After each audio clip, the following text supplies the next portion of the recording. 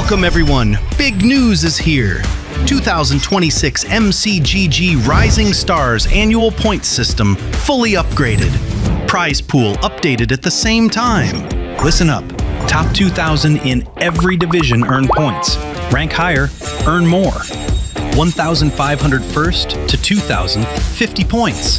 300 first to 600th, 300 points. 17th to 100th, 500 points. Top 2, 1,000 points. No match is ever wasted. Every point counts. Climb to the top and advance to the global stage. 16 spots worldwide across 9 divisions. Points by rank.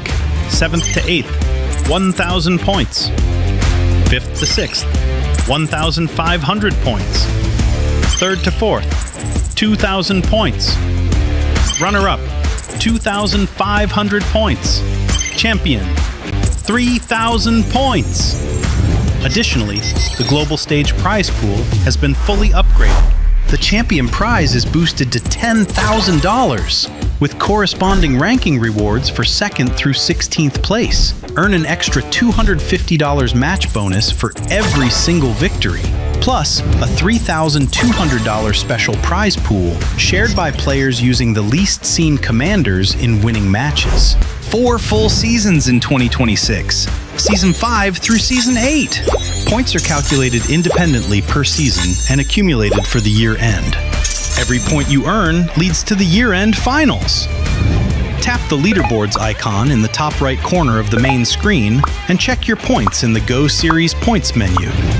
Don't wait! The battle is fully underway. Start earning points and climb the ranks now.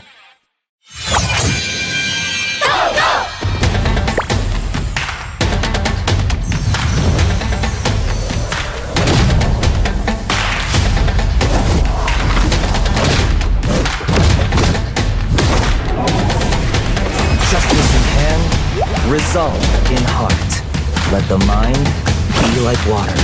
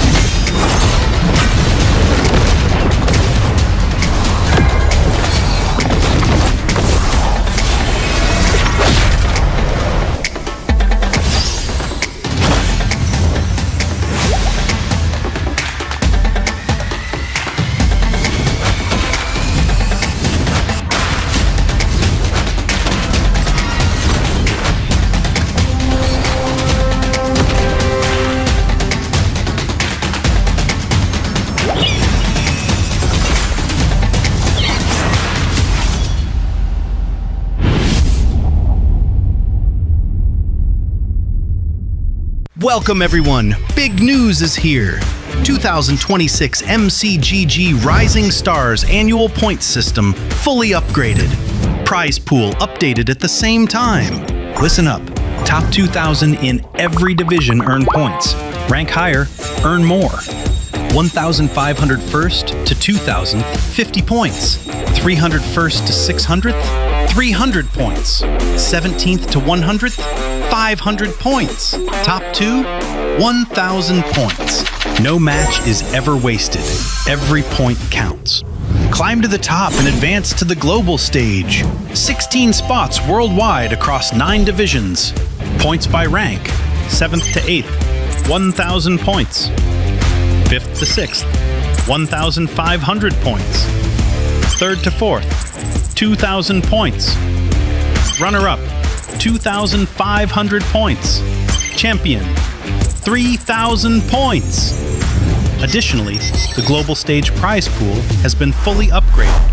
The champion prize is boosted to $10,000, with corresponding ranking rewards for 2nd through 16th place. Earn an extra $250 match bonus for every single victory, plus a $3,200 special prize pool shared by players using the least seen commanders in winning matches.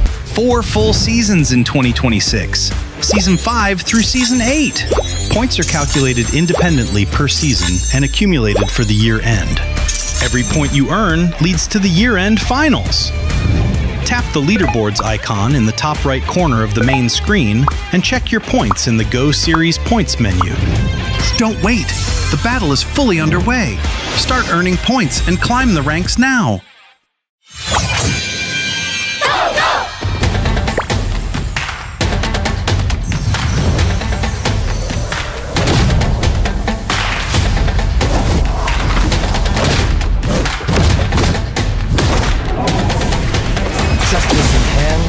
Resolve in heart.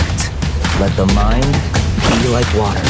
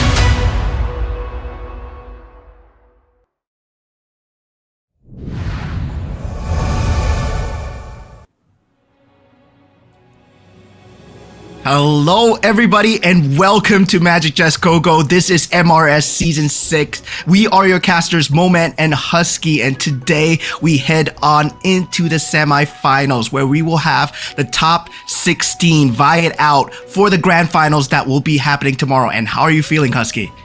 I'm feeling great, another season. We have had a recent patch, I think like a week or two ago.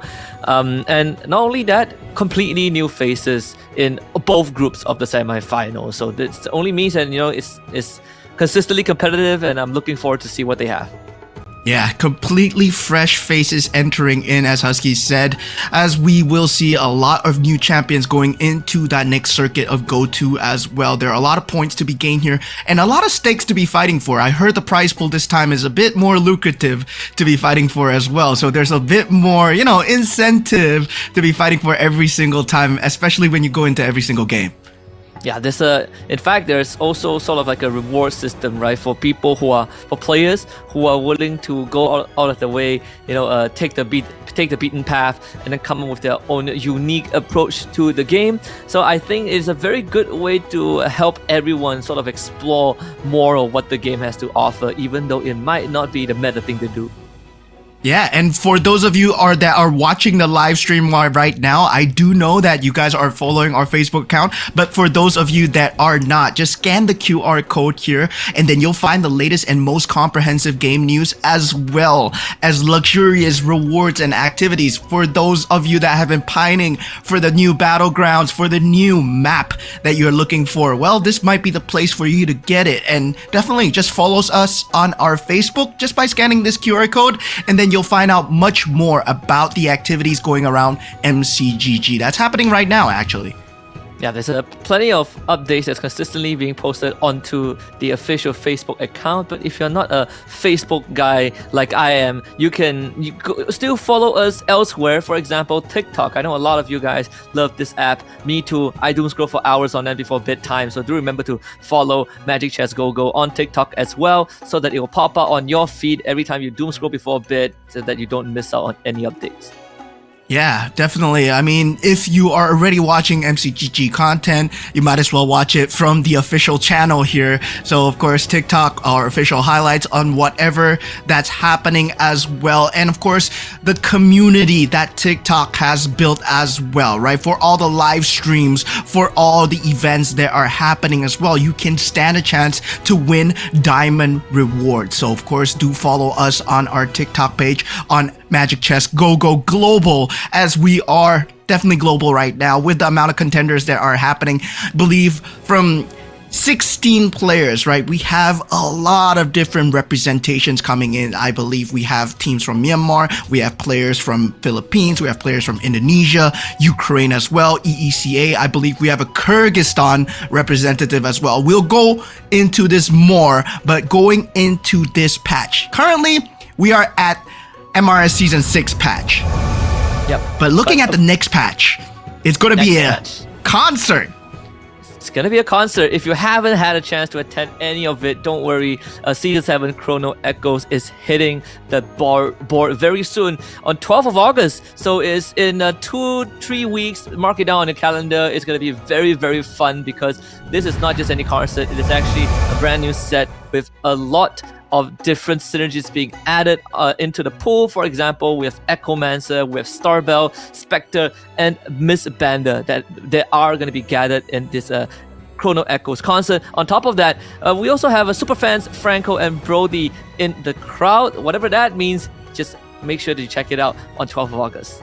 Yeah, there are a lot of keywords that are being given away right now, and I hope that, it kind of pulls together the synergies that have been in that olden OG of MCGG, right? Monian Plains, something like that will be here. But don't forget to do the MRS Season 6 live stream survey as well. Of course, this is an opportunity for you to make things better for Magic Chess Go in general. Do the survey. It takes less than 30 seconds. Whether you want a local tournament, whether you want something nearer to you, or maybe it can be something simple, like a simple development in the game as well.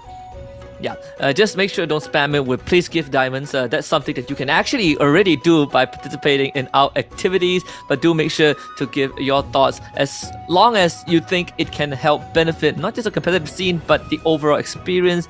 We are all ears as well. I mean, even we had to do the survey, and I gotta say, I think the things are moving in the right direction.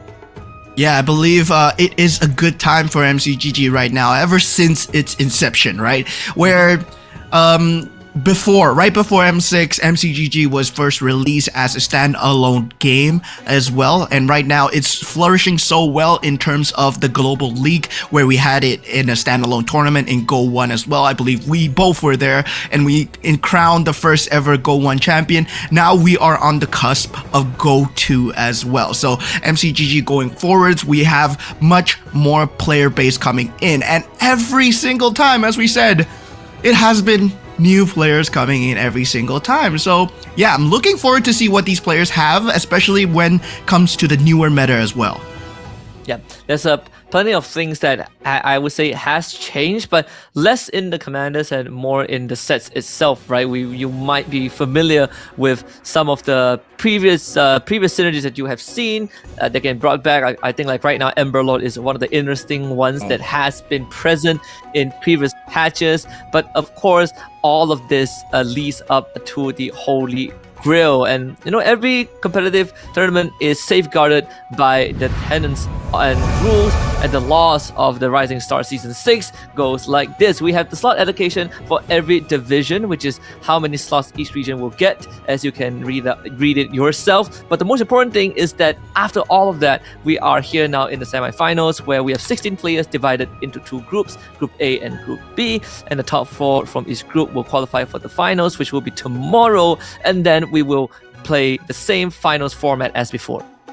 Yeah, so there will be a lot of contesting today. There is no time to rest for every single one of these players, because going into the slot allocation division as well, you want to represent your country, you want to represent your region as much as possible, and only 4 of you guys will make it. So top 4, every single round counts. And now with every single round, there's added incentives as well. But going more into the tournament formats, when we go into the finals as well, there will be a separate format to decide the champion as well. We will explain it much more shortly. But when we go into the point system, definitely for the MCGG MRS Season 6, if you take a look at how the points are being laid out, it's number 1, 8 points, and then -1 respectively, all the way down to 1 point at number 8. So for semifinals and finals, both of you guys will have to fight for the points.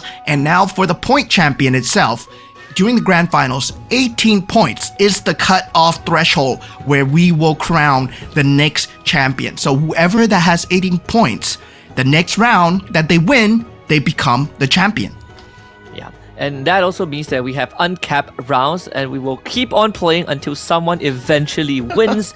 So it depends on whether a player can speed run it. If we talk about speed run, it will end by round 4. That is assuming that he hits 18 by round 3. That would be the fastest scenario. But we have gone longer previously before this, a maximum of 8 rounds. So let's see how far the finalists are going to stretch it, but it will be a story for tomorrow. At the end of the road, everyone is fighting for the grand prize of $10,000 for the champion. In second place only walks away with 20% of that, but also as a bonus incentive, every single match that you win, you gain another extra $250. Yeah, $250 for every single round that you win. That's a lot of money for each round, right? Example, if you win 5 rounds today, that's $1,250.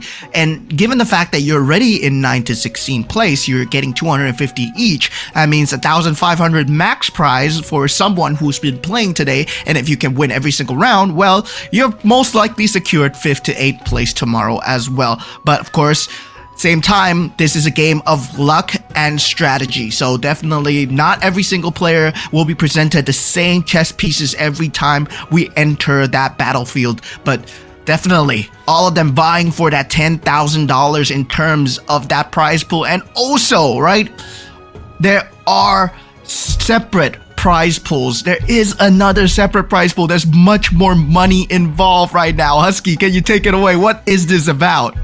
Alright, this special prize pool is for all you meta breakers out there. It basically, when the tournament ends tomorrow, all the mini commanders used by the winners of each match will be counted. So we'll count all of the commanders that are used in every single match, and the commander with the fewest winning appearance, with the lowest win rate, will be sharing a split of a $3,200 prize pool. So for example, if let's say Lancelot has only been used 5 times and won 3 times, so that the 3 wins will split this $3.2k US prize pool, which is quite interesting because it also encourages the usage of mini commanders that you might not see often.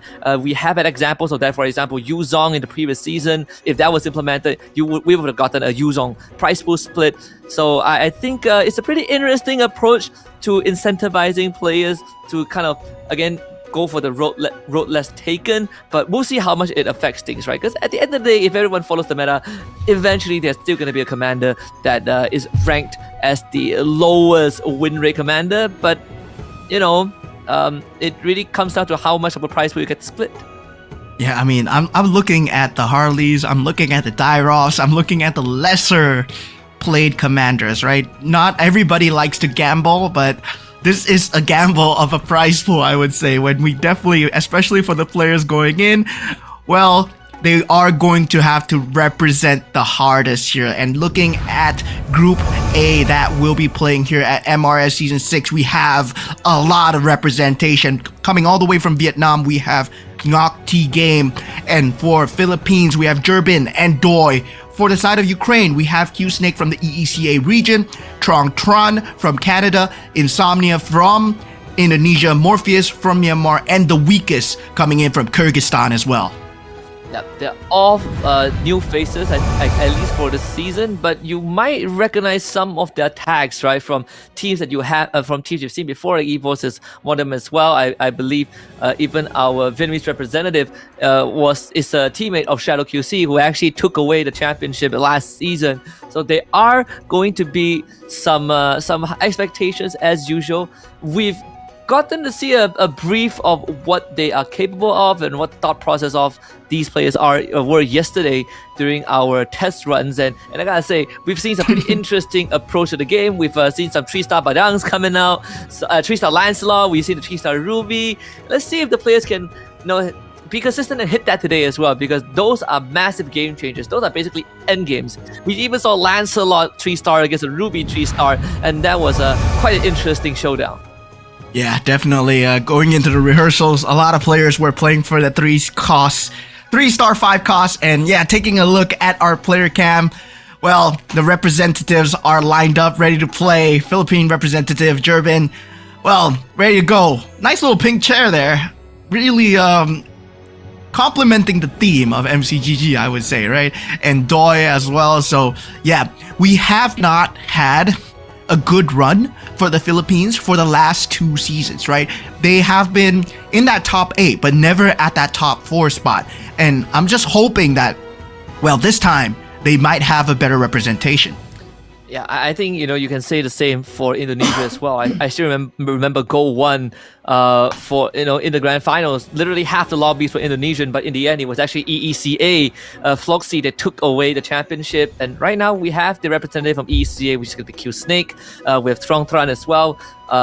Canada flag, and it's pretty nice to see it at MCGG. We are expanding, to beyond Southeast Asia, right? But like you said, in Indonesia, they're in the Philippines, they're back for revenge, they're back for vindication, and this time, at least for Group A, it's going to be Insomnia that represents them.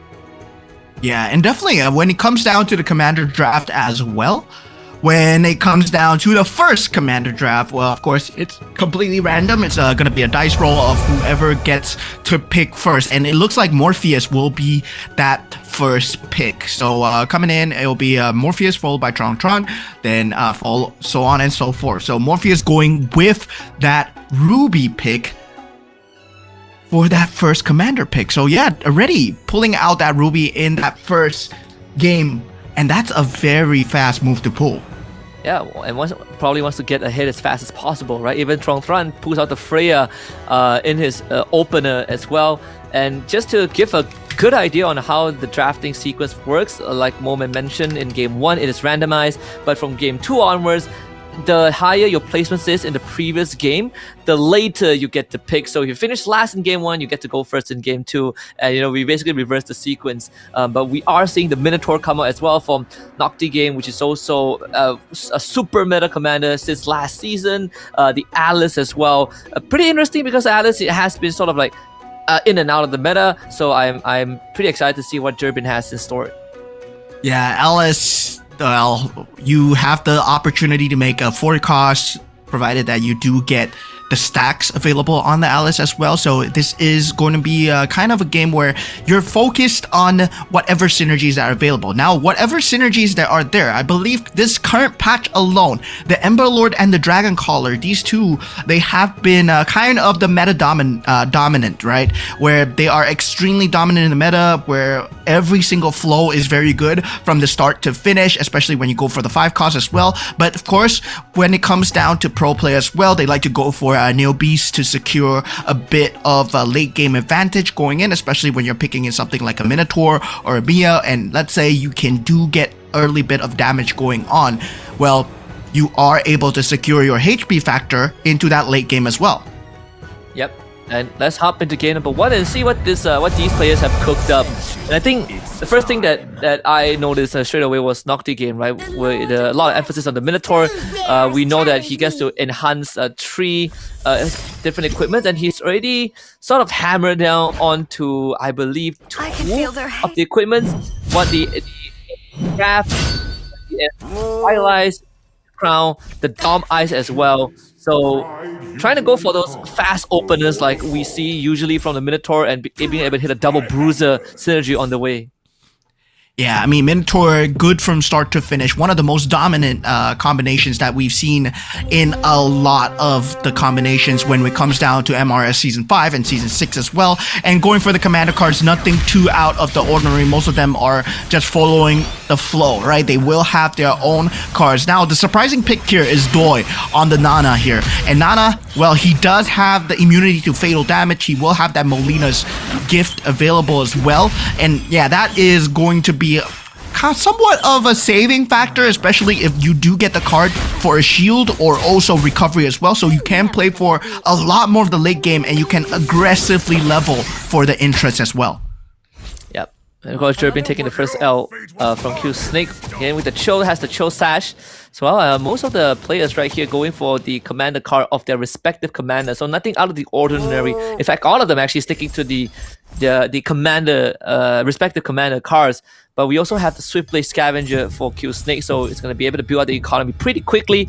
Now sitting at 17 gold, so in the next round he's going to be able to hit 5 and really start ramping up. Yeah, Scavenger being one of the economy choices that most of these pro players take. Contrary to the fact that Neobees are available, yes, Neobees is harder to pull off because you do need to somewhat get a win and a loss at the same time. You need to have your units die, but at the same time, you don't want to give up too much of your HP. And given the fact that, well, before the first carousel, the HP points, you don't really care about it too much. As long as you're above the 80 point mark, you're fine. You're still looking for somewhat of a flow, somewhat of the next 4 cost piece going in where they will start to kind of pivot towards their main build, right? And we can start to see, right? A lot of them are still trying to go for the economy here. Scavengers, Neobees, all around, and nothing too permanent here, I would say. Only Nocti game with his itemizations, kind of leaning towards magic base with that Winter Crown being enhanced and also the Dominant Ice being enhanced. Yeah. Some attention onto Trong Tran 2 with the Freya. I believe he chose Bruiser as a synergy that gets empowered. So that means that there's gonna be a bit of that, I would say, commitment towards the synergy. He already has that for that 4 cost Yuzong. So it should be no surprise that he's gonna start winning some rounds leading up to stage 2. We're gonna hit the carousel after this. So coming in pretty good on that opener. Even for Insomnia as well, not able to hold out against Nocti game. As we did say, he has like, what, 5 enhanced equipments with this Minotaur. So understandably, being able to get that early snowball going. Yeah, going into the first carousel here, Jobin will be the first to go here. Nothing too big.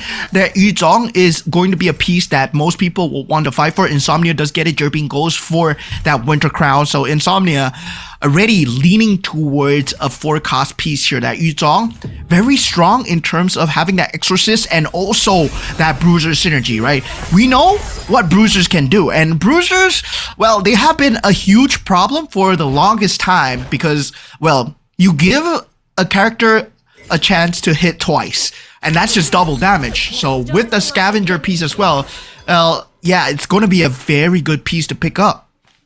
Yep. And even when we see the board getting built up as well, the weakest already hitting level 6.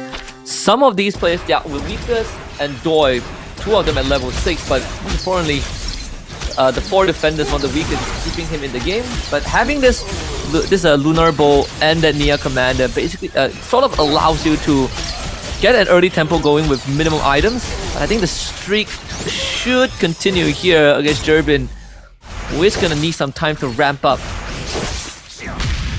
Yeah, so looks like the attribute of choice coming in for the side of Durbin is also not working out as well in the early game. So this is where you start to see like people start to pull apart. But this is where the Go-Go card will be coming in. And the first Go-Go card is actually dance in midair. of a blue quality. So definitely not too game changing, but in terms of holding on for the late game, this is where the HP cards, this is where the shield cards start to come in. So this is a potential where they can start to just stall out for that late game. So we're definitely going to see a level 9, level 10 finish for all these players here. They have very good HP marks, only Gerben falling below that 70 points between that auction round here. And then auction round as well, you want to keep up your gold level up as well because you want to turn the tide with potentially a synergy crystal. Yep. And even on the right side of your screen, you guys can see the win or lose streak of these players. So some of them are really starting to take a bit of a beating. Jerbin in particular, finally breaking his lose streak over Doi. But I think for Q Snake, yeah, also breaking his 3 lose streak just now over Trong Tran, who is again still trying to make that bruiser work, but only sitting at 2 bruises, as is very highly contested so far in the lobby. Insomnia has 4. Nocti Game also running the bruiser as well, but the fact that Insomnia did take that Yuzong away from the carousel is going to slow Trong Tran down for just a little bit. You can even see some of them are still holding onto the go-go card. There's a chance that it is going to be that extra shield or even the glittering jewels that they could commit later on. Yeah, Morpheus goes for jump the gun here, so there is that extra boost coming in, that 12 Commander EXP wanting to boost himself in terms of that level advantage. The level 7 is where you start to see the 5 cost coming in, so it's still a 1% chance, but a chance is still a chance here, right? And the first 5 cost pivot here is going to just mean a lot of problems, especially for the 4 costs that they have been building towards. The weakest so far with that Defender Marksman synergy, he will be pivoting out of it really soon, does go into the Heart Bond and also the Kufra Mia synergy that we are used to seeing. And Morpheus as well will be following the same as well. He does get the 2-star Kufra on the weakest as well. So with a 2-star Mia, so he's going to be set for the early game so far. Jerbin, right now, he needs to find a way to kind of stabilize. Yeah. And I think, he's probably going to try and hit that 3-star Hellcut and Saber as well, as he did take for the customized recruitment. So the chance of finding 3 costs actually goes up a 10%, which makes it a 50% chance of finding 3 cost heroes right now. So he's probably going to be staying at level 6 for a while to try and hit his pieces before going up the level, and hopefully to use those 3 costs, 3-star 3 costs, to sort of kind of get through this mid game, as he is the Alice, so he can supercharge his hero of choice. In this case, it should be the Saber and the Hellcut. Yeah, definitely going in. No more Shadow Cell, right? No more Shadow Cell for that previous season where Shadow Cell was kind of a cheese build coming in.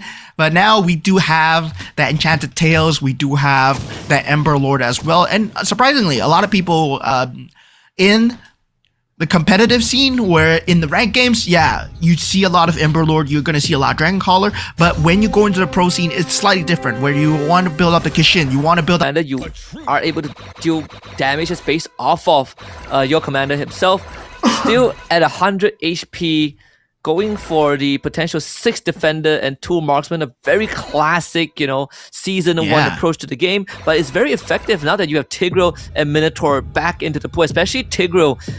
Paired with the Minotaur, your front line feels impenetrable. Yeah, I mean, at this point, right, that Kufra into the Mia combination just extremely strong. As we talked about it, it was a problem in the previous season as well, but there are much more ways to deal with it, right? And currently, so far, there are newer pieces in the Astro Power and Mage Division that has been coming out to deal with it, especially with the synergy of Lunox and also the Vexana as well. So there is a possibility now your Eternal Guard can actually spin. So yeah, there's a lot more AoE damage coming out from the Eternal Guard. It's no longer a weak-ass 5 cost. It's currently, I would say, one of the stronger 5 costs coming in. Just the fact that you have a meat shield and also you're able to deal so much damage. Now going into the auction round here. Yep. Let's see what the priority is going to be. I feel like for Q Snake right now, he's sitting at 4 Swift Blades, but he doesn't have enough damage to win rounds, but at the same time also doesn't have enough tankiness to stay in the round as well. clearly priority. The weakest trying to go for the magic crystal, decides against it as Morpheus boots him out of there. The capacity as well, Doi wants that. It's gonna put him at 9, and the weakest, he's not having a good time. He's getting booted off every single choice he makes. So eventually settles for the extra piece, the extra hero piece, and Jerbian doing him dirty. Yeah, I mean, they're gonna be going at the forecast for a long time, right? Getting it for 6, I would say, still a steal. But the true matter is getting that mirror device just extremely early on. This is one of the game-changing pieces, and also, right, going into that next creep round, it's gonna be a gold. Silver. I mean, a gold go-go card. So that is going to be just game-changing in terms of synergy, in terms of crystals alone as well. Now, looking at Morpheus, right? He's thinking about the magic crystals.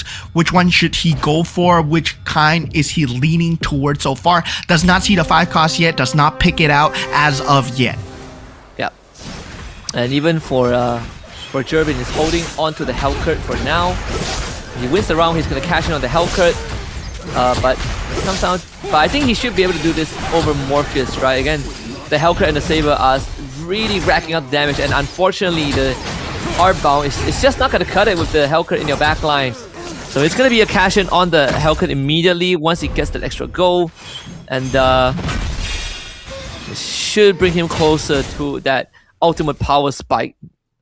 Yeah, I mean, at this point, right, the essence on the Hellcurt and Saber are building up. This is the Exorcist Swiftblade build, so yeah, there is going to be a lot of Pierce power.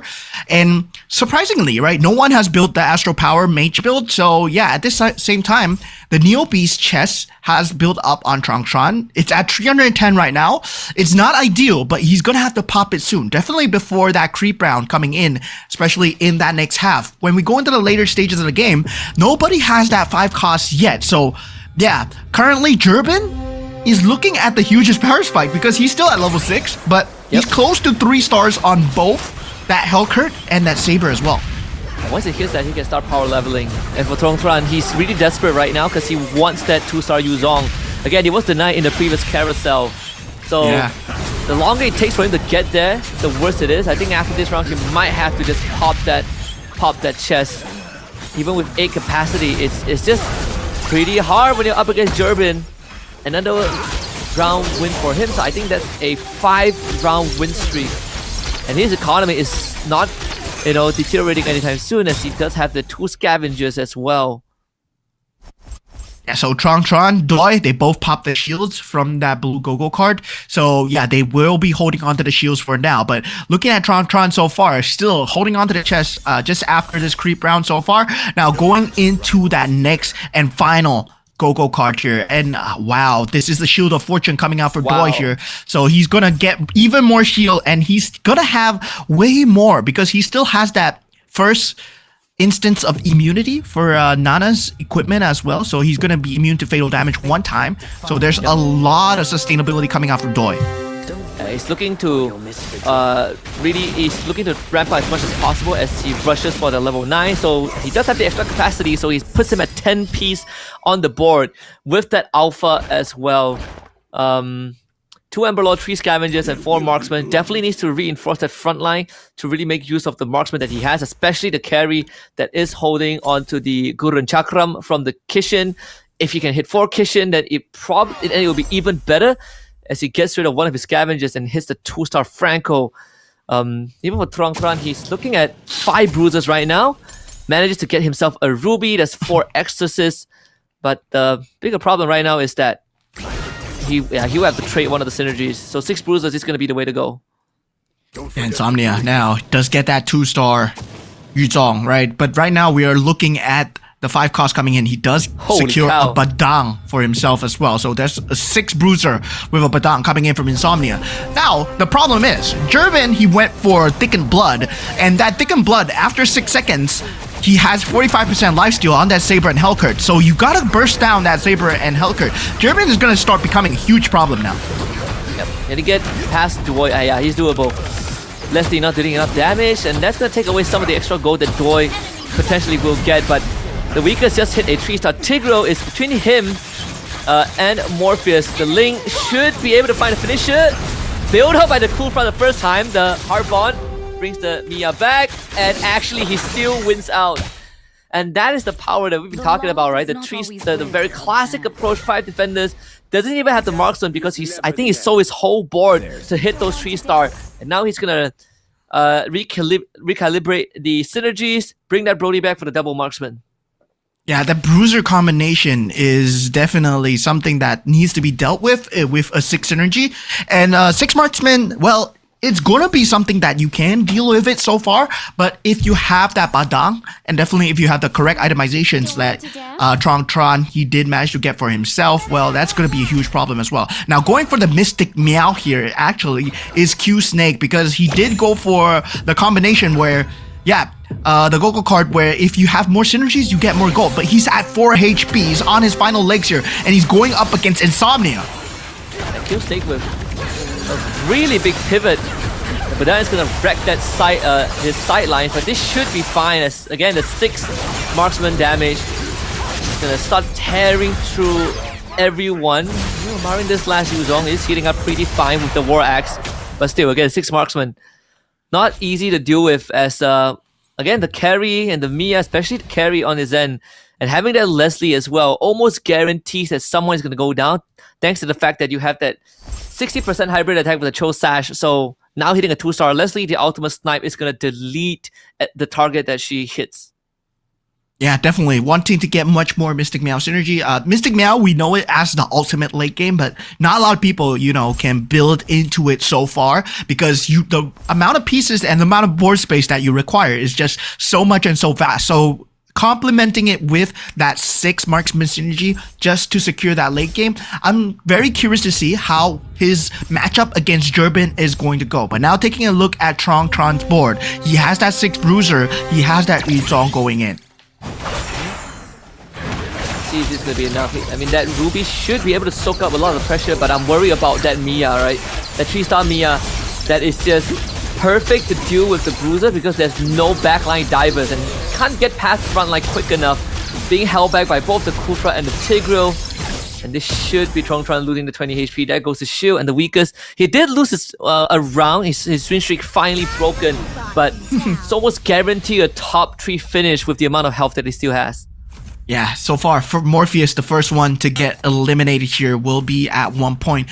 Different showing from yesterday in the rehearsals, but for now, it is still game number 1. There's still much more to show. Now, plus cap being picked up by Tron and Nocti game as we proceed forwards. Every single one of them at low HP, but we gotta remember that Doi is on the Nana, so he can go for an extremely late game pivot. He can go for a 3-star 5 cost if he wants to do it, because he will have the economy and also the health. But now that 3-star Yuzong being picked up by Tron, that's a 3-star 4 cost. Yep, 3-star 4 cost.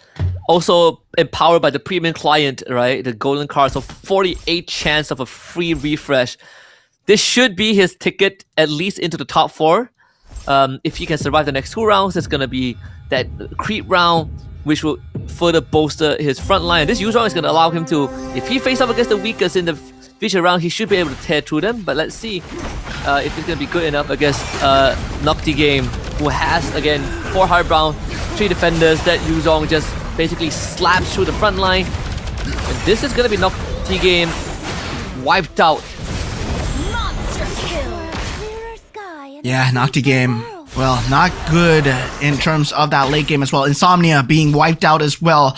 And that was that Yuzong that we talked about, not able to deal enough in that board. Now, currently, Tron and Q Snake with that Mystic Meow marksman synergy does secure that 2-star carry. So this carry is going to become a huge problem, right? The itemizations on the carry. How are you going to access the backlines here? Now, as we go into the top 5, there will be one more creep round coming in. But Q Snake on 4 HP. He has been surviving so well on this 4 HP so far. But now this might be the end. It could be. If he's up against Tron, I think he's going to get destroyed. I mean, even for Doi, this 10 capacity is doing him wonders, right? He has double BOD and a 2-star Leslie alongside the carry, who should start deleting everyone. But let's see how he deals with Jerbin, who has spent the entire mid game ramping up his 3 costs, but yeah, no chance against the ultimate snipe. Yeah, I mean, at this point, right, we were talking about the weakest having that Mia 3-star in that backline. How are you going to access him? Well, you have a Leslie, and Q-Snake just perfectly counters that. Even with the fact that, yeah, you have that Winter Crown available, that is not enough stall. So Q-Snake, he survives for now, and this puts up in top 5 still as we go into the orange buff round here. So we are going to see a Lord round here. Yeah, and that's going to be crazy coming through because Tron, he's going to be able to get that 2-star Badang, and it's coming. I mean, 2-star Badang, well, it's going to be a very scary 5 cost to deal with. Yep, absolutely. I think the Badang is his... Yeah, he committed to the Dragon Caller synergy just for that extra 8% HP damage, right? Having 3 times, so 24% max HP damage. He's willing to let go of the 6 Bruiser synergy. Let's see, he's gonna have the Ancient Wrath or the Cloud Depth device as the item choice too. So, some pretty good options there, honestly. Even hits a 2-star Phobius on the way in. The 6 Exorcist is also perfect as well. Yeah. Now, 2-star Esmeralda has been picked up from the side of Q-Snake as well. Q-Snake is starting to ramp up in terms of synergy, but in terms of just star synergy alone, he's up there. But Tron, right, is going to be a huge problem to deal with given the fact that, well, he's missing 1 Bruiser. He's going for the Exorcist combination so far just to secure the Phantom. And also, right, hoping to secure more Badangs as he goes for the roll down. So, yeah, now, Durbin... with this thickened blood, right? Let's see what he can do against Q-Snake here. Yeah. Again, another Leslie to deal with. And the burst damage of the Leslie has already deleted most of his pieces, but it really comes down to the 3 cost that he has. The Winter Crown, not able to buy enough time. So Q-Snake finally removed. And the main difference between the 2 Leslies is that the one with the, I think, was it Doi? No, it was, both Leslie's are out. It is time for the oh no, it's Doy's Leslie, right? With the double BOD earlier on that just provides a lot more burst damage compared to the Haasclaw and the Cho Sash. So yeah, top 4 guaranteed. Now Turbin's working on the Gushin as well. Tron actually swapped the synergy from the Dragon Caller to the Bruiser, so he regains the 6 Bruiser and 6 Exorcist. Yeah, that was Durbin's go-go card actually coming into just action there, right? Thick and Blad, after 6 seconds, you gain 45% extra damage, and that just tore through the back lines because that was after a 6-second mark where you're unable to burst down the Helker, you're unable to burst down the Saber, and then suddenly your backline just gets blasted, and your Leslie is unable to do much here. But now looking at Tron going, the weakest going up against the Doi here. Against the Doi. Unfortunately, the Mia just not able to do enough damage. The Hardbond taking too long to bring him back up. It really comes down to if the Spool Truck can stall out. He'll be able to do it one last time, and that should be it. Doi in a prime position to honestly take this round away, as the Durbin did lose to Tron's 3-star Yuzong. Yeah, 3-star Yuzong, 2-star Badang with 6 Bruisers, 6 Exorcists, right? This is just an extremely scary synergy, 6-6 to deal with. Even Durbin is unable to stand up against that 6-second mark. He does have 2 4-stars, but at this point, right, it's all about securing the 5 cost as much as possible, whether you can get a 3-star 4 cost or a 3-star 5 cost. Well, 3-star 5 cost, definitely not in the cards here, but having that 6-6 synergy for Tron, he's just looking poised to win so far. And meanwhile for Doi, he has to catch up in terms of that Mystic Meow synergy. Yeah. And this is also under the condition that, Tron actually was slowed down in terms of the tempo for the Yuzong, but was able to catch up towards the very end. Durbin trying to tear through Doi, and yeah, the 4 cost, the 4-star, doing wonders against the Saber and Helker. Doi still has a second life to work with, so this is not by any means the end for him. Now we head into the carousel again. Let's see, there's the Dragon Caller synergy, which could benefit Tron. There he is, goes for that. Yeah, I'm surprised, right? Tron went for the Dragon Caller synergy. I thought I saw the Badang on the field, and I was like, oh man, this guy, he could go for the 3 costs if he wants to. If he wants to go for the 3-star Badang, right? But he's not going to take the gamble, goes for the safer play, goes for the Dragon Collar synergy, ups the synergy level here. But now, with the Mystic Meow just being at an 8 here, unable to secure stars for himself, Doi, economy still at 36. He has the option to just pivot into the Ruby here, but, well, he does go for the roll down here. Tries to get the carry into a 3-star position. Yep. He's gonna start committing his economy. One more. He's one more. Got it. Gets it. Nice. Let's see if it's enough to get through Tron though. Like that Yuzong, once he passes his ability, once the taunt ends, he's gonna melt the entire backline. And he's on the Leslie side, so buy space for the carry, but it's just not enough. Yeah, it's not enough. It's not enough at this point. He will survive one instance of fatal damage here, and this puts him at top 2 here as Durbin gets taken out by Tron, right? Tron, we already identified that his build is extremely scary because Tron, at that point, he has 6 Bruisers, 6 Exorcists, and this is 6-6, right? When we talk about previous seasons, 6-6 synergies, generally synergies go better than your stars, but at the same time, he has a 2-star Badang and a 3-star Yuzong as well, so that's going to be a very scary synergy coming in. Yeah. Doi did get the 3-star Esmeralda, but again, the same problem still applies. Not really sure how he's going to deal with the Yuzong. Once more, Yuzong starts on the left side of the board, but the carry actually got polymorphed by the Molina's gift earlier on, so it should be a Tron coming back in the mid-game and taking the win in the first round. Wait a minute, there's still one more round left. There's still one more life. It's the Lord round. This Nana, man. This is why Nana is so good, right?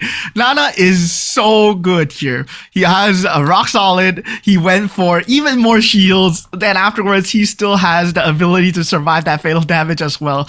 Oh man, Molina's a blessing, man. Avoids her first death, surviving with 1 HP. Man, oh man. We are going into the Lord round. First Lord round of the day here. Carried it just enough to mitigate the damage. I honestly thought that was it. I mean, after this Lord round, not sure how much difference it would make. The economy not looking good on both ends as well. I mean, for Tron, it's perfect. He has like 48 gold. He can roll down for 4-cost 3-star, or even try to go for the 5-cost if he wants to. But for Doi, yeah, he's reaching his limit here. The Leslie's still sitting at a 1-star. So with all that damage and not really much opportunities to use it. Yeah, his only chance was to go for the 2-star Taunt Ruby and a 2-star Leslie at the back, right? That's his only form of damage that would be coming through. His carry right now is being bursted down by the 3-star Yuzong, and that's going to be a huge problem, especially with the Phantoms coming in from the side of that Exorcist synergy as well. So this is definitely Tron's win here. 100%. Tron didn't even bother rolling down because it's pretty much in the back. Carrie is still going to try her best. Like, she has a significant amount of damage, but it really hinges on whether the front line can hold on long enough. And the answer is no. This can't do it. Too many Yuzong Phantoms. It's a confirmed takedown. Again, Tron with the 8 points to kick off that Group A. Yeah, and a debut performance coming out from a lot of these players here. Tron securing the first $250 coming into this round as well. What a matchup. What a synergy being played at by him, right? We were doubting the Freya coming in when it comes down to the early game as well, because the Minotaur was doing extremely strong. But at the same time, couldn't find the build. That Bruiser and Exorcist build coming through. And that was only in the mid game as well. Yeah, and then he was just quietly rolling down for the Yuzong and taking the lose streak, in the process. But once he hit that Yuzong, it really felt like he was unstoppable. The 3-star Yuzong was too much for anyone on the board to deal with. But you also got to give it to Durbin, who was able to tough it out with the Alice. And that Go-Go card basically cemented that build, right? Going for the 3-cost Saber and Hellcurt that really brought him to the podium finish. So good openings for these players. The minor shocker is just that I didn't expect Morpheus to go out that early on. It does seem like he had a good early game opening, but unfortunately wasn't able to cut it once that mid game hits.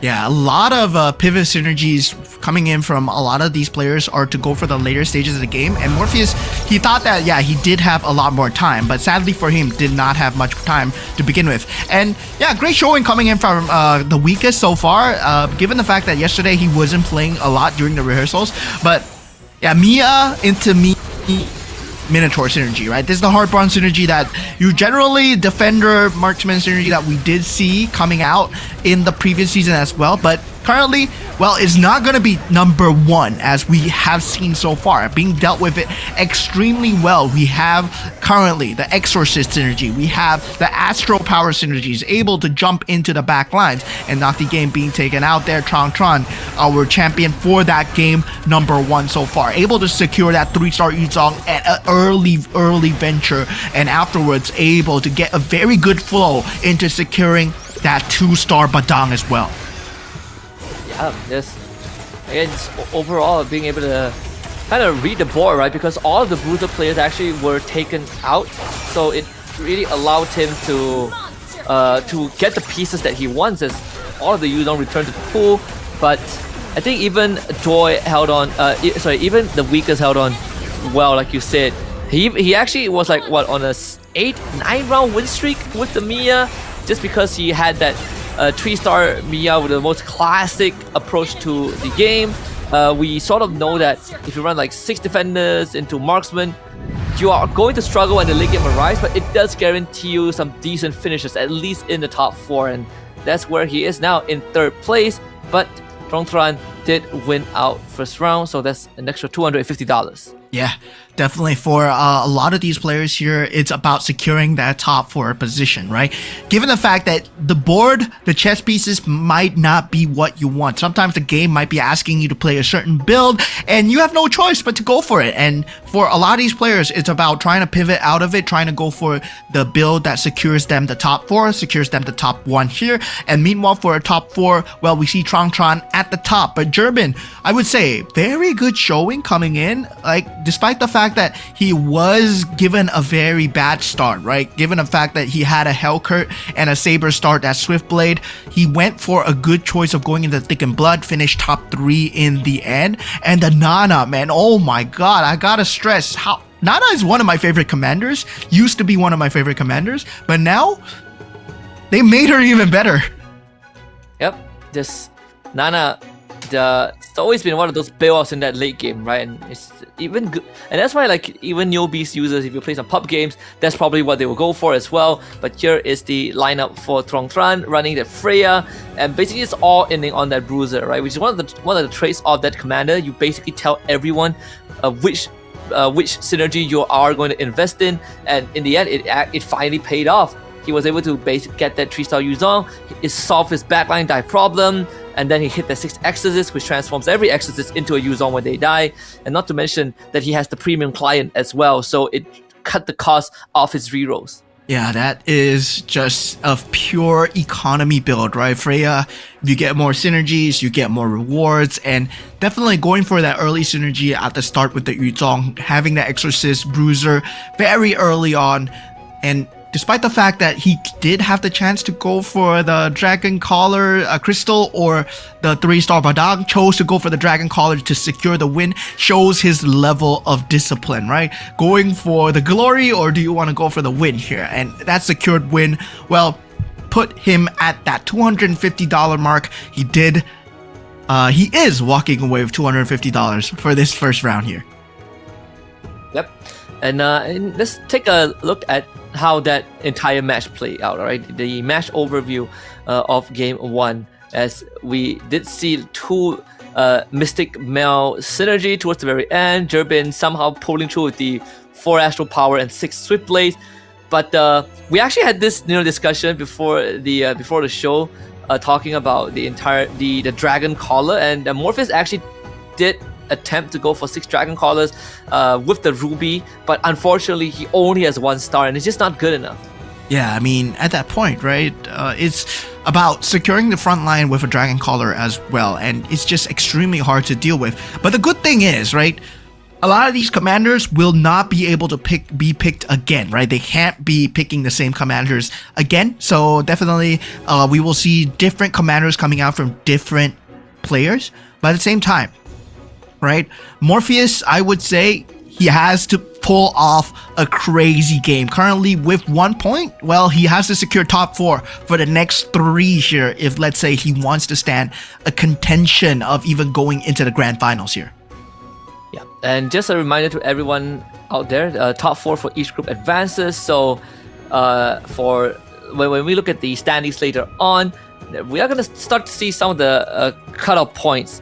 And as long as you finish top 4, it really doesn't matter. You will go into the finals regardless, but the bottom 4 are going to get eliminated. And in this case, right, the Filipinos are off to a good start.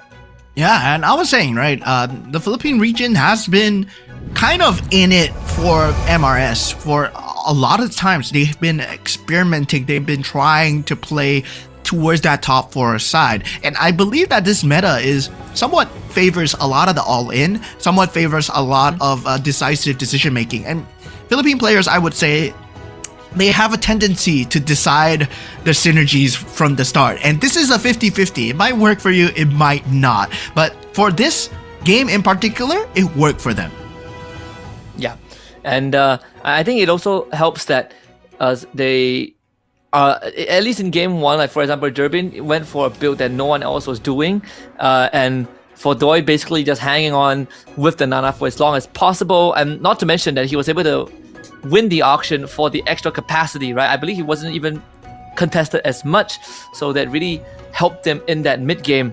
And now with now that they can't use the game 1 commander anymore for the rest of the series, I want to see if what the strategy is going to be, right? Like, is it going to be their turn to bring out like the more offensive kind of commander, like the Minotaur, to get the early start, or are they going to go back to a more defensive build like what we saw from Kagura? Yeah, I mean, definitely for a lot of this first game as well, it was very focused on scavengers. It was very focused on not on the Neo Beast as well. We did see Tron. He did pull off that Neo Beast chest at 310. We know that he was definitely not playing towards that Bruiser and Exorcist strategy, right? It was more the pivot that was given to him. And a lot of times, in terms of MCGG alone, one has to realize that the point of the game is to play for economy. A lot of the pro players here, they are playing for economy here. And if you see how Tron plays, he played for the economy, secured the roll down, then went for the synergy after he released his blocks at level 7, right? Able to get the 5 cost, able to get the 4 cost. Yeah, really trading his health for that. So see the players on the screen early on, you know, even I believe you talked to Q Snake for a little bit, you know, and he shared his thoughts about the competition this time, you know, coming into this. But of course, your round 1 winner Tron as well with the Freya opener, and you know, judging by sort of the approach into round 1, I'm excited to see more of what Tron has to bring. Is he gonna now go for like the Minotaur or Ruby to again play another offensive approach? Yeah, definitely. And to all you guys watching, of course, these players, they're playing from their own homes. So definitely there might be some differences when it comes down to the regions, right? When it comes down to the regions thinking where they aren't able to share their ideas yet. But definitely when it comes down to the main tournament itself, Go 1, it was held in Jakarta. Hopefully for Go 2, it'll be held on site as well. And the players will be able to talk to each other, share more of their ideas, and exchange much more meta strategies. Now, TE Morpheus will be coming in at the first pick. He does pick up the Alice here. Might be going for a very similar approach that Durbin did. Yep. It's the Cho now for Insomnia, for the Cho Sash, and obviously Morpheus. There's a lot of high expectations for him as well coming into the tournament, even though he's a new face. But we've seen how the Burmese usually performs in MCGG, right? They have some pretty good ideas to go on the offensive. So this Atlas is going to take some time to ramp up. So it's a slightly different approach to Minotaur for Tron, which, you know, I did predict that he probably is going to try to go on the offensive again. Q Snake for the Kagura, the Zilong for Doi. That is what I'm going to be watching out for. Yeah, Zilong especially, I mean, when it comes down to hyper carry, Zilong and also Ling, right? These two are known for producing hyper carries at the start.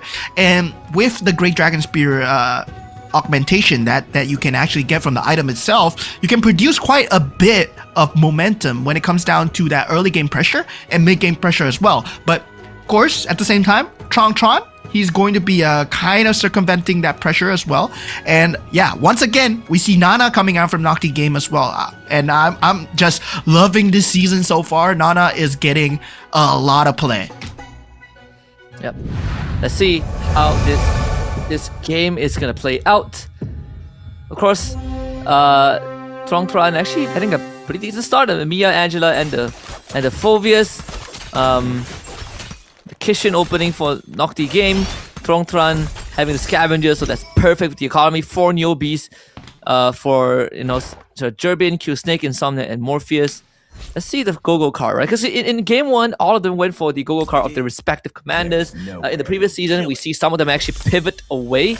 Let's see if it's going to be the same this time. It seems like they are still sticking to their respective commander go-go cards. Yeah, and I gotta say, right, what a disgusting start coming out from Tron. Right? Scavenger start already, first 3. Imagine getting your first 3 pieces and you got 2 scavengers out of your first 3, right? That secures you round number 2 because you get a free roll, and then suddenly you just start getting 2-star pieces. So yeah, that is a very good early game coming out from Tron already.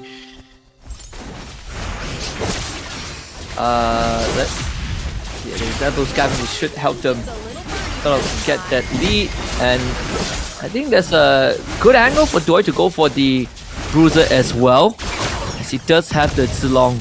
So the Great Dragon Spear. Wait a minute.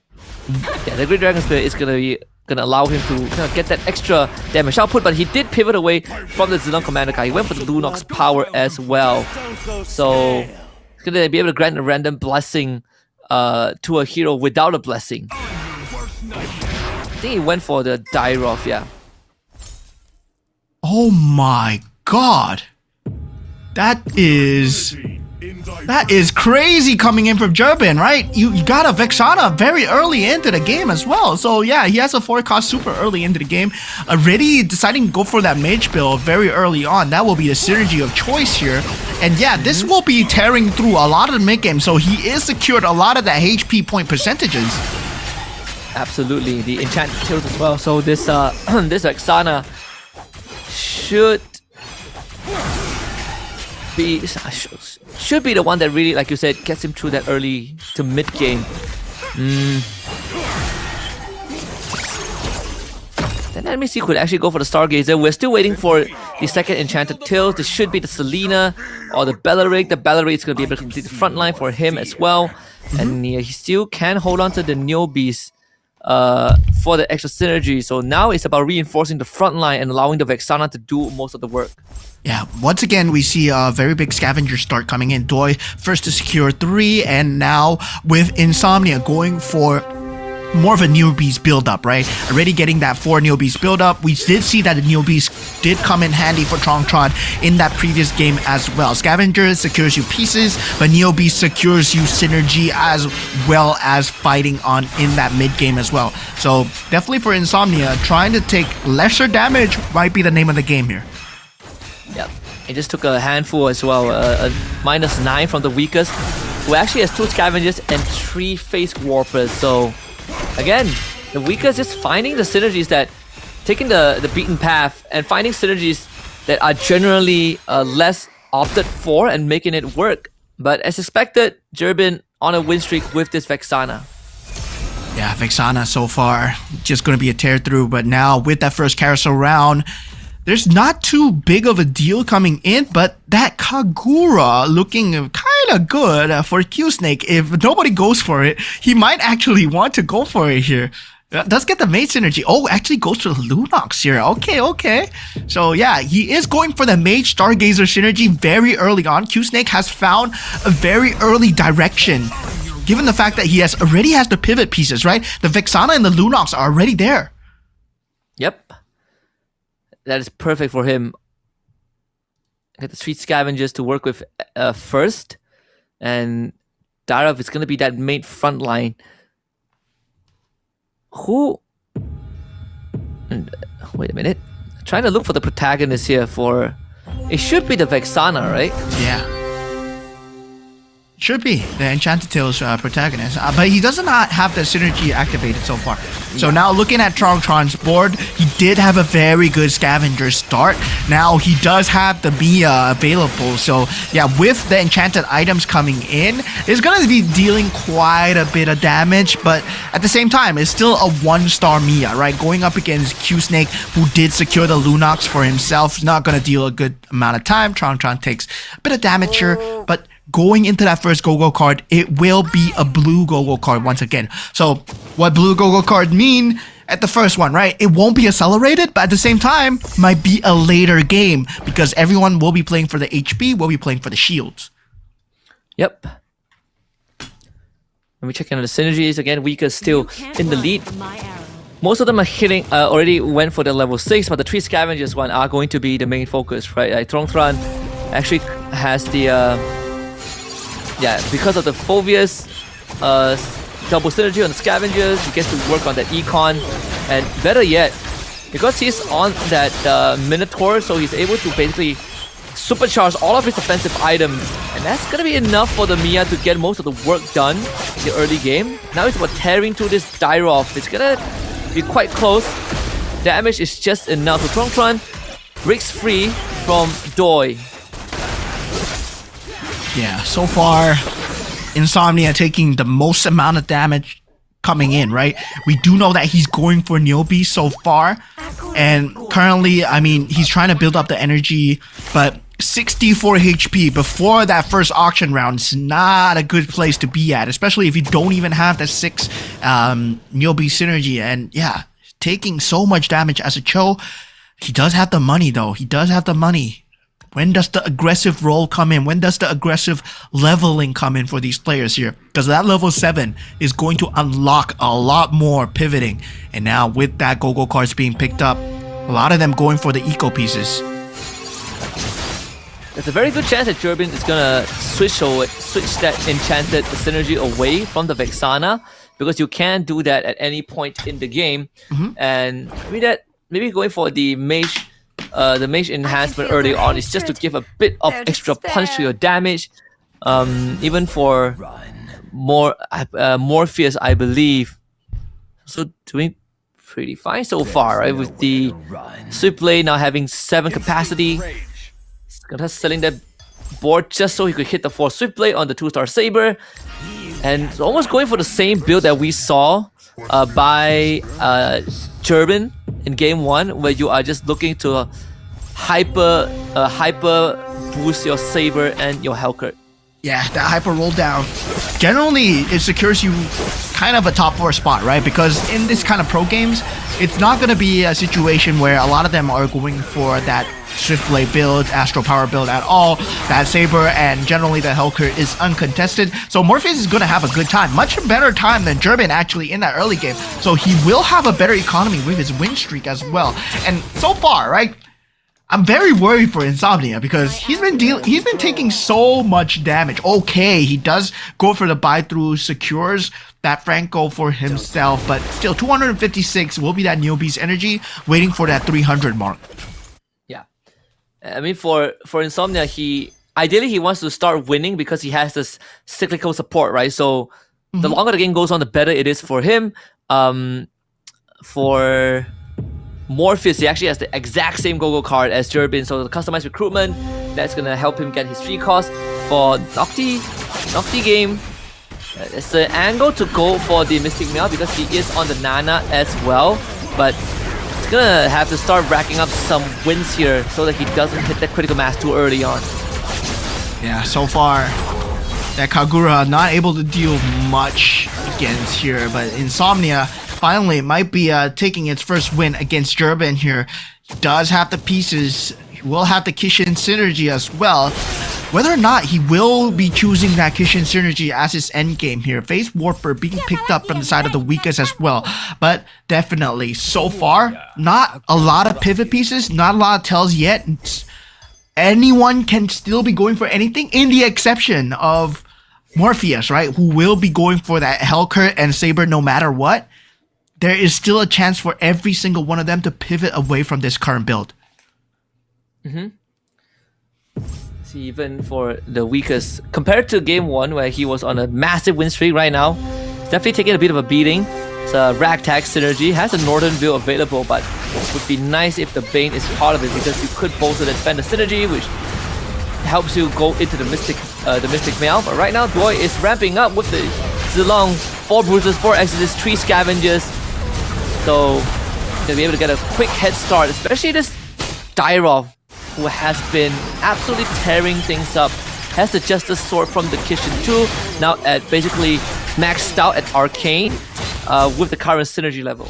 Yeah, going into the auction round, I believe the weakest is trying to go for a Swiftblade combo with the Ruby. That's the normal thing that we see from the Ruby as well, the Swiftblade Ruby combo, but you do need the itemizations on the Ruby before that combo can be secured, right? Mirror Device will be that #1 contested item that we usually see from all these pro players. The +1 cap is something that players can go for as well. Morpheus nearly gets it for free, but now jumping in is Nocti Game at 9 gold so far. Doi does get the Mirror Device for 9 gold, and looks like Nocti Game will get the +1 cap for 9 gold as well.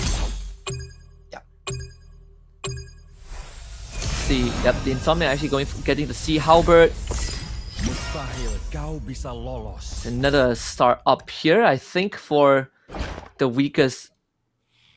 Still not able to find the pieces that he wants, unfortunately. And most of it hinges on the Clint and the Angela, but they're not the pieces that are going to get you win. So it is quite the tight spot right now for him. For Insomnia, I think is almost the same thing, but the build-out could be this Ruby, if he could hit the Ruby 2-star here. Yeah. And Doi has been doing so well, right? He does have that 3-star, 3 scavenger synergy, because he did pick up the Lunox card, so he did go for that blessing as well. So now going up against Tron, both that win streaks going up against each other, but taking a look at Insomnia so far, he finally picks up that Ruby, but still, at the same time, right? 32 HP, not going to be a good spot for him. He needs to find that pivot coming through, and he's starting to build up soon. Does he pop? Does he pop the... Yeah, he already pops the Neobeast box. Has to do it early here. So the hard bond synergy for Insomnia. Morpheus sitting very comfortably now, even has that Gushin rolling, so this should, like you said, get him into the top 4. For Durbin, not looking too good right now. Changing that enhanced energy to the marksman, but only has 2 marksmen and a 1-star carry. And now has the face strong Tron, who should be able to get through him with that 4 defender, 3 scavengers, but most importantly, the carry has a thunder belt as well. So a bit of the extra damage should be enough to tear through the front line. Yeah, but the problem is, right, it's a Heartbomb Mia with enchanted Golden Staff, enchanted DHS, enchanted Sea Halberd. So Tron is, yeah, it's going to be very strong. It's going to be very strong. German takes 18 damage here. So yeah, that carry not going to deal enough here. The poison build actually coming through from the side of the Minotaur, and well, he did have the perfect items for the Mia. If he gets a 3-star Mia, it's going to be a very accelerated mid-game here. Morpheus might need to have to watch out here. Now, going into the last Go-Go card here. The final one, it will be a purple Go-Go card. Fully loaded will be the choice from Durbin and Insomnia. They're going for it with the all-in. Let me test your tranquility. Let's see. The items are going to be important. I think, for Tron, as long as he gets items that bolster his front line, it should be good enough. And once he hits a secondary marksman, then he can move that War Axe away to that marksman itself. Let's see what he gets. I mean, there's a Berserker's Fury available that could go into a Leslie in that late game. And another Golden Staff for the taking. So it's plenty of good options, right? Even a Garden Helmet as one of the drops. Morpheus getting his hands on the Terisla again, finding another Saber, so it's really close to the 3-star Saber and the Helker, 1 piece away from a 3-star for both of them. Yeah, the attributes have been given over, and that's a good thing about the Alice, right? You don't have to bother with having the cards itself being linked up to get the stars. You can actually just give up the attributes, but we do have the 3-star Kufra being picked up from the side of Tron already with the 3-star Tigreal, so that's gonna be a crazy front line to deal with. Yeah.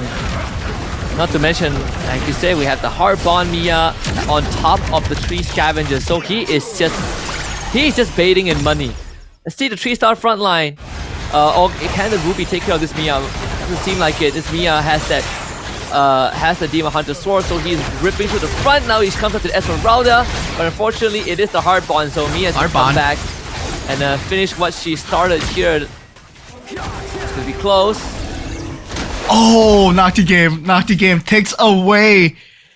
Finally, takes away the win streak coming in from Tron. And Tron, he's gonna have to struggle to find a better build now because he knows that Nocti game, right? And at this point on the Nana, he's able to secure that 8 Mystic Meow with that 6 Marksman build with the carry and Irithel in the backline. If he secures a 2-star carry, 2-star Irithel, it's gonna start shredding through the Mia sooner or later.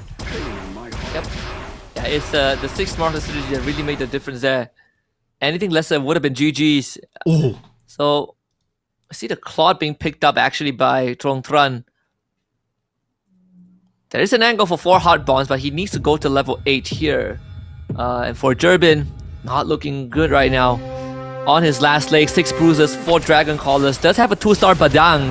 Let's see if he's able to bail him out of this. That definitely will be able to bail him out, right? It's a 2-star Badang with a 6 bruiser strategy. Unless the Ling has that perfect Winter Crown timing, I don't think you're going to be able to deal enough damage here. Okay, he does! No! Gets taken out! That was just unlucky timing! That Winter Crown came in at the perfect time! Better yet, the Astral Power power as well. 6 Astral Power, and it's just a 1-star Ling, right? 6 Astral Power, 1-star Ling with a Raging Sight, so and a BOD. Once that 2-star Ling comes into play, the weakest, he's gonna be in a very good spot to take this away. He even has 4 Swift Blades and the 3 Northern Veil. So when the round starts, this Bane is already going to chip away at the health bar of basically the majority of the board, and it gives a very big room for this Link to clean out. And not to mention that the AoE of this board that the weakest has is insane. Oh yes, it's an Astro Power Rain. Oh my god, it's an Astro Power Ling. Okay, that's why. So he's the Astro Sovereign as well, so he does 110% more damage. Oh man, Durbin has to be feeling so robbed at that point, man. A normal Link would have not been able to take out a 2-star Badang like that, but that is a different Link so far. Now, Doi will have a 2-star Badang of himself, right? Able to take out Nocti Game's HP. Does put him at 7 so far. Now, with Durbin being out for the count so far, there's still 7 players left if we go into the carousel round. And this carousel round, well, the plus cap is looking so juicy, but goes for the Dauntless and the Defender synergies, Doi and Nocti Game here. Yep. There's another Bane sitting there, but of course the weakest is going to go for the Ling, as expected. Insomnia gets his 10th slot. This could be where Tron starts scaling off. He does opt for the Bane. We just say he needs to hit that level 8 if possible, but going for the Bane means that he's going to give up potentially on that 4 Heart Bond, all the 3 Scavengers. He might have to get rid of the Phobius, but once the Phobius goes out, yep, no more Scavenger available. He's going to go for the 6 Defender instead. So everything now hinges on whether this Mia can do enough work. Yeah, so much damage on the Mia, but definitely a lot more damage on Doi, right? The Great Dragon Spear on the Badang as well. So yeah, that is going to be a crazy combination. If he can get more defenders or more Kishins, he can actually start to build even more here. Right now, Doi going against the weakest. Now, this is going to be a highlight match here. The Astro Power Ling going up against a super powered Badang. Who's going to be able to deal the damage? Not even close. Yeah, that's a 2-star Ling now. And with the Badang removed, the weakest might be able to walk away with this. Yeah, weakest actually got the build that he's going for, right? The Swift Blade, but this time, right? Swift Blade added on with the Astro Power Crystal Ling. This is something new here, and now Tron does take out some of Morpheus's HP. but everyone has to worry about the weakest because he's dealing so much in terms of damage. He has that Raging Scythe with the Astro Power synergy, the Astro Sovereign synergy, so that's going to be dealing so much in that front line. And this is on top of the fact that some of his pieces are still at 1 star, right? Like this Odette, still at 1 star, the Hellcurt still at 1 star, but most importantly is the Odette and the Odette and the Bane. Like once these two hit 2 stars, the round is going to start at a massive disadvantage for whoever goes up against the weakest because they just instantly AoE your entire front line. Yeah, maybe Insomnia has a chance, right? Building up that 2-star Leslie with that Mystic Meow synergy. So far going up against Q-Snake. Q-Snake able to take away the first brunt of damage here, but there is that Phantom that he has to deal with. So far, Insomnia, so far so good, but the shield for Q-Snake does come through clutch in time, and these have been highlights of the match here as we are heading into the top 4 as Insomnia and Nocti Game gets taken out. 6 Kishin, 3 Face Warper, Lancelot 2-star with all of the Kishin weaponry on him. Oh man. I have no idea how they're gonna deal with it, right? Like you deal hybrid true damage with the Justice Sword, you have even more damage with the Gurren Chakram on top of Lifesteal and Spell Vamp, and you get extra HP with that comes with a stun with the Nether Claw. This Lancelot is basically the perfect hero right now in this game. Yeah, this is definitely going to look like a 5-cost angle to try and just tear things away, right? This Lancelot is looking extremely scary. Meanwhile, at the same time, the weakest, well, he has an Astro Power Ling, but he needs to find somewhat more stars, right? He will have the synergy to work with, pulling towards the Bane, pulling towards the Gushin, and also the Odette as well. But can he go up against the Lancelot here? Link generally, well, does well against the Lancelot, but with the Vexana there as well, if he aims the wrong target, if the Ling does manage to get a snowball going, does get the mana value, that Lancelot might be in danger. Yep. Not to mention that he's running a Kagura, right? So Q-Snake gets the extra fat shoe on the Lancelot, who has like 8.8k HP thanks to every item that he has. And it really comes out to the Winter Crown timing of the Ling too. Now it's gonna be the weakest against Morpheus. This should be very manageable for the weak. I mean, we did say when the round starts, that Bane is gonna wipe out like half the board, but the Ling's actually quite low and gets blasted. Oh, Weakest gets taken out. Morpheus, he finds the AoE damage with the Saber. That's just crazy. Yeah, there's not enough damage to deal with that Saber as well. Oh my god. Morpheus actually finds and takes out the Weakest here. That could have been the answer to the Lancelot. Now Q-Snake looking extremely scary with the Lancelot so far. It does take out Tron, right? I mean, this is the point where the Mia Heartbond combination starts falling off. And definitely you hate to see it, but at the same time, this is one of the max capacity of the build. The Mia build can only bring you so far, right? Q-Snake and Morpheus, they have the higher end cap. Yeah. It's actually very... I think with Morpheus right now, it might be doable, right? Like if the Saber can... If they can just focus fire on the Lancelot, if they catch the Lancelot in the wrong position, they could actually burst him like what they did to the Ling.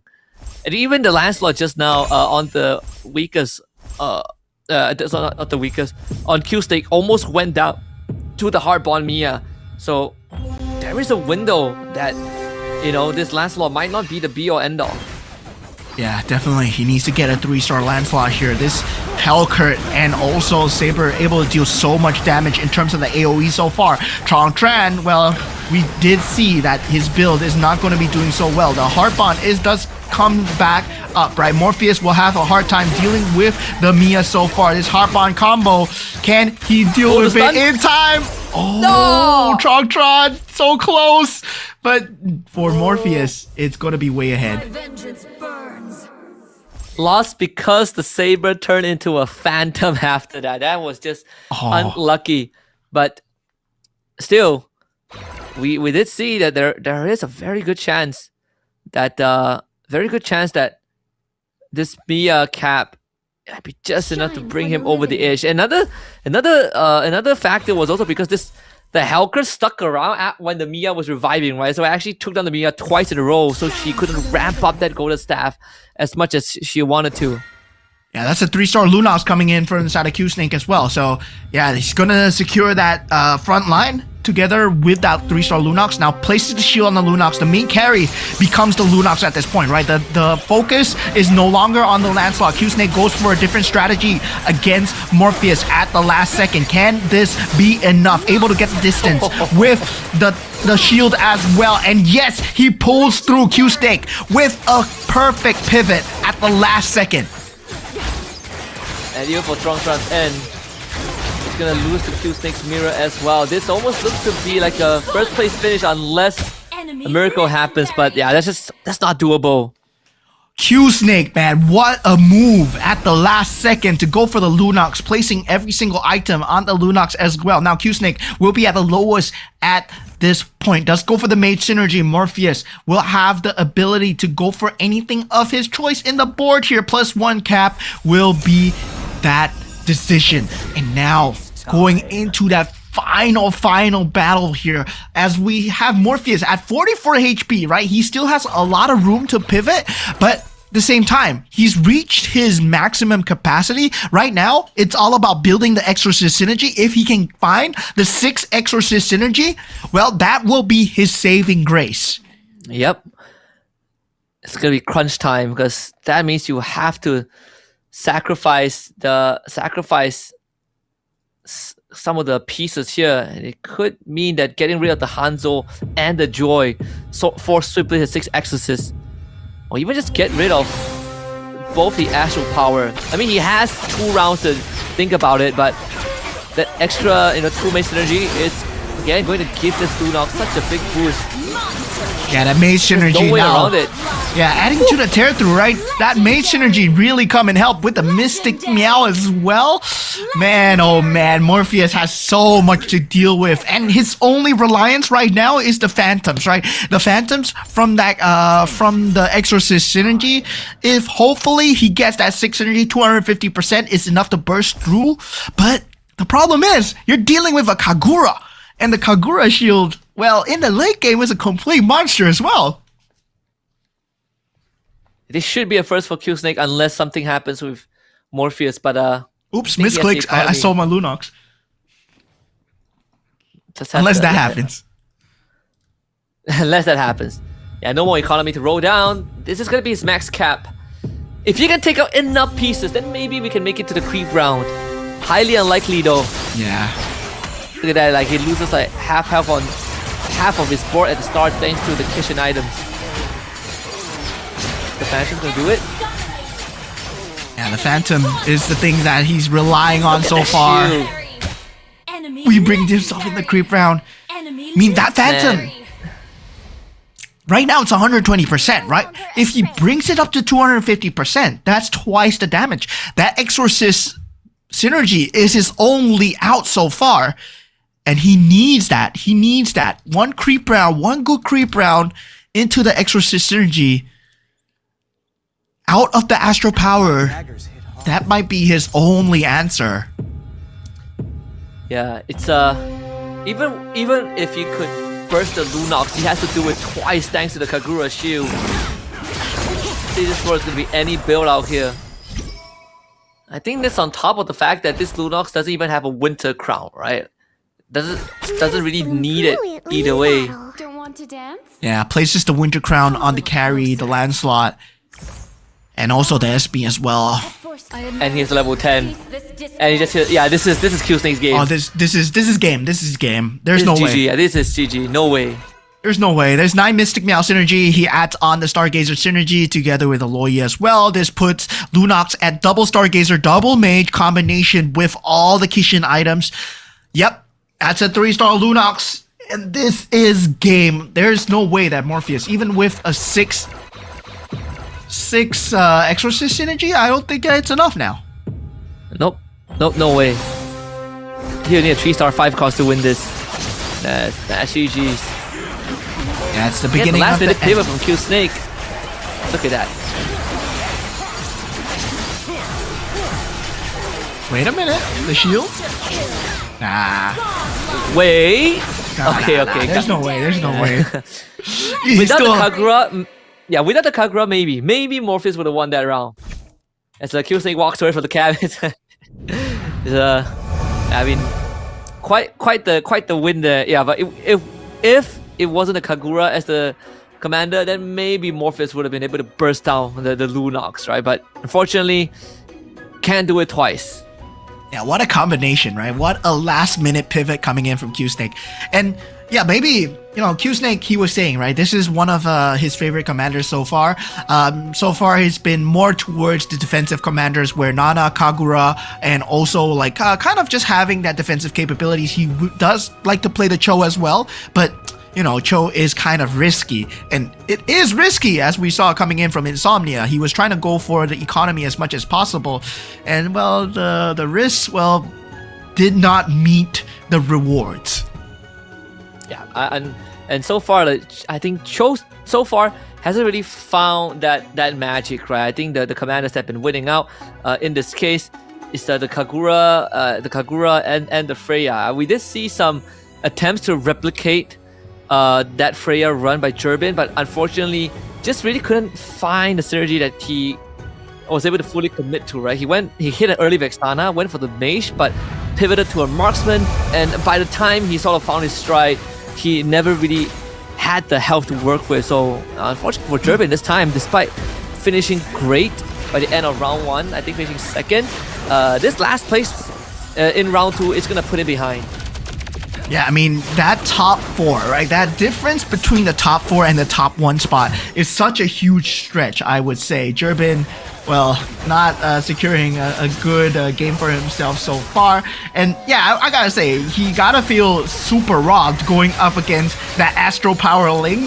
Even I didn't expect that. I was like, oh, it's a 2-star Ling? Yeah, I can deal with a 2-star Padam. But then I saw the Astro Power Crystal and I'm like, oh, okay, that makes sense. Because with the Astro Sovereign, it does 110% more damage. Suddenly, yeah, you're just not dealing with the same damage levels that a Ling has. Yeah, it's quite tough as well. Honestly, I thought that, the weakest could go slightly further because he had the exact right pieces, right, to soften up the board for the Ling. But unfortunately, he just got completely cut down by the Saber AoE because the Ling does need some time to buffer his abilities. And then we see this pivot by Q Snake, which basically was the game ender. Yeah, Q Snake's pivot, that Lunox 3-star, managing to put all the Kishin items onto the Lunox, choosing not to go for the Lancelot, right? Lancelot is just so tough to go for. And yeah, definitely now looking at the prize board going in for the match winners, right? Q Snake, $250 so far. Tron, $250 so far. And we still have 3 more rounds, right? So there's $750 left to be given away. Yeah.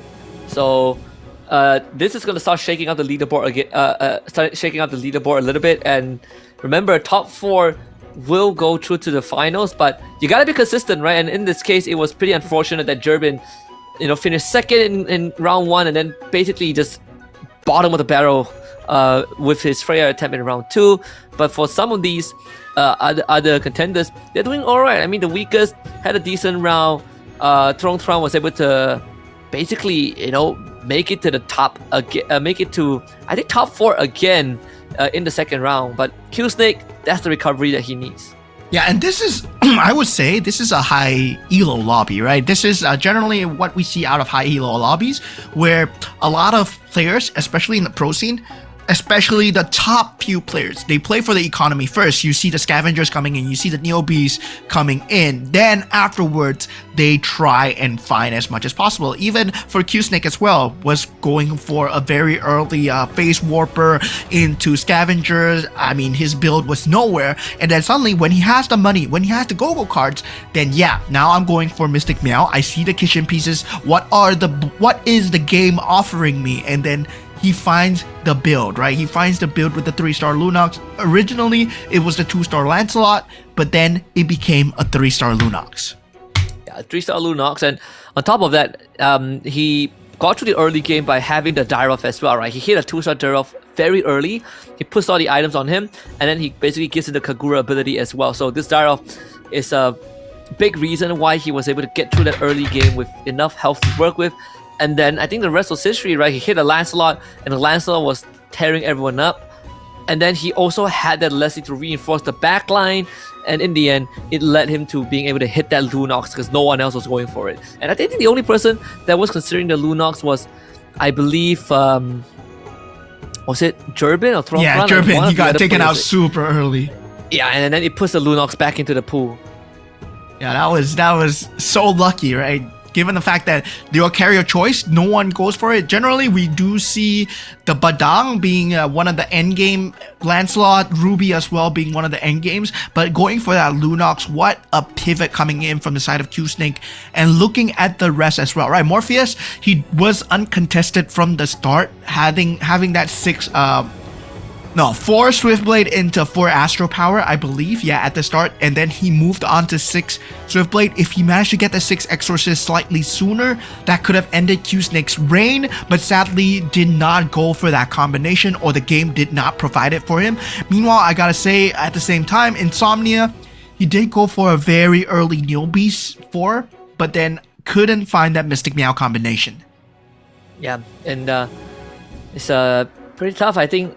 Even the Nana Nocti game, second round in a row where he wasn't able to hit the ground rolling, right? And even though he has sort of like the carry in the right spot, just was not able to get through, I think, a Morpheus or Trong Tran. But this Minotaur, we did expect him to continue to be on the offensive, right? He basically replicated what was done by the weakest in game 1.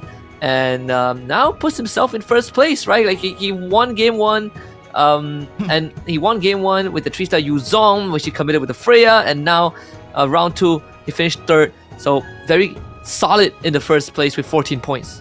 Yeah, and I gotta say, right, it looks very good for Trongshan Q-Snake, but looking at the bottom as well, it looks very bad for Nocti Game so far, with currently standing at 5 points. So yeah, they will have to pull in their A game coming in at game number 3 here as we head on towards more of the games coming in, right? And definitely only top 4 will make it through to the finals so far. So currently, as of now, number 5, number 6, number 7, number 8, Morpheus, Durbin, Insomnia, and Nocti Game are in danger of elimination here.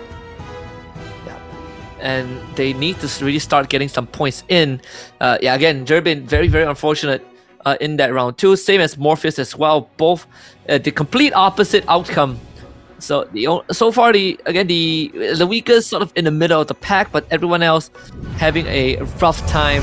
And now we're going to really start digging into the commander pool, right? We haven't really seen anything that is out of the ordinary except for the... Yeah, definitely out of contention already, right? Because it's God, it's God. Maybe Dyrov, maybe Harley, maybe something weird coming in. We haven't seen the Lancelots as well. So yeah, if someone does go for it and wins a game with it, they are secured that prize pool as well. That's $3,200 on the line.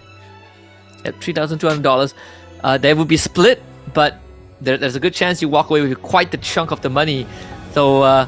that's, again, it's gonna be fun, but you gotta make it to the grand finals first so that you get a bigger chunk of the prize pool, right? Finishing top 8, and man, just 2 rounds in, but we've already seen some of the plans, some of the approaches from these players. I think we can sort of identify that players like Trong Tran, more on the offensive ones, the weakest as well, really having some good ideas on how to kind of deal with that early game, especially when they can get their hands on the early Mia Heartbond. Yeah, and looking at the players coming in, this is a game of mental fortitude as well, right? I mean, generally you play a game of MCGG, you hop in, and then you aren't expecting to play 5 games in a row, but for these players, they are going to have to play 5 games in a row. Durbin still all smiles here from our Filipino representative. Nocti Game as well, despite being at the bottom here, still looking for a chance at redemption. We know that Team Vietnam is very strong when it comes down to the game of MCGG itself. Our previous winner was Vietnamese, right? Shadow QC as well. He is not here, but he has left his teammate here, and definitely we're looking for a good representation coming in from all these regions. Insomnia couldn't find that game that he was looking for. Morpheus, somewhat of a redemption arc given that game 2. He did have a recovery in that second spot, but still not secured that top 4. And the weakest so far showing a very consistent strategy. Yeah. At least being able to stay in the middle of the pack for now. He was the one that went for the sort of the hardball, sort of the classic Mia defender strat. Let's see if it's going to change in round number 3. Again, the draft sequence follows your placement of the previous game. The higher you place in the previous round, the later you get the pick, as sort of like a balancing method. So obviously Jerbin gets to go first, goes to the Nana, and this time it will be Doi on the Alice. Yeah, Doi on the Alice, the Angela being picked up as well. So yeah, we will have very different picks.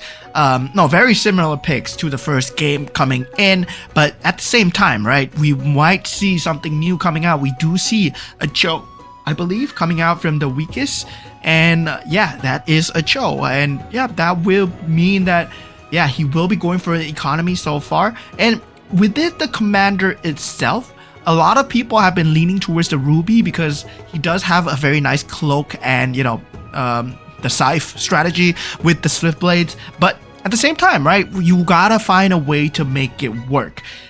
The last game, it was possible, but in that first game where Morpheus tried it, he got instantly smashed by a lot of the stronger mid-game strategies. Yeah, Tron going for the Veil. So again, another less seen commander, but does give you a very good incentive to hit your pieces early with those rerolls. So this is going to be quite interesting on what the thought process is going to be for this game 3. Seems like another round where he's looking to accelerate in that mid game.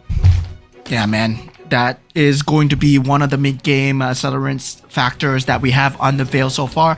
And I mean, so far, right, I believe the most consistent commanders that we've seen is Alice. And this Alice so far has not been provided with an answer of getting into that top 4 as we head on into the game here. But let's see, right? Let's see in game 3 whether Alice might have a falling off here as teams and players are learning to play against him. Oh, straight away, right? First up, we will have that scavenger synergy for the weakest and Tron. And another good stuff from Tron as well, right? Not just the scavengers, but also getting the Kishin. That's basically your early game secured. And Neobeast for Q Snake and Insomnia, the Swift Blade for Joy. Still the first shot buy is gonna be here. Go-Go with that first Go-Go card, yeah. First Go-Go card as well, right? With Veil's power, right? It's definitely much more towards that mid-game where you can actually go for much more synergy towards economy if, let's say, you are building towards that Scavenger in this current meta where Scavenger is just so key when you want to build, right? But definitely at the same time, right? He can lean towards that Kishin if he wants to start building it Kishin very, very early.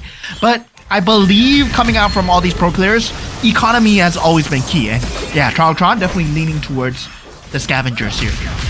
Yep.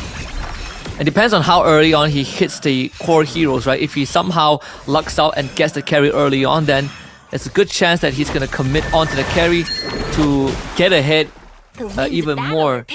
But for now, Q-Snake level up, hit the level 4. So far on tempo, even the synergy wise, looking at the Go-Go cards, I believe Q-Snakes did go for the Mask of Power. Yep. Yeah, so Q-Snake will have a very accelerated mid-game too. So definitely at the same time, he will have the cost heroes to work with. And that is now on the RNG, right? What kind of 4 cost, 5 cost are you going to give him from the card? And if he gets a good one, he can start to just find direction off of it. So far, only with a 2-star Alucard. But that Fanny having the extra launch pad, having the extra unit on the board as well, that would mean his mid-game is very good.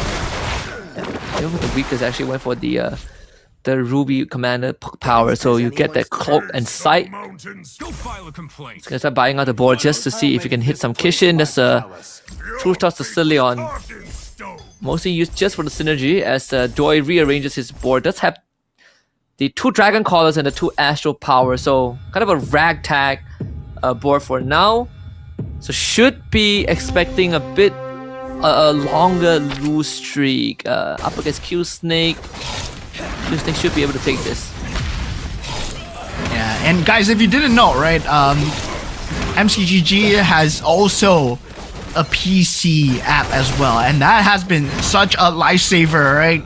Given the fact that both the game itself on mobile and the game on PC are linked. So definitely, if let's say you're looking forward to play on the PC or mobile or whatever, well, now you can do on both. And yeah, now that we can take a look and observe even from the PC. So yeah, that has been a lifesaver for us casters, but hopefully for you guys, it's been good time as well. As we go into the carousel round, so far, Doi will be the first one to start here. And yeah, Doi on the Alice, not having a good start as we predicted so far. German actually going for a very early carry here. Oh man, all the 3 forecasts have been taken up. Yeah, I honestly thought that, the carry would go to Trong Tran, but he opted for... What did he opt for again? I think he opted for like... Was it the Farsa? He did get a Farsa. Yeah, he took a Farsa. He took a Farsa instead. So, yeah, he's not going for the Kishin at all, right? He's going for the Neo Beast into Scavenger. Pure economy, Trong Tran. Oh, hits it. For Neo Beast. He commits the economy to level up, but will make it back regardless by the next round. It's gonna be a bonus if he takes down Insomnia this round. And Q Snake up against Nocti game. It's Angela Q. I think he put it on this Eudora, right? So yeah, able to constantly queue up the front line. So this should be a win for Q Snake here. For Nocti game, sorry. Yeah, Nocti game so far. Finally takes out Q Snake's win streak, right? So far, I mean, all these players, they are playing for Scavenger economy. Nocti game, the only one that potentially has not been able to find any kind of economy pieces for himself. Doi as well, right? Going for the Hellcut extremely early as expected of Alice, unable to find the Saber for himself. So at that 2 Swiftblade, 2 Astral Power, his HP currently at 65, not looking good. No, not at all. Has to wait for the second go-go card in the next round, which will be a purple one. And so far, we've been seeing the same go-go cards for the Alice to allow them to hit the 3 cost, extra 10% to find the 3 cost, but it seems like it might be different this time, so it's be interesting to see how Doi adapts to it. For Astral Power, just not finding enough value because his carries just do not have the right resources to ramp up just yet. Q Snake finds another win. I believe he hits the Lancelot with the Moscow Power. So this is great. 2 Face Warper, 4 Heart Bond, and still has the Scavenger to keep the economy in a good place. Yeah, that's already a very good pivot piece starting in. But now going into the second round of go-go cards here, right? This will be a purple go-go card. A lot of economy pieces being picked up. Doi has to opt for kind of a pivot towards non-economy so far because he has to secure his HP, right? He's currently falling extremely low, and this is what happens when you're unable to get the pieces that you want, right? He did not get a Saber early on. Now he does eventually get it. The Swiftblade 4 is there, but he has to go for the Blood Claw.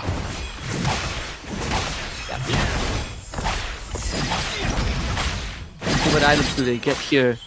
It's gonna be pretty important as well. Some of the, especially for example, Doi needs a bit more of the offensive items. He goes for the Blood Claws.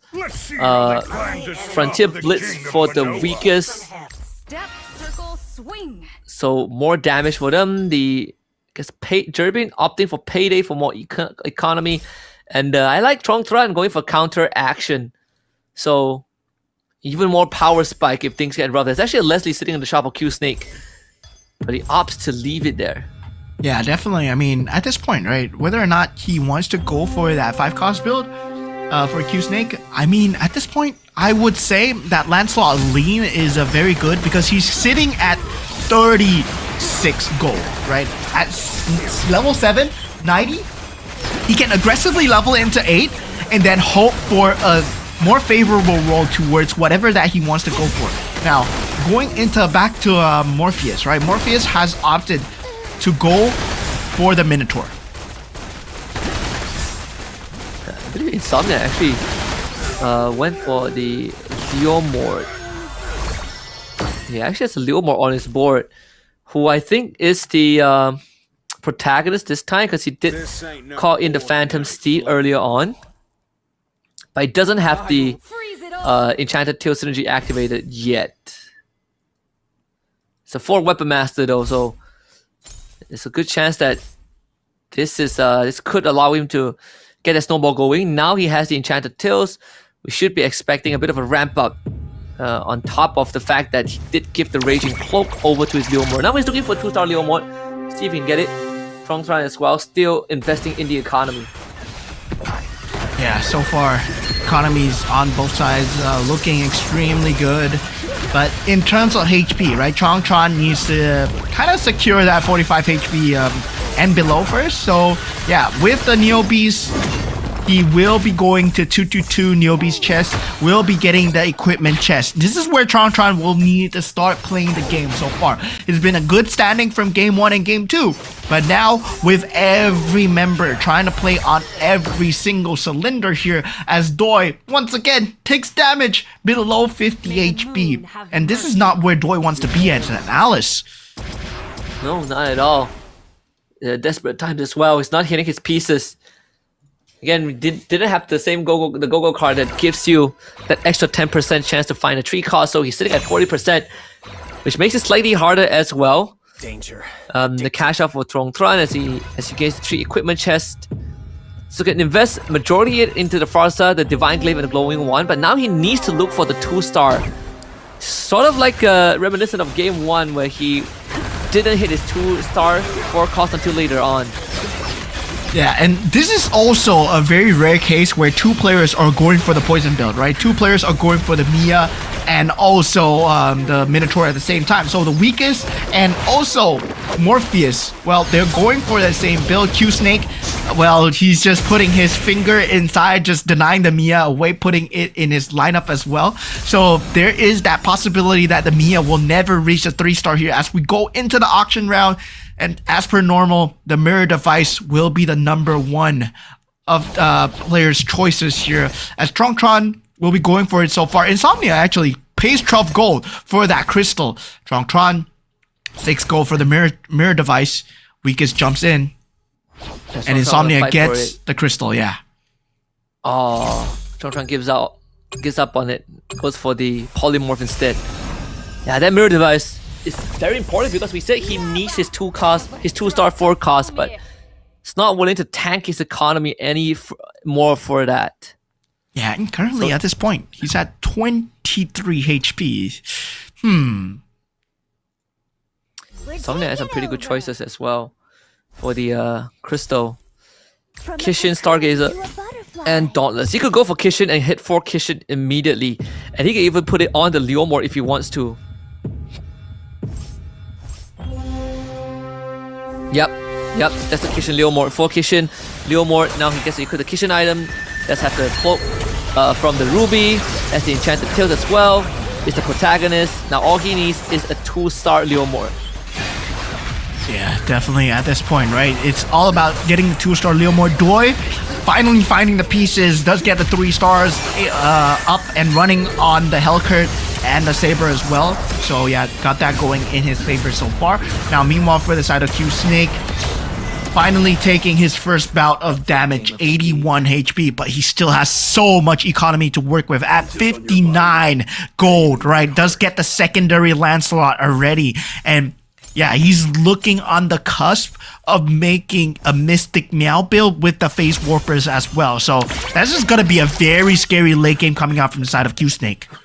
Yeah, I believe just now Q-Snake did lose to Trongtran because of the Molina's the Feline Blade and having the Angela on Trongtran's side healing up the front line just enough. The 2-star Yuzong also making a lot of difference. The 6 Exorcists now coming into play. So almost like the game 1 build, right? The 6 Exorcists with This time only 2 bruises, but he did get the Badang, and he has that Ruby to reinforce the front line. So Tron again could be on that generational run from the last place. Yeah, Tron, I gotta say, right, this man has been playing for the economy. He did go for that lower HP, get the economy going up. Now he get the Dom Ice, he get the Sea Halberd. At the same time, he got the War Axe as well. Now, this is him going for that 2-star Ruby here.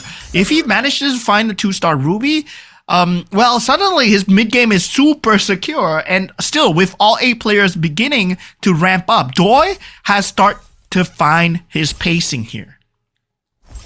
Yep. And even, I believe there is the Jerbin, who did get the prime selection early on. He did lose the previous round. Bruiser Claw just to boost a bit of the damage, but also having a Kishin Esmeralda.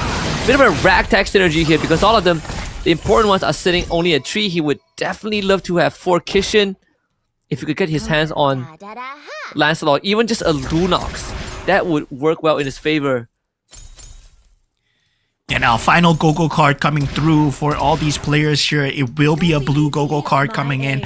So a lot of healing fountains, a lot of shields as well. Morpheus still yet to pick it up, and Insomnia as well, right? So yeah, let's see what they do go for here. And Morpheus actually goes for fast promotion.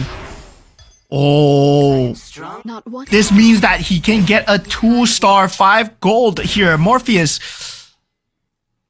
does he actually go for it? Yes, he gets a 2-star Ruby straight up with a fast promotion.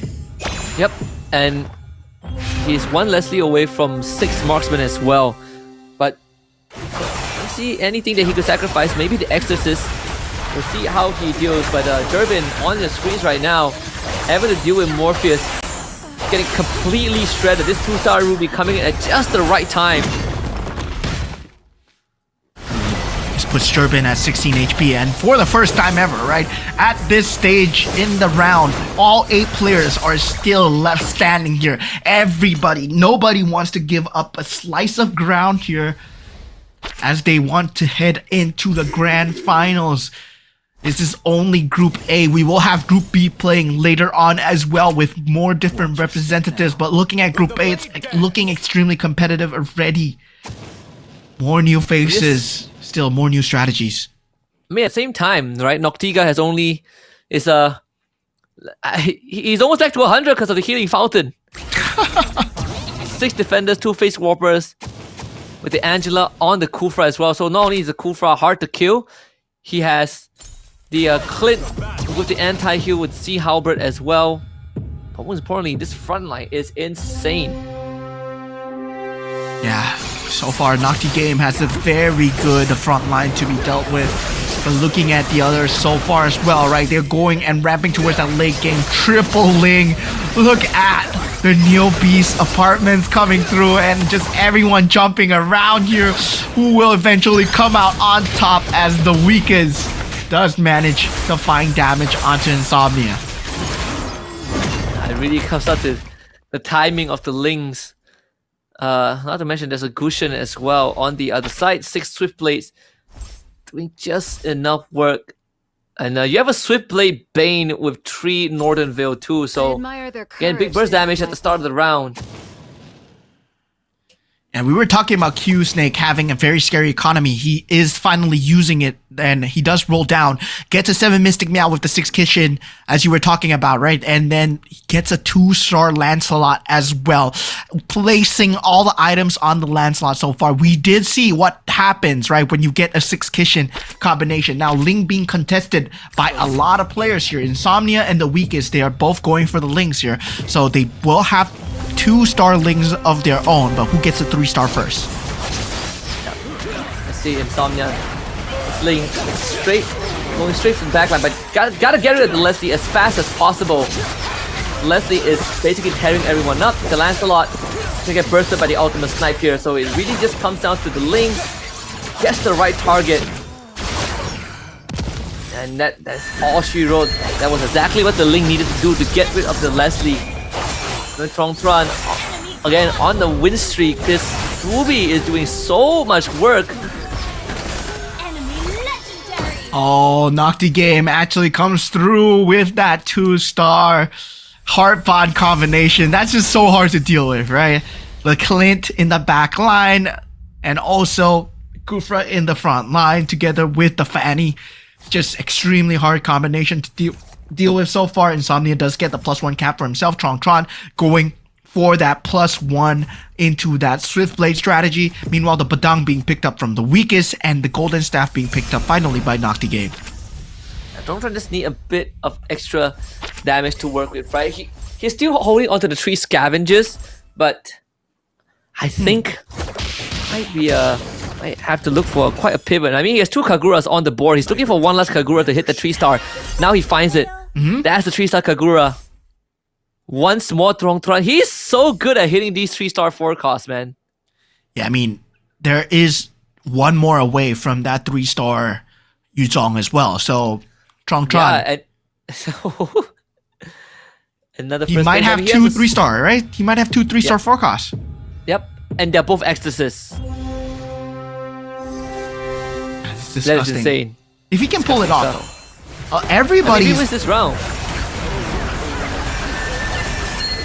he's got it, right? He's gonna win this round and he's gonna start rolling down again. Yeah, so far so good looking. Yep. As Doi will be the first one eliminated here. Doi having such a great start, but definitely on the Alice, right? We were saying, right? Alice might not be it this round, especially if you don't get the pieces, Alice, you can't be playing the same things as well. Sometimes you have to go with what the board wants you to play. And Q Snake, with such a great economy, with such a great start, now finds himself at 12 HP. Insomnia and Jurbin as well in danger of being out from this third game here. Yeah, Noctiga also in such a strong spot as well, going for all the 3-star for his tanks. 3-star Kufra slacking 1 gold to buy it, but not a problem. He can just wait until the next round ends. That's Tron, it. if he wins the next round, He gets a 3-star. he's gonna win. He's gonna win the next round for sure. He gets He's a looking for a 3-star. 2-star Claude too, yeah. Yeah, so Tron so far 3-star Yuzong, 3-star Kagura, both on the Exorcist as well. Extremely scary to deal with. Nocti Game, right? What does he have so far to deal with this? I don't think he has anything in his cylinder. As right now we're looking at Insomnia going up against Jurbin. He does have the 6 Kishin. Does have the Lancelot, but the Ling here. The Ling has been a problem. Lancelot's eating everything from the carry, and now Lincoln does have the burst thanks to the item. Insomnia survives, but it was up against Jurbin, so the Nana passive will pop and Tron knocks out Q Snake. Oh, And he 2-star Claude. yeah, the thing is, Q Snake, right? Q Snake had a great early game, guys. Q Snake had the best early game ever. He had a Lancelot, he had 6 Kishin, he had 60 gold. He could have rolled down to anything that he wanted. But meanwhile, for Tron, he just set into his own goal of getting the 6 Exorcists, and he does get it. He's even holding on to the goal. Because Yeah. he had an option to go for a 2-star Claude here. And not to mention, he has the healing fountain, so with every passing round, he's gonna get more and more health. So he's already bought himself an extra round, but more importantly is the item that he's gonna get, right? Like, he has some pretty good item. He has like a War Axe that he can go for, the Antique Cuirass. Probably will go for the Divine Glaive now that he puts Vexana in the pool, and this is going to make the Kagura even stronger. Jurbin going for the 2-star Leslie. Morpheus is cooking himself with the 2-star Leslie as well. So yeah, the Mystic Meows, and also, right, you see the combination of the Heart Bond and the Defender coming out early. And then meanwhile, for the later stages, he swaps out into the Leslie and the Ruby as well. That was a crazy pivot. So all players are going on all cylinders here so far. Top 6, we go Insomnia versus Morpheus here. See if this Link can take care of the backline again. This carry Mia doing way too much work here. The Link, yeah, it's not going to be able to ramp out in time though. And Lifesteal away with the cloak. Nope, not this time. Insomnia finally stops. It's Morpheus that finds the knockout blow. Nocti game is probably gonna knock out Durbin here. Yeah, Durbin with that 2-star Leslie's, right? It's been a game where Leslie's, well, have not been doing too well, but Morpheus has been making it work because he has that 2-star Ruby. And that was a crazy pickup. Now, Nocti game, so far, right? This is a crazy build.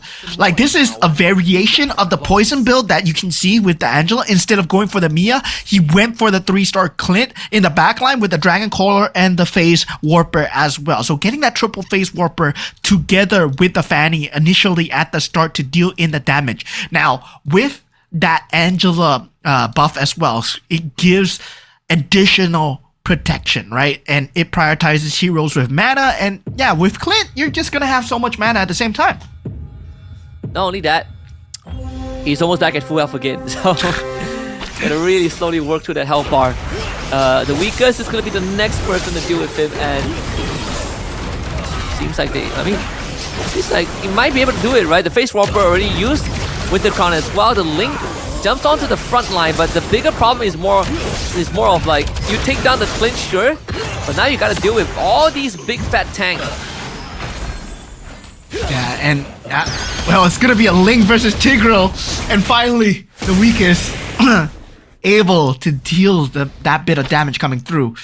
Now needs to secure more Guxians, more Lings coming through as well. But Tron's build, right, coming to fruition here. 2-star Claw, 2-star Ruby, 3-star Yutong at the front. This is a very scary match, and also very scary board to go up against. Yep, he actually lost the previous round, I believe, against Morpheus. So there is a world where the 2 3-star 4 cost can't win the game for him. Yeah, so Morpheus, right? Morpheus with that 6 marksman.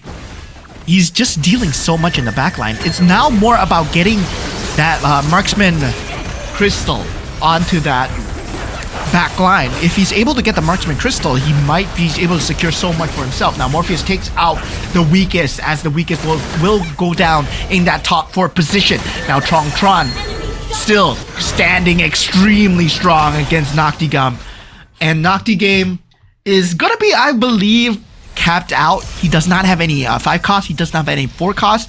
It's gonna be Morpheus versus Tron for the last game for sure. Oh, and he gets a extra capacity. Talk about getting a boost to his composition. I think right now there's nothing additional that he could add that could activate extra synergy, so he's just gonna throw in an extra Ruby here. He does have enough gold to go for level 10. Yeah, he has 67 gold. He's been stalking like the 3 scavengers, man. The 3 scavengers the whole way.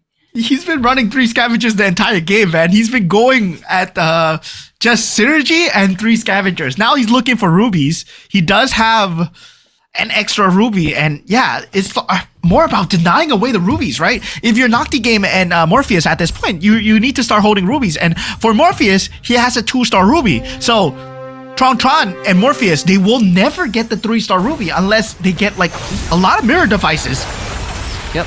Oh, the carry is to destroy the Yuzong, because again, this is just a 2 bruiser instead of a 6 bruiser.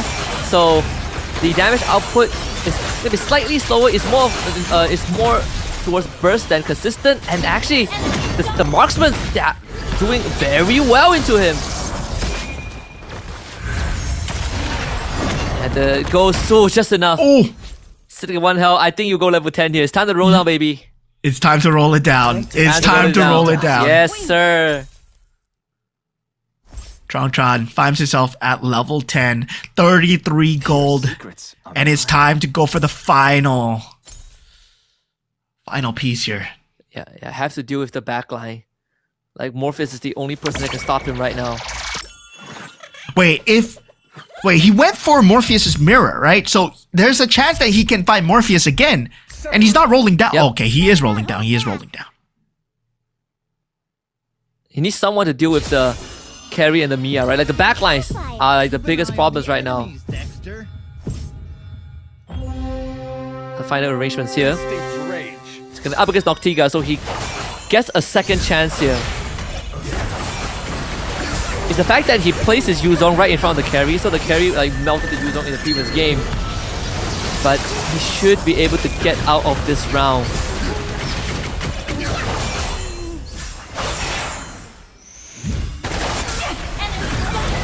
Yeah, so far so good. Tron still in it as Morpheus actually gets taken out by Tron. Yeah, 28 HP down. Man, after this Lord round is the beginning of the end here for all these players.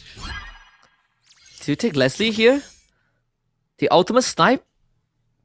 It feels like it might be the key, right? To help you gain access to the backline faster. I mean, at this point, right, he wants to go for a 3-star Ruby, but it's not There's available. no shot. Yeah, there's no shot. 3-star Odette maybe? 3-star Badang, 3-star Link, 3-star Bane, Alpha. Wait, the CF. Oh no, it's not enough. It's not enough Claude. Yeah, there's I mean, only he has 43 gold, right? 4 Claudes in the pool. Mm-hmm. So It's a 4 40 Claudes. plus goal. What does he want here? He can't get a 3-star. He can't get a 3-star. That's the sad thing. Because the Claude is being denied out. What does he want here? Is he He's confident denying the he's gonna win Irithel away from Morpheus. He is. I feel like he's confident that he could hold on to the next. Has he denied enough Irithel though? Yes, he has. Yes, there's only 9 pieces in the pool, so he's denied away the 3-star Tron. He's playing high level game, man. That Irithel is not for him. It's for Morpheus. He doesn't want Morpheus to get it. There's 5 more Irithels in the pool, but that only means something if Morpheus survives this round. Because yeah, Tron, he has found a recipe here. Yeah, so far so good. Nocti game as expected. Oh. Number 3 will get taken out here. Now it will be the final showdown here, right? Where do we see the roll down? Guess the 2-star Claude. Well, is there a 3-star Claude available? Yes, it's in the pool. It's in the pool. It's in the pool. 3-star Claude is in the pool. So he can't go for a 3-star Claude. Oh, he took the Irithel away. Now he's gonna start rolling down. Oh, he sells it. He sells it. Oh, he got the 3-star Irithel. Come on, you need the claw right now. 2 more, baby, 2 more. This is so close. 3-star Irithel. Is he not rolling down? Is he staying at 20 gold? He's insane, dude. This guy is crazy. He is crazy. He's an action. He gives the Irithel away and he stays at 20. Wow. You are a madman, dude. This could be his undoing, you know? Yeah, that 3-star Irithel is gonna be dealing so much in the backline. Can he? Is it enough? Just there's no way. There's no way, right? There's no way. Wait, oh my god! Wait a minute. There is. He's insane. Oh my god! Tron's a genius. Tron's a genius. Exorcist. Oh man, that 250%. He gets the Claude. One away. That's a Granger. That's a Granger. Oh, come on. Come on. The baits. Just start rolling. Start rolling, buddy. You got it. There it is. There it is. This guy's the a psychopath, 3-star man. Claude. What? Oh man, this guy, he's been playing with our hearts, man. Morpheus, he was cooking. He held on to the fast promotion to get the 2-star Ruby, and then went for a 3-star Irithel of his own. But meanwhile, Tron, he was playing a game of his own on the Veil, man. This was a disgusting show by him. And yeah, it's for sure on Tron to win this game so far. That's so cooked. Not even close, dude. Into the void. Guy has an entire sovereign fund available at his disposal. He has so much gold, and not to mention the healing fountain. Actually, ended up being one of the biggest reasons that he was able to play this game in this manner, because he just keeps getting health that kept him like he went into like what, 1 health at one point. Like actual madman. This guy is something else. Yeah, I mean, I fear the players that are coming back from 1 HP, right? It's always that kind of game where the best players, they will sacrifice their HP as much as possible to get the economy. And Tron is an economy madman. Or he's like, yeah, I'm just going for the money no matter what. I'm sacrificing my HP no matter what. And gets a 3-star Claude. He gives up the 3-star Irithel. I mean, he was holding it for Morpheus. And once he realized that, hey, wait a minute, my matchup is winning against Morpheus, right? Because I have 6 Exorcists. So, yeah, I don't need the 3-star. He can have the Irithel. It's okay. Yeah, Tron is a psychopath. That's all I gotta say. He's too good. He gives away the Irithel, and the crazy thing, he doesn't even roll down, right? He gives the Irithel and he just gambles around. I mean, I say gamble, but to him, it was all calculated. It was all calculated for sure, man. That was such a disgusting win coming in from the side of Tron. The start, he planned it initially already, right? Where he was going to go for the Veil, he went for the Scavengers. Then afterwards, he went for the one where he has less than 45 HP. Well, he gets 3 equipment chests, and he's starting to play for the late game as well. And meanwhile, we did not see a good game coming out from Doi as well. He went for the Alice. Alice was doing so well in game number 1, 2, 3, but not in this one. Yeah, no, Alice, and not to mention that he didn't really get the right Gogo card to help him get the pieces that he needs, right? So there was no snowball going on, and unfortunately, I think Doi just lost way too much health to get any value out of the Alice. Yeah, definitely. There is Alice not being able to just not getting that Saber, not getting the Elkert. Well, yeah, this is going to be a very tough spot for both sides. And yeah, I gotta say, right now, looking at the standings, going into top 4, top 5, everybody is in contention. And well, Tron, he's been showing such a good show so far. And Durbin, well, being taken out. Well, on the Nana, gotta be a very sad situation coming in from him. The weakest at the point, also on the Cho, top 4. Yeah, it's again, I think at the end of the day, it's just things are going according to what we expected, at least for some of the playstyle of the players, right? I mean, Tron still going on the offensive, and it seems like there's no stopping him at this point, and that means he's gonna lock in another $250. Yeah, $250 once again coming in for the side of Mr. Tron. $250, $500 so far. Q Snake with $250 for him. So yeah, going into round 4, round 5. Well, hopefully someone else gets to win the prize. But Tron, man, he's been playing for that top 1 spot consistently. Just very scary when it comes down to just going for that win itself. Yeah, that's already 500 G's there for $500 there for Tron, and almost a guaranteed finals appearance at this point. I don't think they're gonna get knocked. He's gonna get knocked to the bottom 4 with how consistent he has been. Yeah, at this point, right? It is very scary coming in for a separate region coming as a threat into that Southeast Asia region where, well, Southeast Asia, right? A lot of the Southeast Asians were saying that, oh yeah, we're the best in MCGG, but look at Tron coming in.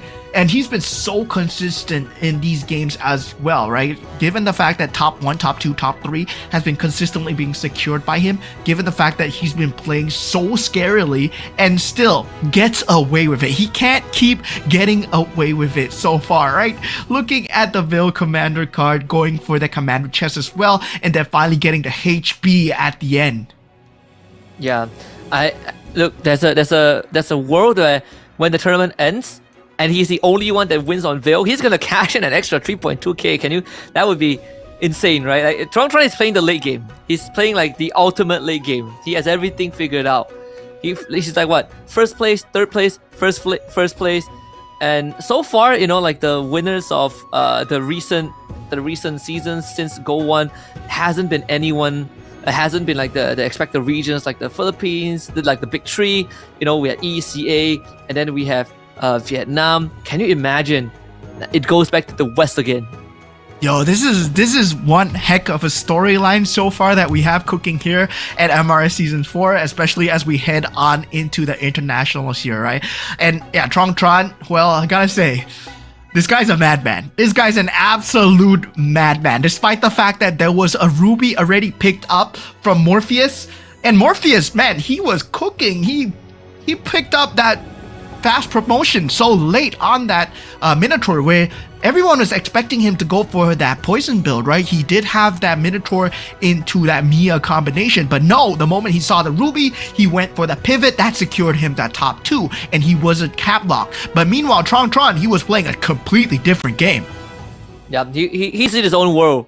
He was in his own, like, he's in his own bubble the entire game. Like, we didn't even notice that he had like 67 gold until like the ultra late game. He was like one round away from losing, and he just powers through. Like, he had everything figured out down to the wire, where he survived with 1 HP because of his Exorcist Phantom, which is again pretty crazy if you think about it. Yeah, this is very crazy straights coming in. I gotta say, that was one of the best games of MCGG. Given the fact that, yeah, game 2 was pretty insane as well, right? That last minute rotation for Lunox as well. But this was a case where all 8 players were playing on all cylinders here, right? Sadly for Doi being the first to get taken out. And I'm surprised, Q-Snake, he had the best starts of all time. That early Lancelot, but then straight away Insomnia coming into that pool and tries to take away the Lancelot, ends up cannibalizing themselves for both players, and ends up, well, both Lancelots, they're not making it to the end game boards as well as Q-Snake and Insomnia. They're in 6th and 7th place. Yeah, and again, the Doi, it's the same thing, right? Like, we saw the desperation where he go for the go-go card. Not only the healing fountain came in too late, didn't really make too much of a difference, but the enhanced class pro as well couldn't really help him to get out of that predicament. And right now, Tron, as expected, in first place, absolutely solid, top 3 for so far, not 3 rounds, with 2 first place. So that's already $500 in the bag, 22 points. Impossible to get knocked out of top 4 unless things go horribly wrong, like if he bombs out the next 2 rounds. Which is unlikely. But for Insomnia and Doi, especially Doi, right? He got out to a very hot start, but game 2 and 3 was just not it.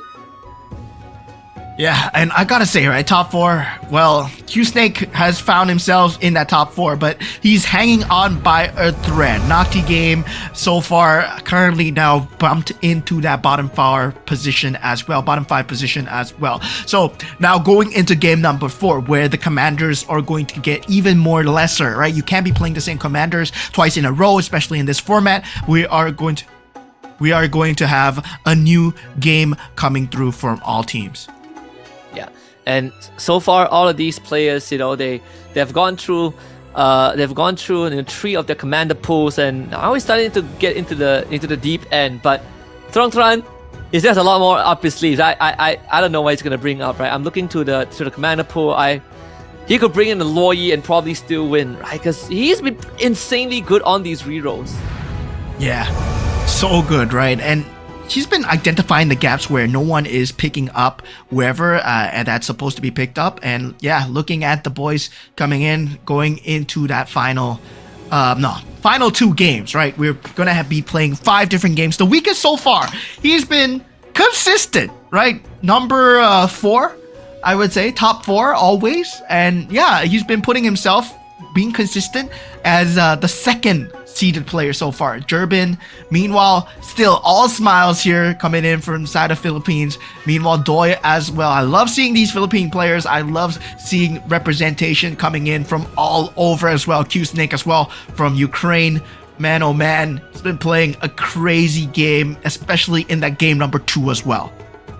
Yeah, and let's see what the draft is gonna be this time for the commander picks.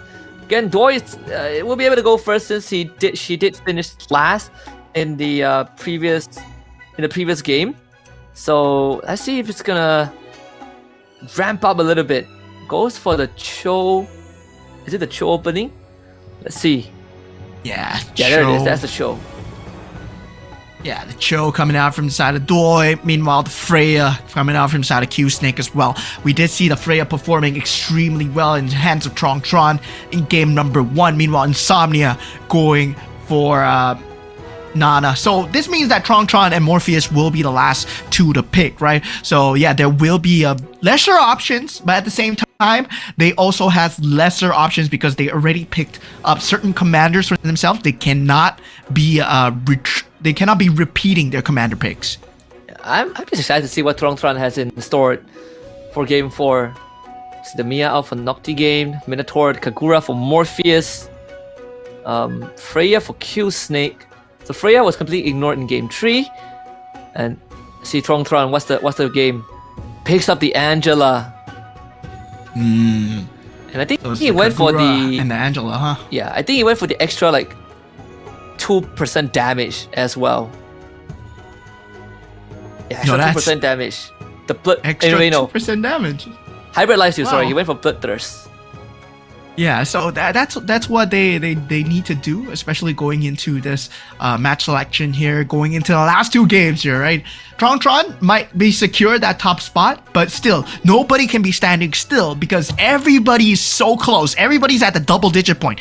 This is not a case where someone is at the single digit sitting at the bottom. No, everyone has a chance going into the grand finals here.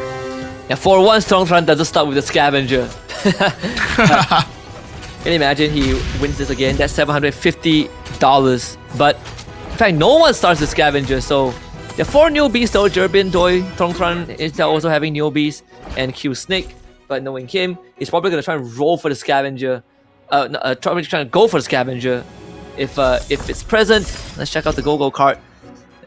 Nothing out of the ordinary. Everyone going for the Commander go Their own card. standard. All right. Yeah, on their own standard commanders. So no Moskovs, no different rubies with Cho. You know, they don't have that so far. Meanwhile, yeah, Cho does go for the Cho Sash on Doi as well. So he was the first pick.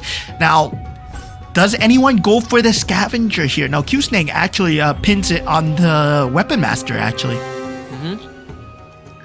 We could cash in on the reward with 2 Weapon Masters early on and get that extra buff to hopefully get through that early game, because Weapon Masters not really the synergy that is as reliable as maybe the Bruisers for you to get sort of like the big damage spike, right? Because it relies on you dealing damage, and that usually comes from having higher ranked pieces or items. So it's going to take a while to ramp up, but Tron winning his first round over Doi, and even for Jerbin should go down to Morpheus to the Kagura shield. Yeah, so far, so good, right? Everyone playing in that early stages, not showing their hands too early yet. Most players still trying to jump within that Neo Beast synergy. Doi will be the first one to be able to jump into that Neo Beast synergy there. Does get the 4 Neo Beast synergy for themselves. And yeah, at this point, well, nobody has the Scavenger, only Q Snake.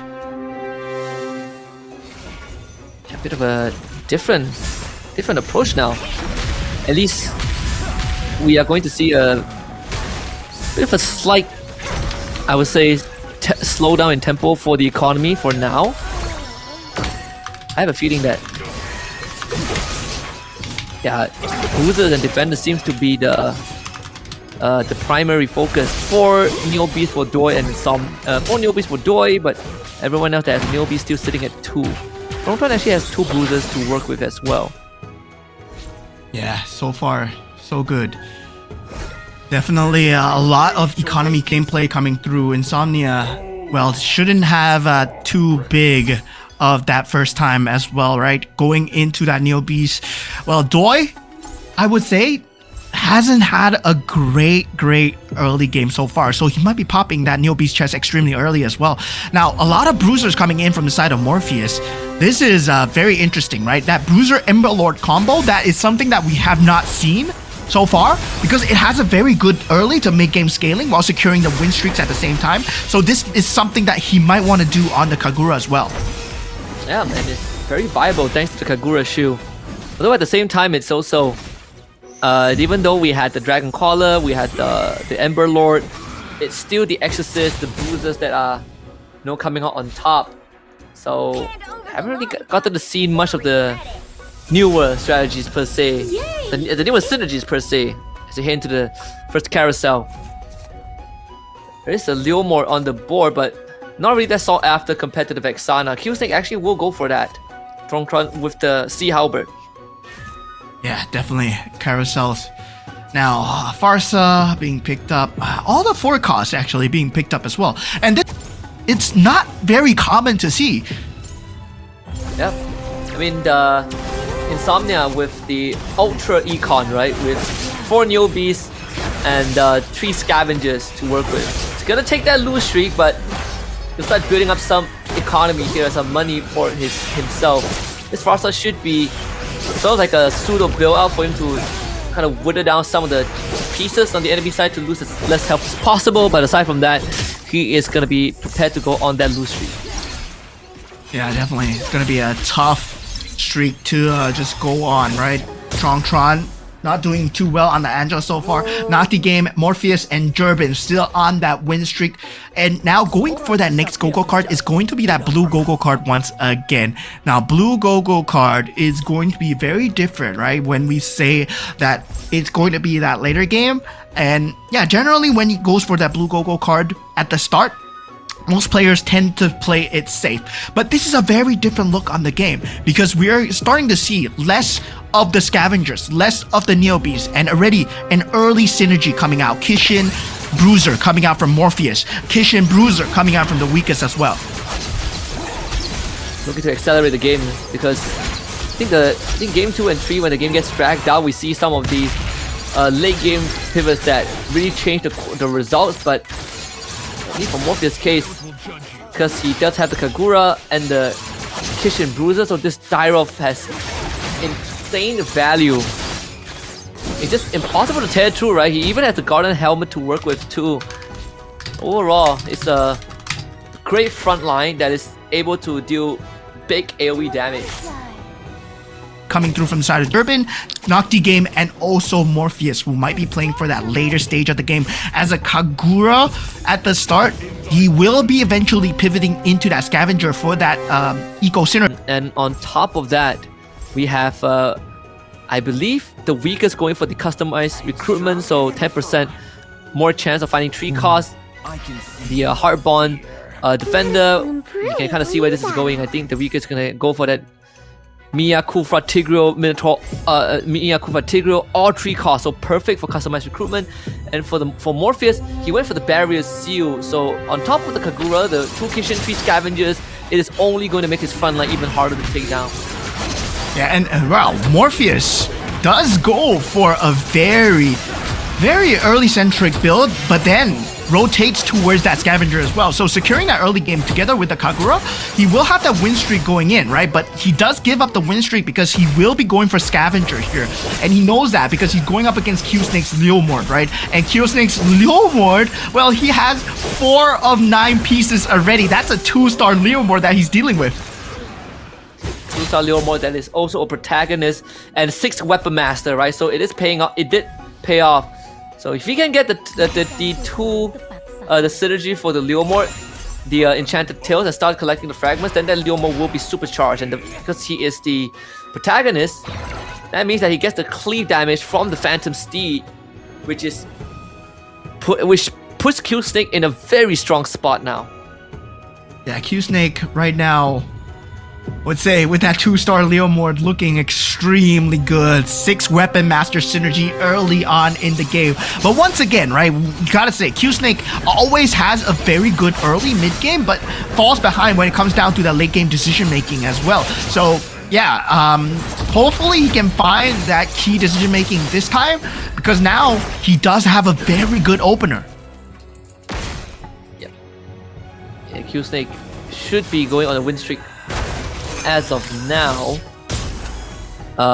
Whereas for, I think even for Morpheus, right? Yeah, it's doing pretty fine. The Kishin Ember Lord and the Bruiser. Well, what rotation coming through. All right, Neobeast already at 300 energy coming in for Doi. He has gone for a very early Neobeast into Scavenger, right, where he was going for just pure economy at the start. Now 38 HP, he's trying to pull off a Tron, but same time, right, the Go-Go card does not favor him, and going into that bidding round, it's not even the auction round yet. He's already at 38 HP. Yeah, I mean, even here for Doi, the 4 marksman, trying to deal with Morpheus' a big front line. Actually, might have a good chance, but unfortunately the Bane just doesn't do enough. So now with the Dyrov in the face of his marksman, that's going to be another round. Man, Doi just not having a good so far in Group A.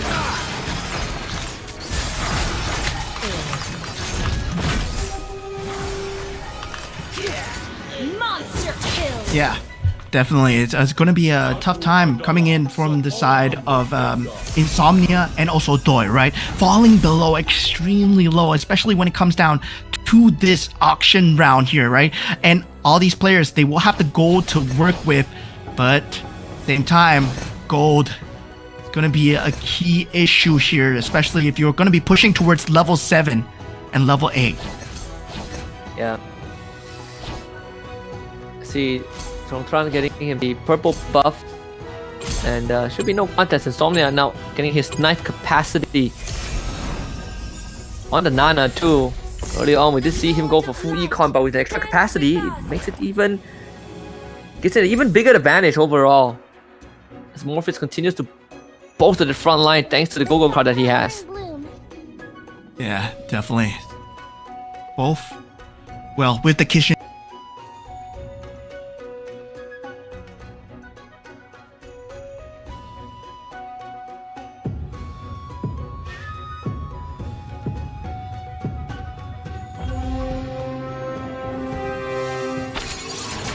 And Morpheus against Jerbin. Jerbin having a bit of this should be another Morpheus. I don't see Jerbin coming out. No way to deal with the Dyrov as now. I would say, yeah, but Maybe? there is a Vixana, Oh, yeah. right? the Stargazer Aurora. Oh yeah, the Aurora in the back line. Yeah, so yeah, that is just crazy coming through from the both sides as well. So now, when it comes down to the end game as well, it is going to be the situation where Q Snake in that 6-weapon master already looking extremely strong when it comes down to having that level 9, level 8 roll down, but the only person is at level 9. Right? Level 9 is Doi. He will have the highest chance of that 5 cost roll down. And already, he has the Leslie, he has the Claude, he has the Ruby. Yeah, I believe Insomnia and Doi both at level 9, but Insomnia does have an extra hero slot to work with. The 8 Mystic Male, it has the Vexana, and Vexana Lunox as well. So again, 3 Mage, 3 Stargazer. There's an angle for him to go for the 4 Mage Stargazer and maybe just abandon the Mystic Meow if he gets the right pieces. So starting off with a win streak actually does help his case out.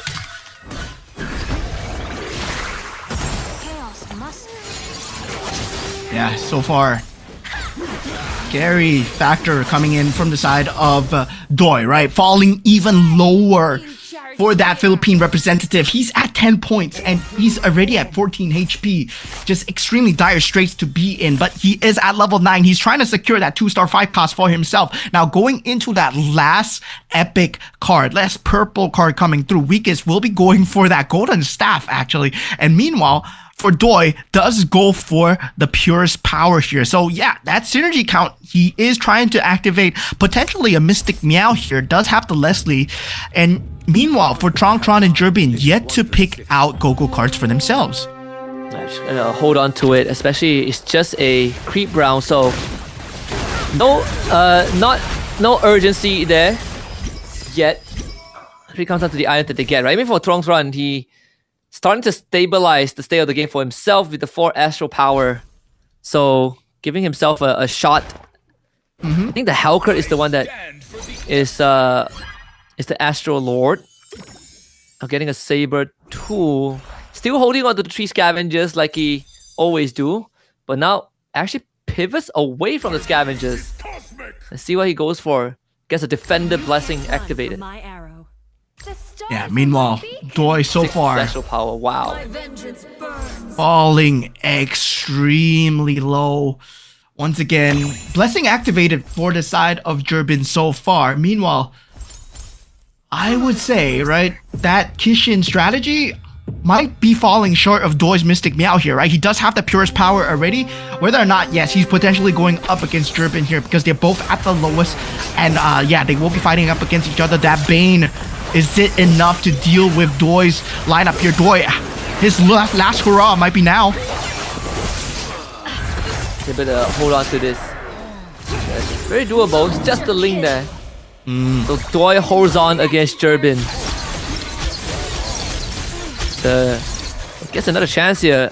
I mean, this Mystic Mail value, not as much, but having the 6 Marksman and a 2-star Leslie with a Cho Sash and a BOD, the burst damage, it's a bit too much for Jurbin to handle, especially when he is running the Glass Cannon off Swiftblade.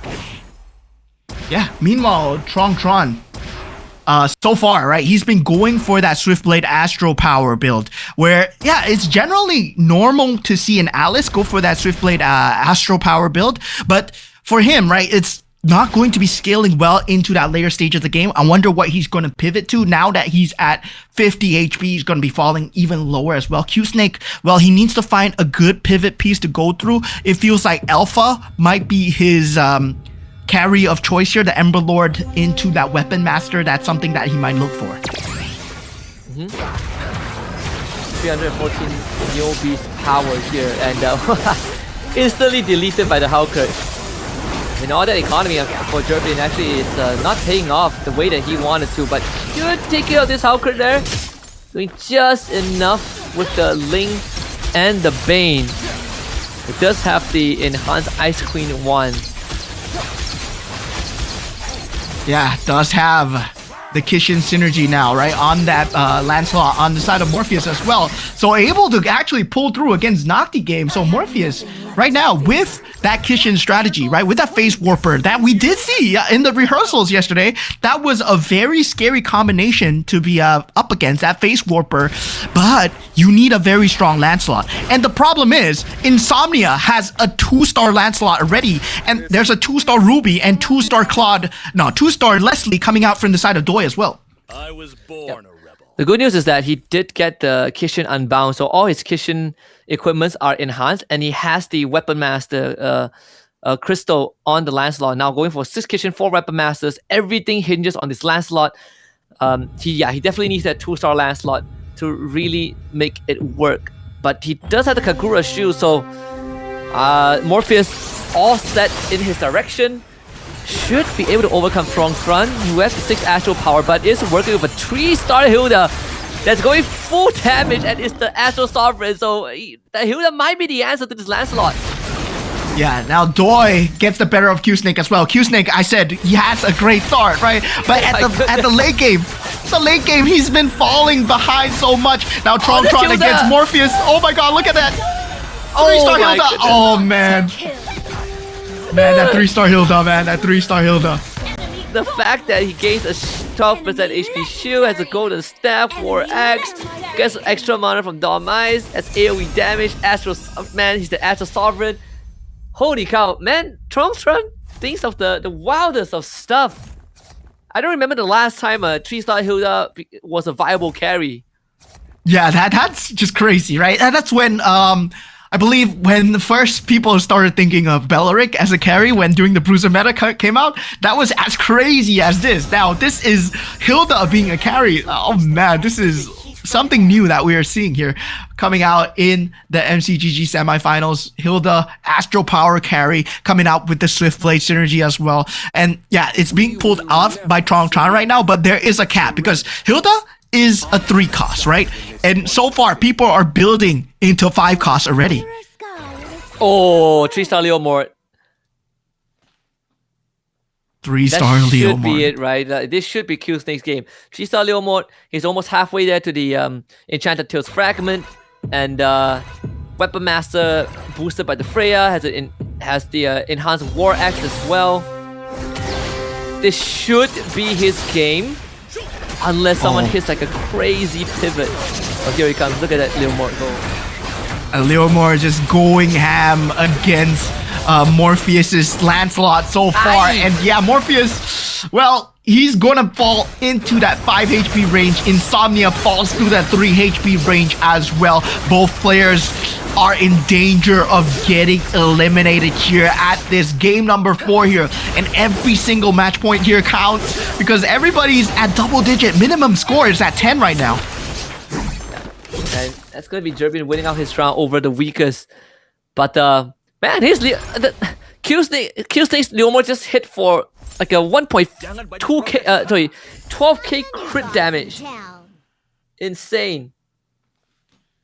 Yo, that is a 9 synergy coming in from the side of Insomnia, right? But there's nothing more than that Stargazer and Astro Power. And also, right, he does not have anything more than a 2-star. So that's the problem coming in from Insomnia's strategy so far. Meanwhile, looking at the side of Doi, he has a 6 Marksman synergy with 8 Mystic Meow, and the Irithel is already 2-star together with the Leslie. So that's going to be a very scary late game that Doi is dealing with. That's a 3-star Kagura coming out from Insomnia. This is enough to build him out against Noctigame. It might be just enough. Yeah, he blows out the front line and gives it quick access to the Mia. No chance for the hard bond to come online. So that's Noctigame being knocked out in last. Oh, Noctigame. Something Gonna getting be a bailed out by the roll down. Noctigame, that means he's ending at 16 points so far. So this still is in anyone's contention. Oh man, who's gonna make it to the top 4 here? Weakest gets taken out by Morpheus. He hangs on by a thread. He finds a 2-star Lancelot. But that Lancelot is being held onto by so many different players here. So far, Morpheus and also Insomnia holding on to Lancelot. So yeah, both players are at the lowest HP so far. Checking in. I mean, can you believe it? After all of this, Tron is actually in first place with Jerbin. The next round, we might lose like 3 of our players here. Yeah, definitely. I mean, at this point, right, Tron, I don't know how he's holding on with a Hilda as a carry. I mean, that Dom Ice needs to be doing so much, and yeah, he's doing, like, he did get the total domination go-go card, but I don't think that's gonna be enough, especially to secure top 4 here. Huh. 3-star Hellcrit here, 3-star Hellcrit, 3-star Hilda. Got a 2-star Saber. Man, this 6 Astral Power. So he has a 15% hybrid lifesteal on top of his Breath of the Berserk and Bloodthirst. So that's 25% hybrid lifesteal for a Hilda with War Axe. With a 15%, so that's 40%. Yeah, that's a lot of lifesteal. A lot of lifesteal. Well, But I 15% would spell think- vamp and 25% hybrid lifesteal. That's still a lot, actually. Yeah, but the main stats coming through from the 5 cost might be coming through right now, right? Doi going up against Morpheus, and now Insomnia going up against Jerbin as well. So this is going to be the beginning of the end. Potentially 3 players getting taken out at this juncture as the top 6 still alive. The Ling doing what he can so far, able to deal damage. Winter Crown coming through at the perfect time. We'll have one more, but the Lancelot! The Lancelot! Jerbin stays alive here. Now taking a look at Doi versus Morpheus. Morpheus does have the Lancelot. Takes out Doi. And Doi did have 2-star 5 cost. Now the weakest and Doi being taken out. This means we're at top 5 position. We are. I mean, Tron. Look, he has 19 health. There's a good chance he survived for 1 extra round. And now he hits level. I believe he hits level 8. Yep. He hits level 8. Gets to put an extra piece. He could look for a Dauntless strategy here, just to again bolster the overall survivability of his squad. I think he found it. Yeah, that's a Dauntless in the Esmeralda. Again, just hitting the right timing and still able to go back to 10 gold for the interest. He Man, oh should man. make it through the next round. He's almost guaranteed top 3 as he just needs to survive. And it's up against Q Snake's 3-star Leomord. Oh god. Yeah, Q Snake's 3-star Leomord, and also not to mention that 2-star Alpha in the back line as well. Able to deal so much in the terms of damage. Turbin here now going up against Tron. Tron's mirror. And he gets taken out. Turbin gets taken out. Morpheus gets taken out as well. And yeah, this puts Morpheus in that top 4 position, Durbin in that top 5, and now we're in top 3 with every single player below 10. Yo. Insomnia finally finishes that 2-star Ruby here, and Insomnia, well, he has that Mystic Meow synergy, and I can't believe Tron, he's been holding on so long with that Hilda build. High chance he's not going to finish first, but can you believe it? If Q Snake wins this, right, we will only have 2 winners over the course of 4 rounds. Because Tron won 1 and 3 and Q Snake won the second round. Man, I'm telling you, the West, it might go back to the West because they are killing it right now. Yeah, they're crazy with the luck, man. They've been rolling so well. Their economy has been at an all-time high. Able to find all these pieces. Now Insomnia going up against Tron. Insomnia does have a crazy Mystic Meow build, but the Hellcurt... Oh, the Hilda! No! One more! Bomb, that's Winter Crown out. Winter Crown. Oh, the Angela heal is not enough. It's not enough. Yeah. Tron will be taken out here. And it looks like it's gonna be a Q-Snake game unless Insomnia can find something crazy with this carousel as well. He does find a Leslie. He will go for the Kishin synergy here, right? And Q-Snake will go for the Dauntless synergy as well. Dauntless, well, right now it's at a weird spot, but definitely getting more synergies for the side of this Mystic Meow might be something of an out for him. But sadly, Q-Snake's build goes against everything that Insomnia want. Okay, maybe that 2-star Odette can change things. Yo, he has 25. He goes for the Kishin. So it's 25 enchanted tail fragments and 4 enchanted tails. And now he gets the Dauntless synergy with the crystal. Oh, Yeah, it's 4 Dauntless. Oh god. This Leomord is actually unkillable. yeah, I can see the angle that Insomnia was going for. Insomnia wanted the ultimate synergy. He wanted to go for the 10 synergy. Finds the 8, but couldn't find the ultimate synergy. That could have been a crazy matchup here. Now Q-Snake going up against Insomnia. Oh my It's going to be one crazy matchup here. That Leomord against the world. And 3-star Leomord, basically, when he secured it, he secured the game. Q-Snake once again with the $250 going in his favor. Yeah, Oh man. Wait. Can he do it? Didn't get it? Oh, my he god! did it! Ah, We got he an did ultimate it! synergy! What? We get an ultimate synergy! Yo! This is This is crazy. This is the craziest comeback ever. Yo. This is gonna be what hits harder, ultimate synergy or 3-star, right? And I gotta say, every single time I bet on the ultimate synergy, Insomnia, he might have pulled off the comeback of a lifetime here. Holy cow. Oh man, this is insane. Can this Leomord hit hard enough? I don't think so, man. Supreme items from the Kishin. This GG's. Just watch. Ay, that's...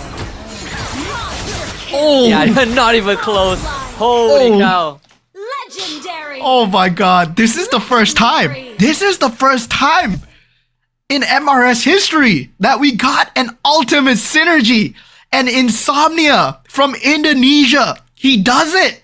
He gets the ultimate synergy for himself and gets a $250. The Nana comeback as well, right? Literally with his dying breath at 1 HP, he pulls it back from the dead. And I think he also got the extra capacity, so it wait, did he 1, 2, 3, 4, 5, 6, 7, 8? Yeah, he got the extra capacity, he got the 3 magic, the Kishin crystal, and the Kishin blessing. Everything fell into place. If he wasn't on Nana, it would have been GG's, man. That's one of the greatest comeback I have seen. I thought it couldn't Yeah. get any crazier. First is Strong Tron with his 3-star Hilda carry, and then Q-Snake with the 3-star Leomord, and then Insomnia hitting the supreme Kishin synergy. Man, oh man, like this is one of the first few times that I've seen an ultimate synergy, even in a ranked game itself, like even in a normal game, even in a custom game with friends, it's super hard to get that 10 synergy, right? And yeah, he achieves it on a global stage here in a competitive setting to secure himself that points as well. Oh man, that was the only out for him, and that, well, he found it at the last second, right? We saw it coming. We were saying that, okay, maybe, well, 3-star Leomord, it's gonna be too hard to deal with. Well, he says, no, I'm a Nana. Hold on, hang on, let me cook. Actually cooked with the Nana. Woo! This is not even the grand finals yet, man. This is just the semis. It's not even the grand finals. It's going crazy here. Oh man, what a comeback coming through. And of course, huge shout out to all the players that were in the lobby as well. They will be part of history, as well. This might be one of the first few times that it has happened over here. And wow, that is just crazy coming in from the side of Insomnia. And also, right, Q-Snake, to be able to push things to the end with that Leomord 3-star, man, what a comeback. What a crazy early game coming through. All players here, they're playing their hearts out. Everyone below 10 HP. Yeah, at one point, like everyone was below 20 HP, but yeah, Q-Snake, again, the only reason he lost was because Insomnia hit like 10 Kishin. That was in the bag. Like, you can't even be mad that you lost that game. But even for Trongtron, he held on longer than he should have. And the craziest thing was, if he beat Insomnia in that previous round, it would have been Q-Snake that takes the win. Yeah, that would have been crazy, right? Because if he wasn't a Nana, Q-Snake would have won. But because of the fact that he was a Nana, and this is like the fact of the commander alone, that it stalls out the round, but one single round can mean so many different things, because one single round can lead to a carousel, one single round can lead to an auction round, one single round can lead to a creep round as well. And that's exactly what we saw, that Nana was utilized so well coming out from the side of Insomnia. And this is why Indonesia, I mean, still one of the top few regions when it comes down to MCGG as well. Yeah, and again, showing some signs of life, because we've been looking. You sort of mentioned it in the pre-show as well, like Indonesia, they've has some good semis and finals appearances, but it's about taking that trophy home, right? And they've came close, but they have not done it yet. So far it has been sort of like the more overlooked regions, but it's good for Insomnia that he's able to put his name on the board at least for round 4 and get that extra $250 in his pocket before the last round of Group A. But this winners lineup doesn't tell it's a pretty standard winners lineup until you realize that he has 10 Kishin synergy. Yeah, the synergy, the moment a synergy hits 10, right?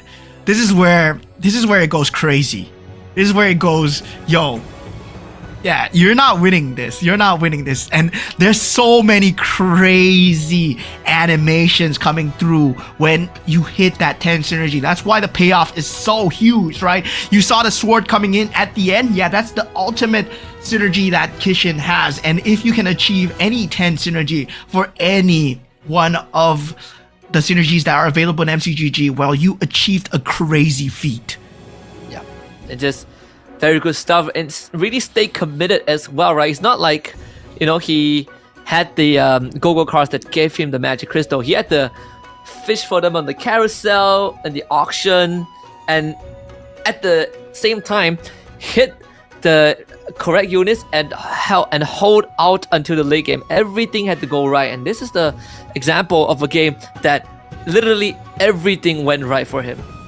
Yeah, and this is the scary part, right? Where we say you gotta fear the players with the lowest HP, because you know that they're coming for you, and that was a crazy portion of damage that Nana could have done with that Kishin synergy as well. But in the same time, the previous game where Trongtron, he was at 1 HP as well, that is a crazy comeback. And every time a single player is at that 1 HP mark, well, That's going to be a crazy timing coming through. Man, oh man. Didn't even matter if it was all completely 1-star. That Kishin synergy would have carried him through. Yeah, absolutely. All you need is the synergy. And look at the match overview of this game, because again, some of the usual names in the top spot are still there, like Q Snake, Tron still very consistent. I mean, Morpheus also makes it to top 4, but for Doi, man, just not having a good game, right? Ever since like the first game, he has been falling off. I gotta say, this was one of the best Doi games that would have been available. If you take a look at his board, right, he just couldn't find a direction. He wanted to go for the Mystic Meow together with the multiple synergies that he had, but the cost was just slightly too high because he went for an Irithel, he went for a Claude, he went for Ruby, and also Leslie at the same time. He did have the 6 Marksman synergy, but the Mystic Meow was not enough to just pair up into that later game where he got wiped out by his own teammate himself, like Jerbin and Morpheus. Well, they were just completely having a field day with the spread out synergy. Yeah, it's essentially, we saw the lobby sort of slowly split into two different bubbles, where you have basically like Q Snake, Tron, Morpheus, and I think Insomnia basically fighting on the top, and just like how the leaderboard reflects it, right? Almost as if it's preordained in round 4. That's Insomnia getting his first win, so $250 for him. But Tron, he is extremely safe in top 4. I don't think that he would be knocked out top 4 even if everything goes wrong in round 5. Wait a minute. Yeah, I think he's already secured. Yeah, I mean, he's already secured. Yeah, he's secured. Yeah, he's secured. He secured that top spot already. So yeah, meanwhile, everyone else, they are in danger of falling in that bottom 5 position. Meanwhile, for Doi and Nocti game, well, they're gonna need to hope that Insomnia and Weakest, right? They get that 1 point, and they do get that 7 to 8 points as well. So everyone is still in it, but now we have a new name in the match winner prize. Insomnia walks away with $250 for that round win. Yep, good stuff from the Indonesian, and like we said, when we look at sort of like the leaderboard just now, there is still a chance for like the bottom 4 to get in, but theoretically there's only maybe like 2 slots max. Tron is basically secured. He could AFK the entire round 5 and still make it to finals because he has gotten more than enough points to secure his slot. But for everyone else, there's still a chance that they miss the final slot. Yeah, so everyone's still in contention, except in the exception of Tron, of course, where Tron is secure that top spot already. We will be seeing him in the grand finals tomorrow, but going into the player cams, taking a look at what these players are doing, my Mr. Ultra Synergy and also Morpheus in that top 4 spot. Well, hopefully he can secure and go into the grand finals as well. This is gonna be crunch time, right? To see if some of the players at the bottom of the standings, can they make a recovery, especially the Weakest as well, one of the representatives from Kyrgyzstan, looking to find some sort of a footing. We did see, like in round 1, he came out hot with the classic poison build with the Mia 6 defenders, but ever since then has been trying to find his way back. Even for Jerbin, right, had a good Atlas showing, but afterwards was in the middle of the pack. Same for Doi as well. I think finished 2nd in round 1, but afterwards have been struggling. Yeah, so far they need to find a new revival of a way to come back into the game as much as possible as we head into the drafting phase of the Commanders for the final game here, as we will find out who will be our top 4. Tron, our man, already secured the spot in the grand finals here. He can potentially just do whatever he wants and just try and make the game harder for everyone else. Does he have, right? I mean, he's the only person that has shown us the veil, and see if he goes rogue or he goes back to standard. And so far, I think one of the speculations that I had was like Popo and Koopa could be a choice. It was one of the more sought after synergy, especially after Shadow QC won the last season. 12-point Koopa surged in popularity, and yep, Doit's gonna pick it up. Yeah, there is a PNK in the game, so definitely I would say, right? Now, it's one of the key factors that Floxy likes to use as well. You know, Floxy himself, he finds PNK very strong, our Go 1 champion. But same time, in this current state of the meta, right, where you're hoping that your opponent is playing something that you're not, well, PNK goes against the grain, where you're hoping that your opponent plays everything that you have. And Q-Snake, well, goes into Amiya, and Tron goes for the Ruby as well. So there is gonna be no Alice for the last game as well. New Fanny in, Nana once again coming out from the side of the weakest, and once again, everyone fighting for that top 4 spots.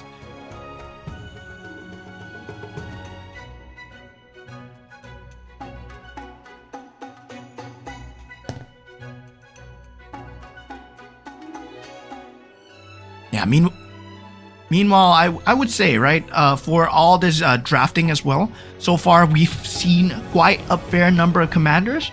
So far, I would say one person only has used the Veil so far. So 3,200 in terms of that final, the last one, right? Yep. Let's see in the opening. Is there wow, Insomnia straight up hitting the synergy that got him the, well, not really got him the win in the previous game, but hitting the synergy that Q-Snake had, the Enchanted Tails. This should allow him to ramp up that tail fragment very early on. He also gets the double bruiser if he goes for 4. Decides to go for 4 bruisers as well. It's perfectly fine now that he has the Freya. This is sort of what we saw for Tron in game 1. So this is a great start. Morpheus went for an Alice card on the Angela. Morpheus is cooking something over here at the last game of the series here. So yeah, he's going for an Alice power into an Angela, and he already has a Hellcurt very early on. Wow, okay. Yeah, the Morpheus could go for the Astral Power Swift Blade again. Tron so far only has the Dragon Collar. One of the more or less used synergies so far. The only time we saw it, I believe, was game 1, the 6 Dragon Collar, but it didn't really have much of an impact that game, sadly. Yo, Insomnia has 4 bruisers with a Yuzong already. In the 3rd round of the game, he has 4 bruisers with a Yuzong, double exorcist, 4 bruiser strategy. So he can just play for economy the entire time. Man, Insomnia. He's gonna bulldoze through like the early game. Has a Freya empowering the bruisers too, so it's what? An extra 45% extra basic attack damage. Yeah, there's gonna be just a lot of early game damage that a lot of these players are gonna have to avoid, like a landmine. Already falling below 80 HP before the first carousel round will be Jurbin, Tron, and the weakest as well. So yeah, this is gonna be a very strong early to mid game coming out from the side of both, I would say, Insomnia and also Morpheus. Yep, here, even for Jurbin. Let me run the Fanny Commander this time, but yeah, there's no way he beats Insomnia here. We should be expecting Insomnia to go on a win streak, maybe even throughout the entirety of stage 2. He's really gonna start building up the economy, sitting at 31 gold already, and he can still wait for it because there's not really much pieces that he wants that are 2 cost. But primarily, we'll be focusing on trying to get that Masha online and then transitioning into Yuzong. Yeah, it's gonna be tough straights coming in for every single person in that board here, right? Morpheus will be going for that Alice strategy on the Angela as well. So far, luckily for them, there is nothing to deny on that current board. Jurbin will be going for that 4-cost piece. Weakest goes for the Vixana as well. And yeah, Claw's Death Defies, well, yeah, nothing too game-changing, I would say, in the first carousel. that cushion for Turbin, right? Vexana for the weakest. And Insomnia getting a Dom-Eye, so it's gonna put the Dom-Eyes onto the Yuzong, most likely. Or actually, you could put it on the Belleric as well. That's his 5th bruiser. The Gathokacha is now in. And this is without any blessings yet, so he's on track for 6 bruisers already. Yeah, definitely. If he wants to go for the bruiser combination early on, just to advance that mid game, right? Getting that early interest in as well. A lot of these players are already sitting in 20 gold, in the exception of Morpheus, who does want to go for an early boosted Hellcurt as fast as possible. Unable to find the Saber so far, and yeah, does have that Astral Power Swift Blade combination going well for him. Yep, so far so good. Same for Nocti game as well with the Kagura. Putting it onto the Dyrov as we have seen so far, but it's the Spellblade Talisman on the Brody, which is going to be transferable later on. Tron, as usual, 3 Scavengers, his favorite approach, and swapping out the Dragon Collar for the 2 defenders as he gets Tigreal earlier on. But economy for both Insomnia and Nocti games should be in a good state. Yep. Insomnia is still sitting at 31 gold. Yeah, 31 gold. At this point, he might as well be sitting on a pot of silver and pot of rainbows here because, well, he has that Yuzong already.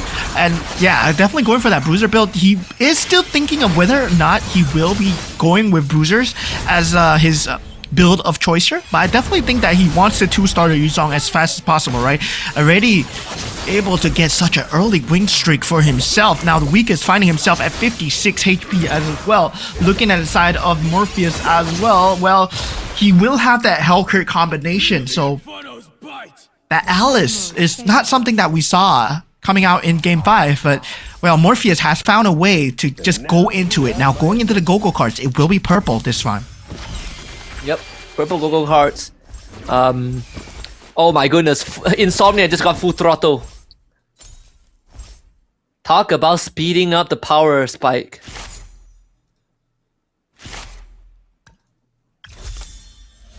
Glittering Jewels for Morpheus. Tactical airdrop for Nocti game. Trust Fund for Turbin. At least the Turbin is looking to level up, but he's not in a good spot in terms of health bar too. Yeah, full throttle for the weakest. That is actually great for a Nana, right? You get to hit your levels early and you get 1 extra life. In fact, the weakest is sitting at 70 gold. He finally cashes in on the level up. Levels twice. Yep. Oh, gets a Badang. Gets instantly rewarded as well. So triple Scavenger, Badang, Bruiser. Hopefully he gets that early 2-star 5 cost because he will be in that level 8 pool the earliest. Insomnia following closely with level 7. So is Nocti Game, Tron, and Turbin and Doi as well. Yeah, big power spike overall. Let's see if the weakest can at least do some damage to Insomnia. This Badang actually has some decent value along with the Vexana, and the Badang is holding his ground very well, but it's all about the Yuzong. 4 Exorcists and 4 Bruisers, the Badang and the Vexana knockup. It is 1 more skill cast. Oh, the Eternal Guard comes in though. Here comes the Beyblade. I don't think it's enough at this point. It's so close. Oh, okay. Wait, he did it. The Takes Eternal away Guard. Insomnia streak. Yep, the Eternal Guard counts as a unit. The Beyblade. That 2 straight levels actually paid off for him, and the Cloth Death Device also.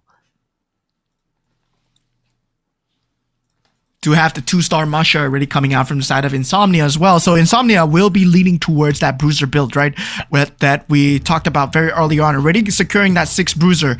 Now he picks up the Badang as well. So yeah, this would mean that the Badang has been picked up from the side of the weakest and also Insomnia. So yeah, very little chance of going 3-star 5 cost here. So we're looking at 3-star 4 cost. Yep. That should just be a minor speed bump for Insomnia. Back on his winning ways. And should be able to go 6 Exorcists as well, and what we saw previously as the weakest. Gonna take another loss from Q-Snake this time. Does need a bit more level, need a bit the 2-star on the Badang and the Vexana to make it count, and probably will also need the Enchanted Tail synergy as well for the Vex. Yeah, definitely. For the Vex, I would say Enchanted Tales currently so far has not been proven to be the winning strategy. So far it has been the Kishins, mostly on the side of most of these teams as well. The newbies even have been proving to be good in that later stages of the game. But yeah, the Kishin has been the proven winning strategy of this semifinals one so far, right? We have not seen much of the Dragon Caller, we have not seen much of the Ember Lords. Most of the end game builds go with either the Kishin or the Exorcist build. Yeah. Tron preparing to take another L here. Gonna go down to low 50 health in the hands of Q-Snake. Yeah, Morpheus once again able to deal damage towards the weakest, and Doi finds himself extremely low. This time he's not a Nana. He won't have the ability to be coming back alive here. And now we have the auction round. Insomnia first to go for the mirror device, not being contested for. He is sitting there at 0 gold. Wait a minute. Doi, okay, Doi comes in just in time. Yeah, if a mirror device goes for free to Insomnia, that's just them not doing their due diligence here. Weakest will be jumping in with 9 gold. Insomnia chooses to go for the 5 gold hero instead. Yep. Turbin, does he give it to him for free though? He does. Yeah, actually gets the Antique Cuirass for free here. But the fact that Morpheus got another capacity, it's gonna work in his favor. Let's see which crystal does Nocti can go for. There's some pretty good options just now. Yo, Insomnia from that 5 cost random hero, he got a Badang. This game is rigged for him to win at this point. Yo, Insomnia just got a Badang from that 5 cost random hero. Insomnia, well, I believe with that 10 Kishin strategy, somewhat you just rigged yourself into a win. Now he's going definitely into gonna the make top 4. Yeah. Going into the next Goku card, it's gonna be gold as well. So yeah, he's gonna have the Badang really soon, right? I think he will. Maybe like a good round or 2 after that, he's gonna be able to level up and start rolling for the Badang. Look how excited And yes, he still has the two scavengers too, so that could give. Well, he just got the Badang. It showed up in the shop, man. Yeah. Meanwhile, for Doi, he's at dire straits here, 11 HP. We're looking at the weakest board. Weakest so far. He is trying to find his final synergy, trying to roll it down. It looks like Kishin will be that synergy of choice so far. Now for Doi, for the side of PNK, he has not been finding any value so far with his traps. Does go for that marksman synergy with the carry at 2-star. Unfortunately, the Phobius steps into it, so not much value there. Hinges on this carry to really carry the game. The Leslie also finding some value here. He might be able to just barely make it out of this against Morpheus. Yeah, does still have the Phantom from Saber, but yeah, able to get out of it with the final synergy switches in time. But the person that has been having the greatest time here so far is Insomnia, right? With that crazy 6 bruiser build, already with that Badang at level 2, that's just going to be a very scary mid game for everyone to deal with. Now the final Gogo card might change things here, turn the tides. Defender Blessing being picked up from the side of Q-Snake, so he might be going for a full poison build here. Yep. Actually in a very good spot to do that as well. It's gonna be a creep round. Man, Insomnia is hitting all the right pieces here. Winter Crown on the Badang too. Noctiga does have the Shield of Fortune. Noctiga has the Shield of Fortune. Tron, the same as well. This is probably Before they knew me. one of the more underwhelming rounds for him. You can't run from Going for 4 dragon. Well, he had 4 dragon collars. Now he's gonna start cashing in with the board cell. Yeah, this hard bond meta. Well, meanwhile, can the weakest as well, right? Both of them are falling extremely low in terms of HP. Tron does get that go-go card to kind of keep him into that game as well. He does get the Shield of Fortune, but hopefully that gold is enough to convert into either a 2-star Claude or a 2-star Link that he's going for. Hopefully a 2-star Link because he's going for that Ruby Swiftblade combo. Because Tron right now looking at the lowest and weakest. Now Doi going up against Q-Snake. Man, oh man, Doi needs to hold on here. Yeah, he has the 6 marksman. Iritel, but Harry is doing God's work, and he has the Ruby to hold the fort. Leslie is on the right target too. This snipe will take out the Mia. I'll bring her low enough for the finisher. So Doi survives another round, but not for Tron. He just lost his shield against the weakest. Eye on the target. Yeah, it's gonna be tough straights coming in for Tron. Shield of Fortune not able to convert into that gold. Now, meanwhile, looking at Tron, 49 gold, working towards that Northern Veil Swiftblade. Hopefully, Astral Power Synergy still keeping that Scavenger going. We'll have that hints of Dragon Collar as well. That Gushin is a potential pickup for him. We'll see the Claude and also the Batang as well if he wants to go for the Dragon Collar. Yeah, he does pick it up. Yep. So, 3 Northern Veil, 4 Dragon Collars, and 4 Swiftblade. Let's see if this is enough to bring him back. He's up against Doi, who is on a decent win streak now, but the Deadly Catch actually does enough to break the front line, so that allows the Ling and the Gushin to instantly access the damage dealer here. But they have to deal with the Ruby and the Iritel. It might not be enough. Yeah, it's not going to be enough.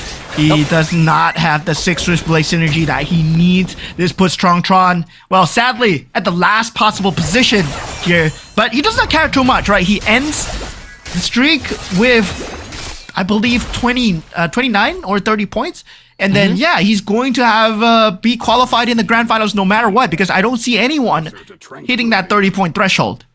Yeah, he's still gonna finish first regardless. Right, that's what I say, right? Like, he can have one bad round and he will still make it. The best case scenario is that Q-Snake ties with him by winning this round and getting 8 points. That's pretty much it. Insomnia is still in a very comfortable spot. Insomnia somewhat found his pace. Doi, well, he's going for the 3-star carry, right? We know that Doi already has a 2-star carry. He's going for a 3-star. Does get another 2-star, but he's still 3 more pieces away and only has 9 gold.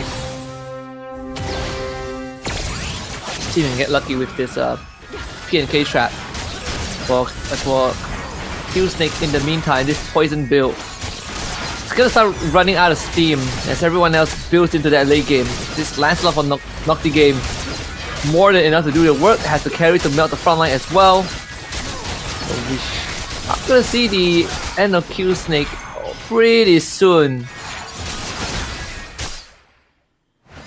Yeah, I mean, that Hardbind combo is very hard to deal with, especially with the fact that there is that Tigreal alive, but that Lancelot is 2 stars, more than enough to deal with him. But sadly, Lancelot being the only one alive only deals 13 damage to Q-Snake. As we head on into the next carousel round, Q-Snake will be the first to choose here, but does not see much capability, right? He can go for the Heartborn Synergy, or he can go for the Claude as well. He goes for the Heartborn Synergy, +1 cap for Doi and the weakest. And that's actually great for the weakest. Right now he hits 10 capacity. And again, because he is a Nana, there's going to be a lot more room for him to work with. Let's see, even for Insomnia. Still keeping that 3 scavengers because he's so far ahead. He could easily play with the Econ. There is room for him to start hitting those 3-star 4 costs if he wants to. He's looking for the Yuzong for sure. Yeah, another problem is Morpheus as well, right? We know that he's on that Swiftblade synergy as well. So that Swiftblade Astro Power synergy is starting to ramp up. Whether or not he can get more pieces, is able to get that 3-star Hellcurt. And yeah, whether or not the itemizations are going to be enough in time here. With the Angela, with the Alice Gogo card that we saw earlier on. This Hellcurt could be the answer, right? Because you could easily get to the back with the Deadly Stingers. He's already taken out the carry. Now the only person he needs to deal with is the Lancelot with the Kagura shield, which still proves to be too much. Yeah, this is not a good place to be playing the poison build, right? Everyone has figured out the poison build so far, especially since the game 1, it was so prominent. Now everyone has put on their A game towards that Mia Heartbond strategy. Now Q-Snake being taken out at 23 points. Well, that would mean that there is a possibility, right, where the weakest, Insomnia and Morpheus, if they get enough points, they can knock Q-Snake out of contention for top 4. Yeah, they could boot him out. Scary place to be in for Q-Snake. Again, the poison build. That's two of the front runners, in fact, that's been performing well the entire past 4 rounds. Well, the first 2 to get knocked out in round 5. What a turn of events we have. Yeah, different builds coming through for the side of all these players here. Now, with the Swiftblade strategies and also the Dragon Collar actually being picked up from the side of Morpheus. Not going for the full Astral Power here. Will be trying to lean on Gushin as the carry of his choice, but currently so far he has to deal with that 2-star Vadang who has a Winter's Crown. But yeah, able to deal with it somewhat just in time. That 3-star Hellcurt coming in clutch. Yep. And I mean, even for the weakest, right? Just lost his extra life, I believe. What with the item duplicated? He actually duplicated the Winter Crown, so he has a ton of Winter Crowns, but it's more about being able to do enough damage, right? 6 Stargazer and 4 mages, but it's still struggling against some of those backline divers. Yeah, and that's just sad news for Doi.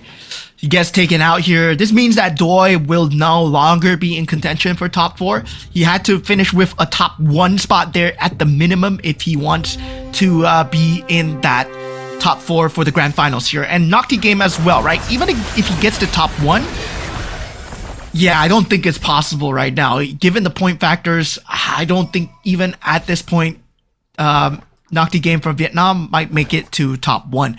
So right now, it's more about whether Insomnia and Weakest and Gerben, right, are able to secure enough points to just get an upset for Morpheus. Yep. And yeah, unfortunately for Nocti game, he's here to play spoilers, right? Take away as much points as he can. What about the Weakest as well? What the items that he gets? He definitely needs a bit more of a damage items. So he has a Divine Glaive and the Divine Glaive and the Holy Crystal picked up. It's gonna put that extra damage onto the Odette. Yeah, he does have that 6-star Stargazer synergy already for the Weakest as well. So Stargazer into Mages, the Mage Burst build coming through. Does very well against Marksman builds, right? Against Gerben's Mystic Meow build. Now, we are seeing Morpheus going up against the Weakest so far. And so far for the Weakest, well, his Mage build seems to be doing okay, but the problem has always been the Hellcurt and that Saber. And Morpheus so far able to bring the Weakest down to its final legs here, 1 HP. Yeah, unfortunately the big problem is just that the Saber and the Hellcurt are just too strong. They just cut through all of the mages. A glorious adventure. Unless you hit like a 3-star Vexana, there's no way out of this. It's down to its last legs as well. It's gonna be quite the headache, I think.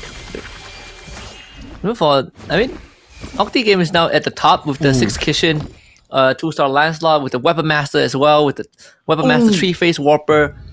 Things going good for him, right? Insomnia gets a 3-star Yuzong. Does he? Oh yeah, he just got it. Insomnia got the 3-star Yuzong. So yeah, finally, right? We were hoping that Insomnia gets it. In that early stage, he got the Yuzong at the start already. Now he gets the 3-star Yuzong, gets the synergy through. He does have the economy with the Bruiser. But now it's more about dealing with the weakest, right? Now the weakest is going to be a huge problem here. Oh! Does take out the weakest. Almost got wrecked by the Beyblade, but the spell vamp enough to keep him alive. And there goes the weakest. He is now out. 3-star was 22 just in time. Just in time. The weakest might, there's a high chance the weakest don't make it to top 4, right? Because Morpheus and Insomnia are still around, and we're looking at a minimum of what, 5 points. Whoever loses now at least gets 5 points. So Insomnia and Morpheus can still knock out the weakest and potentially kill Snake, depending on where Durbin ends up at the end of the game. Yeah, there is going to be a very crazy last top 4 fight here, right? Because if Durbin gets top spot, suddenly it looks like it's anyone's top spot so far. Now, for Durbin though, he's going up against Insomnia and Nocti Game, going up against Morpheus so far. Morpheus has been doing great with that build of the Hellcurt and also the Saber. Now going up against Nocti Game's build of the Lancelot, but the Lancelot proving to be slightly too much with the Kishin build. Will be taking out Morpheus here. Morpheus should get 4 points from this. 5, I think. 4th. It's gonna put him at 24, 26. Sorry, 26. Yeah, 25, I think. Yeah, 25. Yeah, 25. Wait, that means that He's secured. No? he is. That means the Q Stick is in danger, right? Yeah, Q Snake is in danger. Like Insomnia needs to. Wait a minute. It doesn't really matter if Insomnia is gonna get like 6 points. It's gonna put him at 24. It's Durbin that's gonna be the one that's gonna put him in danger. If Durbin gets 8 points here, right? If Durbin wins, Then he ties with Q Snake, right? yeah, then he ties with Q Snake. Then that puts everything into overdrive here. So yeah, we're just hoping that Durbin, well, he can just throw things to a toss here. What's the tiebreaker again? The number of round wins. So I think Q Snake will be coming through if they do tie. Things just got a lot more interesting. So Durbin could force a tiebreaker here. He's still winning out. This Lancelot could break everything, but no, Nocti Game is out. Yeah. Now my it's goodness. gonna be Insomnia versus Durbin, right? And we've been saying, right, we've been hyping Insomnia's build up for a very long time because he had that Yuzong at the start already. Now with that 2-star Badang, he will have the potential to go for even more. And he does get the Terizla as well. Holy. Oh man, that 2-star That's Terizla. 6 defenders. Yep, 6 defenders, 6 bruisers. There's just gonna be a lot of frontline damage that you need to poke through. Durbin, well, he does have the perfect build for that. 6 marksmen, but Emberlord just slightly less by 1. So Insomnia wins this, he saves Q Snakes by the bell. But if Durbin wins this, we're going to a tiebreaker. This is gonna be close. Insomnia has the power to change, to decide Q Snake's fate. Oh, this is the 3-star carry. It's melting through the Yuzong. Pops the Winter Crown already. Wait a minute, Yeah. he might actually do it. It's close. He might actually be doing it here. 20 Oh damage my onto Insomnia. Durbin. Continue your fate. Durbin. The Lord of Light stands with us. Wait, this puts Insomnia at 23 points as well if he gets second. It's a 3-way tie. It's a 3-way tie, 23, 23, Wait, 23. no. 7 points, right? 25 for Insomnia. Oh, 25 for Insomnia. Yeah, sorry. 25 for Insomnia. Then I think Q Snake will get the better of Durbin in the end because he has more round wins. I gotta look for the tiebreaker rules. I'm pretty sure there's what was it again?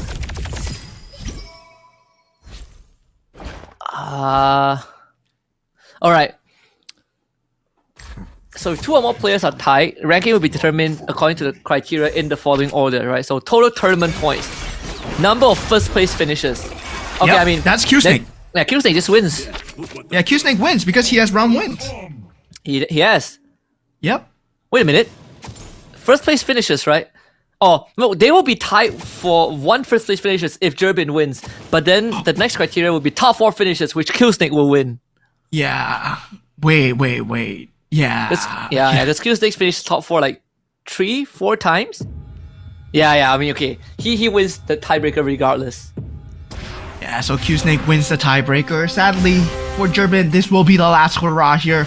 If he gets 8 points, I think he loses out in terms of tiebreaker to Q-Snake because of the top 4 consistency that Q-Snake had. Yeah. Man. That's what I read. That's what I remember reading in the rulebook. So this should be it. It doesn't really matter if Jerbin wins or not. Q-Snake still wins the tiebreaker, but we'll wait for official confirmation. Yeah, we'll wait for official confirmation. Yeah, but based on what I read, this Q-Snake should go through. We'll see. We'll see in just a little bit. But man, what a fight in the end for Jerbin, right? That carry 3-star. At least now we know that there's the answer for the 6-star 3-star bruiser. Yuzong and the 6 bruiser. Yes. 6 bruiser, that was an opportunity and a half for the side of Insomnia, but Insomnia already delivered a crazy game. So Jerbin, well, congratulations, you secured $250 for yourself in the last round. We'll have to see, according to tiebreaker rules, who makes it to the grand finals, as you are tied with Q-Snake for the points so far, but I believe that decides our top 4 already, right? Tron is definitely there. There is also Insomnia, Morpheus, and between the 4th spot, I'm not too sure whether it's going to be Q-Snake or it's going to be Jerbin as of yet. Yeah, we'll wait for the confirmation later on for the tiebreaker rules. But again, according to the tiebreaker rules, it should be it. Q-Snake should go through despite having enough points with Jerbin. But man, Group A is something else. We had especially we've seen the innovation from Tron. He has some crazy moments. I mean, Insomnia stepping up, with the ultimate Kishin synergy, and then Jerbin finding the answer for the 6 bruisers in the final round of Group A. Yeah, the pivots coming through from a lot of these players, especially when in the early stages where they were going for the eco rounds as well, we did see how a lot of the more competitive players want to play, right? They play for the money as much as possible. Then afterwards, once they secure the scavengers, once they're secured the newbies, then they go for the main pivots coming through. And it seems like, yes, the top favored pivots have been towards that Kishin and also towards that 6 marksman into that Mystic Meow as well. And that's something that we finally saw out of Jerbin at the last game as well. Yeah. Can I just say that Veil still is at 100% win rate and has only been used once? I think Trong is up to something. He might actually get to cash out on some extra cash by the end of this. Well, he's guaranteed grand finals with a super consistent performance, right? 4 out of 5 rounds he had a top 4 finish, and half of it was first place. He only bombed out in the last round, but by that point he secured more than enough points that it really doesn't matter where he ends up. Yeah, so very good show by everybody that has played today. So far, I would say, well, defining the meta, as the new patch just came out just a week ago. And definitely for a lot of these players, it's all about finding the play so far. It feels like, yeah, right now Kishin is going to be one of the strongest builds. Nocti Game had a great showing. Jerbin, I would say, during the last match itself, pulled off that 3-star carry finally against Insomnia, who had a great early game as well. Once again, right, people who have great early game, it feels like they've been not winning the matches. Yep. Let's take a look at the winners lineup for this game. Looks Jerbin with the pop-up at the very end. And of course, able to score himself the 3-star carry, 6 marksman, and Mystic Mail strategy, and on top of that, having the 4 Dauntless to keep the front line alive as well. 2-star Ruby with the perfect itemization to consistently just make space for both the carry and the Leslie to do damage. I mean, there is no way, right, where the Yutong would be finding himself in the back line, especially without the utility of being able to jump into that back line. You're not a Swift Blade, there's no flicker anymore, there's no ability to jump behind. So yeah, without those items available in the pool, this brings carry and Irithel, especially in the back line, especially if you have a Leslie as well, who's able to deal so much damage. Well, Jerbin found the key lineup that he needed to win, right? We saw Mystic Nail Marksman not having a key show in these games at all, but Jerbin finally found the perfect counter to it, and that was the 3-star carry. Yeah, the 3-star carry all the way. The match overview gives us a very good idea. This is I think the first time in at least throughout all of the matches so far that the Mystic Nail 6 Marksman actually worked out in the very end. There's some pretty good ideas. We saw, like, I think Trong Tran and I believe the weakest, or was it Doi, started mass selling their board to pivot. Unfortunately for Trong Tran, just couldn't find a pivot that works for him. The weakest went for the 6 Stargaze, the 4 mages, tried to make it work, but unfortunately just could not deal with the 6 Bruiser, 3-star Yuzong from Insomnia. Yeah, and I'm surprised, right? Insomnia went for the 6 Defender over the Exorcist. Despite the fact that he had that 3-star Yuzong as well. I mean, that Defender just got shredded from the hands of the Marksman as well. But taking a look at the final standings of the players that will be going through, yes, the tiebreaker has been won from the side of Q Snake, who has secured that round win and also has more top 4 finishes in terms of placements as well. Yeah, just one extra top 4 fit. Actually, no, I think The top placement, 4 right? one to The yeah, placement placement, of the right? top So, four. yeah, because he did have one like 8 and 7 compared to 8 and 6 from Jerbin. So pretty unfortunate that it's just a 1 placement difference throughout the tiebreaker rule, right? The That could have been so close. If Jerbin had 7 points, wow. Yeah, because we were also looking at, like, if you have the same amount of like top 4 finishes, the next thing they check is how much 8th place finish you have, right? And unfortunately, Jerbin bombed out in round 2, so that was sort of like the difference maker there for between these two players. So I mean, good effort from Jerbin. He made it insanely close, but Q Snake just barely edging out. Yeah, that was so close, man. I would have loved to see a Philippine representative in the grand finals. As we said, right, Philippines has always been around in that top 4, but looking at the top 4 that has make it through, congratulations to them. And Jerbin, well, you're walking away with $250 as we head on into that top 4 as well. So yeah, for our top 4, we have Tron, we have Morpheus from Myanmar, we have Insomnia from Indonesia with Jerbin coming in. Hey, no, we have Q Snake coming in from Ukraine as well. Yeah, quite the diverse pool just from Group A, right? You know, we get Canada, Indonesia, we got a ECA, and just overall, and I believe Myanmar too. So this is already shaping out to be quite the grand finals. We already have half the roster, but this is just half of the show. We have Group B coming up, and that's where we would have some Malaysians coming in as well. But I'm pretty sure the winners probably will have something to say. Yeah, I believe we are going to have the winners interviewed really soon, and I believe it's going to be the one that finishes top. I'm not too sure whether I'm interviewing Jerbin or I'm interviewing Tron at the moment, but Tron walking away with $500. I would love to see what he has in his mind, right? So yeah, I think it's going to be Tron, and yeah, he has been cooking some insane strategies going in. Well, I wanted to ask him, right? What I want to ask him whether he expected to see an ultimate 10 synergy in the MCGG semifinals here. Yeah, I think the better thing, at least he didn't have to experience it, right? Like, it was what took out, it was what finished first place. But yeah, I can't wait to see what he has to say. All right, so we'll be heading into the interview really soon, and let's go. Let's go. Hello, bro. Hello, Moment. Halo, Man. Halo, Trung. Okay. Hi, hello, Tron. Hi, everyone. How are you, Woman? Hey, how are you guys doing? Yeah, I'm doing good. I'm doing good. Congratulations on the win. And congratulations on making it to the grand finals. If you don't mind, I'll be asking the question first, okay? So Trong Tran, did you expect to see a 10 ultimate synergy in the Magic Chess Go-Go semifinals today?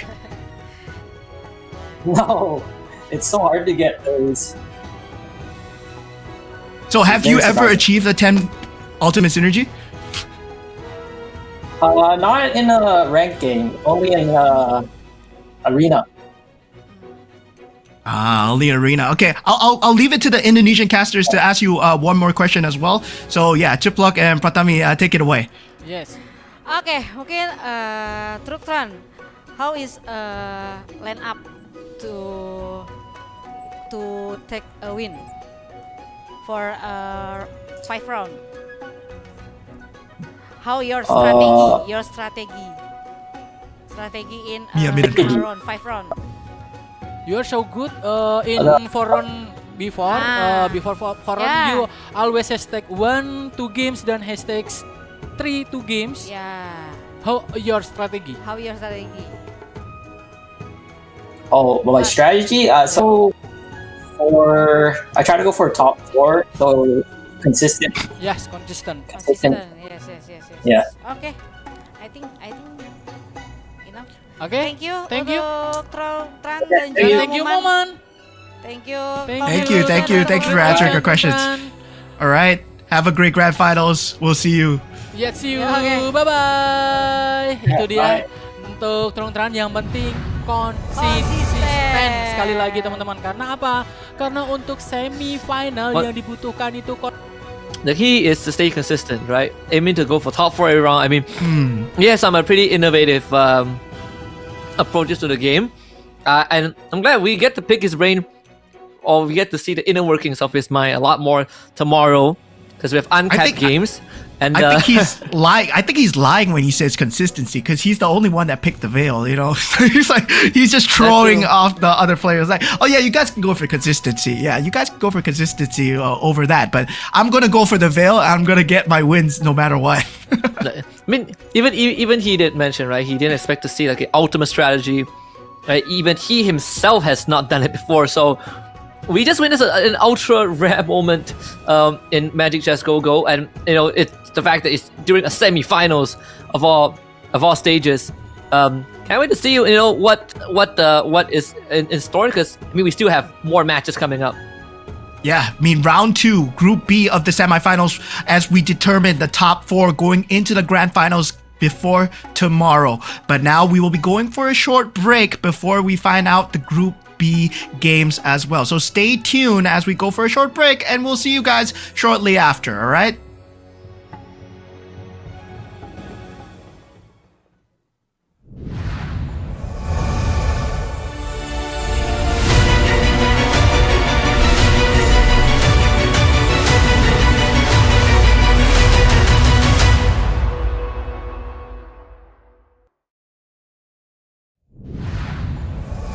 Welcome everyone, big news is here. 2026 MCGG Rising Stars annual points system fully upgraded. Prize pool updated at the same time. Listen up, top 2,000 in every division earn points. Rank higher, earn more. 1,500 first to 2,000, 50 points. 300 first to 600th, 300 points. 17th to 100th, 500 points. Top 2, 1,000 points. No match is ever wasted. Every point counts. Climb to the top and advance to the global stage. 16 spots worldwide across 9 divisions. Points by rank.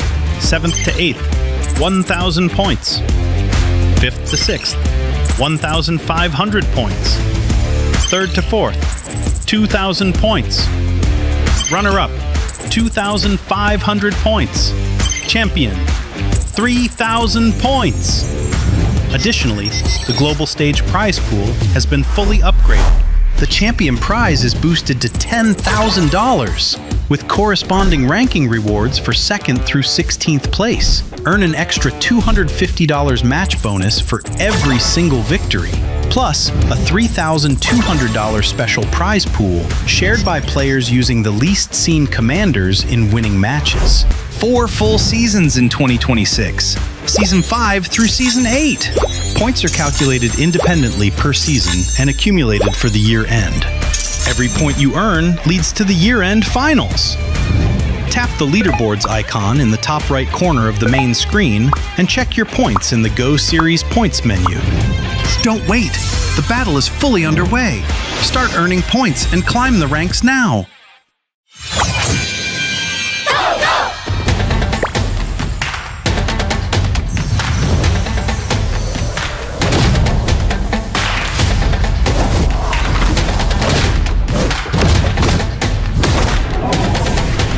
Justice in hand, resolve in heart. Let the mind be like water.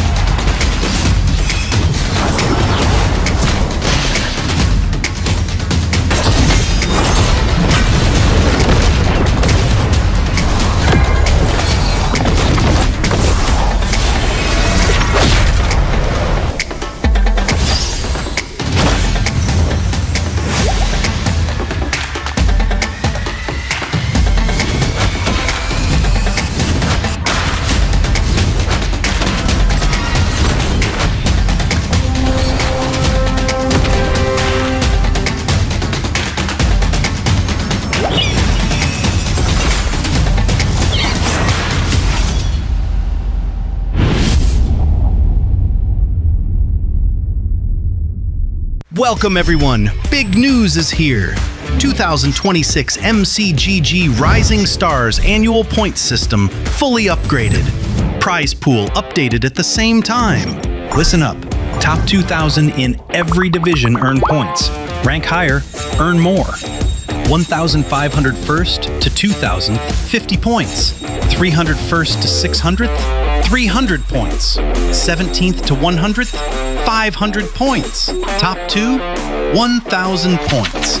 No match is ever wasted. Every point counts. Climb to the top and advance to the global stage. 16 spots worldwide across 9 divisions. Points by rank. 7th to 8th, 1,000 points. 5th to 6th, 1,500 points. 3rd to 4th, 2,000 points. Runner-up, 2,500 points. Champion, 3,000 points. Additionally, the global stage prize pool has been fully upgraded. The champion prize is boosted to $10,000, with corresponding ranking rewards for 2nd through 16th place. Earn an extra $250 match bonus for every single victory, plus a $3,200 special prize pool shared by players using the least seen commanders in winning matches. 4 full seasons in 2026. Season 5 through Season 8. Points are calculated independently per season and accumulated for the year end. Every point you earn leads to the year-end finals. Tap the leaderboards icon in the top right corner of the main screen and check your points in the Go Series points menu. Don't wait! The battle is fully underway. Start earning points and climb the ranks now.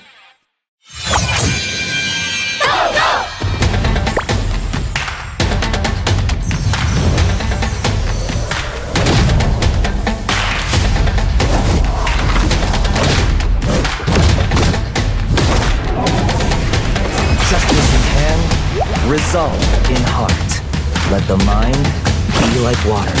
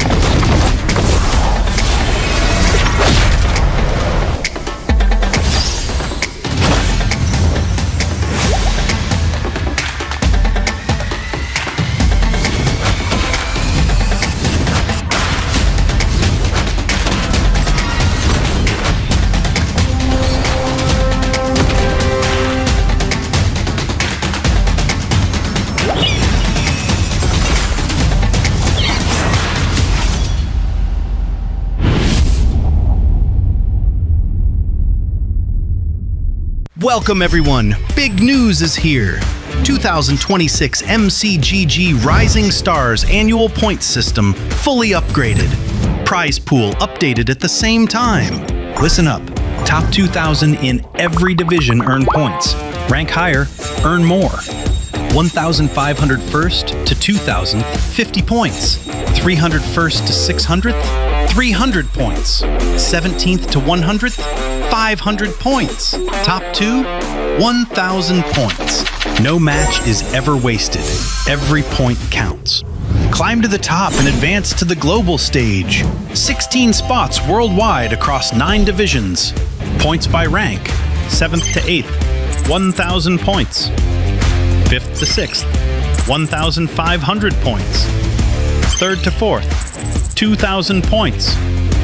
Runner-up, 2,500 points. Champion, 3,000 points. Additionally, the global stage prize pool has been fully upgraded. The champion prize is boosted to $10,000 with corresponding ranking rewards for 2nd through 16th place. Earn an extra $250.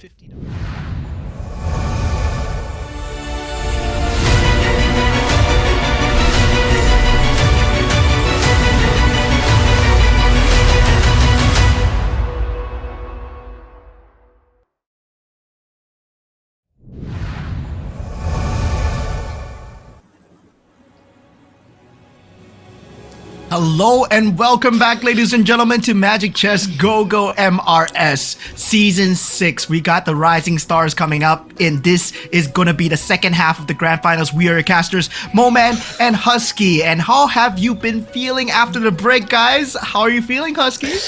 Feeling great. I mean, we've seen some crazy stuff in just the Group A, and I mean, the players have set the bar really high, right? And now it got me excited on what's going to happen in the second half of the show, where we have the Group B contenders, another set of 8 fresh faces who definitely have been watching what went down in Group A, and I you know, now I want to see what they have in store and see who gets top 4 and joins the finalists tomorrow.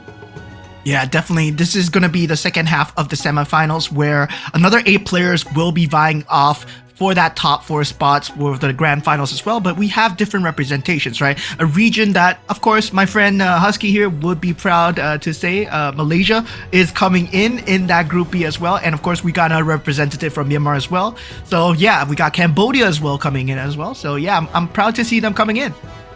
Yeah, but I mean, last time we've always had Malaysian representatives, but never as much as this, right? At least not 3 in a single lobby, which is pretty crazy. You know, I thought that it would be more spread out, but it is what it is. And now I want to see if they can make it true, because, you know, these are, again, new faces. They are not the usual names that we saw back in Gold 1 and back in season 5.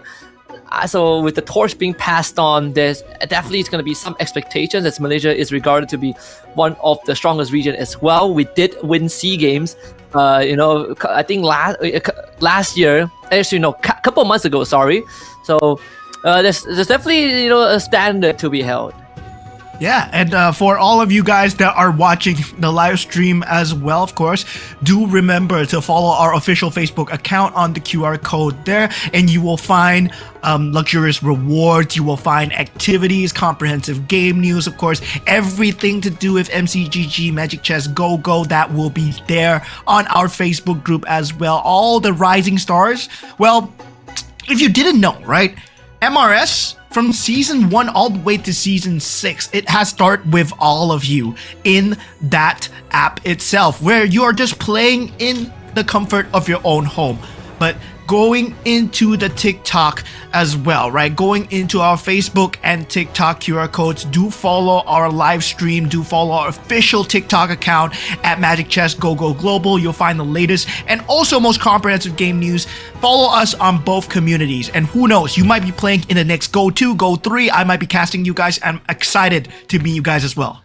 Yeah, and I think that's the best part, right? From the comforts of your home, you get to be a part of MCGG history. And again, follow our official MCGG TikTok page. You can join our community events while watching the live stream, and you have a chance to get some diamonds along the way as well. And remember, just now when we watched Group A, these guys are all playing from the comforts of their home, on their couch, on their bed, wherever they find most comfortable. And some of them have already locked in a $250, $500 prize pool, so you can be that too as long as you put in the work. And speaking of putting in the work, the devs have definitely been working overtime to bring us the Chrono Echoes Season 7 set that will be showing up on 12th of August. So remember to lock that in your calendars, because this is more just about a new season. It's also about new synergies that is going to show up and become game changers. They include Echomancer, the Starbelt, Spectre, the Miss Bender, and apparently we have two super fans called Franco and Brody. So if you want to find out what that means, tune in to the update on 12th of August. Yeah, I mean, this is going to be a crazy new synergy, crazy new metas to have unlocked as well. Hopefully, we get to see a rehash of combination of old metas that are coming in as well. Of course, from the OG meta till now, there has been a lot of changes to the entire sets and synergies races of Magic Chess Go-Go, but one build remains super popular so far, right? Throughout all 6 seasons, I gotta say, the Bruiser has not gotten any less limelight. Yeah, not at all. I feel like it's been too much bruises or 6 marksmen, and you want to give your feedback. Here is the MRS S6. It is our special live stream survey. If you think that there's anything that we can improve on broadcast to give you a better viewing experience, do let us know. But you have any feedback that you feel like could make MCGG better overall, do drop that in as well. Maybe you have a synergy idea that you want to highlight. Maybe you feel like you sort of want to know a bit more about maybe player fun facts or statistics on the live stream. Just make sure you scan the QR code and submit your opinions. Yeah, definitely. Your opinion matters here in terms of MCGG as well.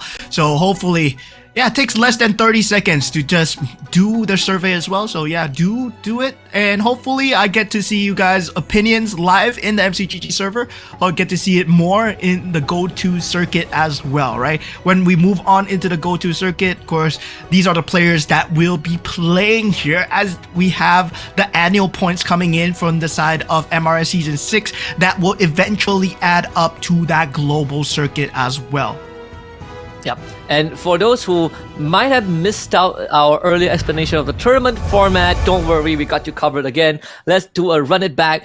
Of course, every single region has their own slot allocation division.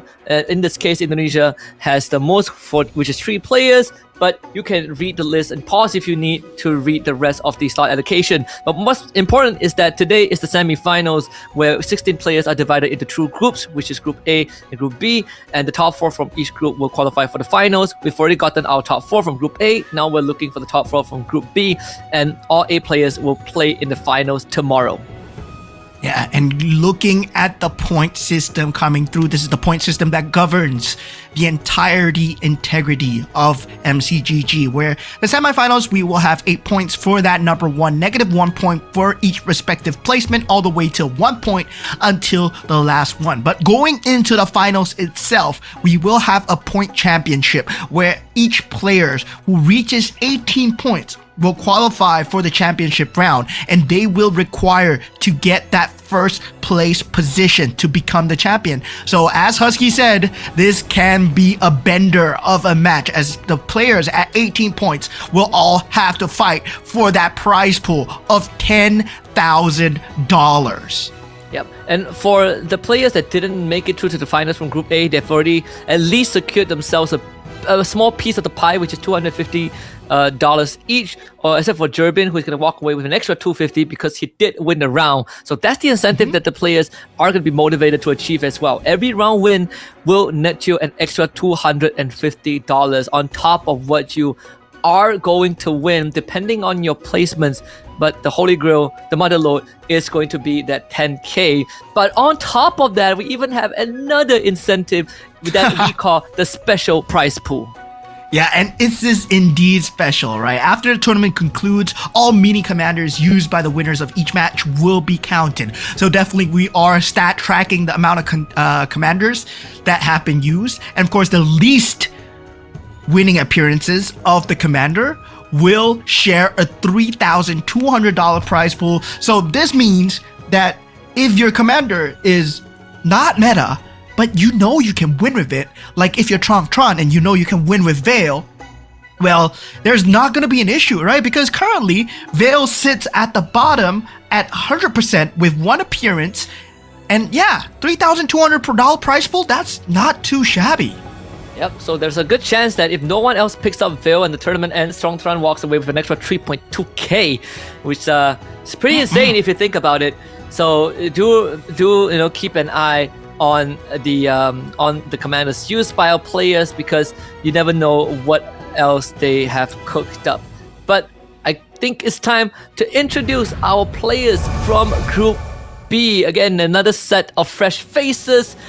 This time, still have an Indonesian Dazer. We got Painoyu from Myanmar, with AOT Ban from Vietnam, Starboy Gogo Cambodia, two more Indonesians, Mozzie and Mochi, and of course the Malaysians with J-Part and Rage.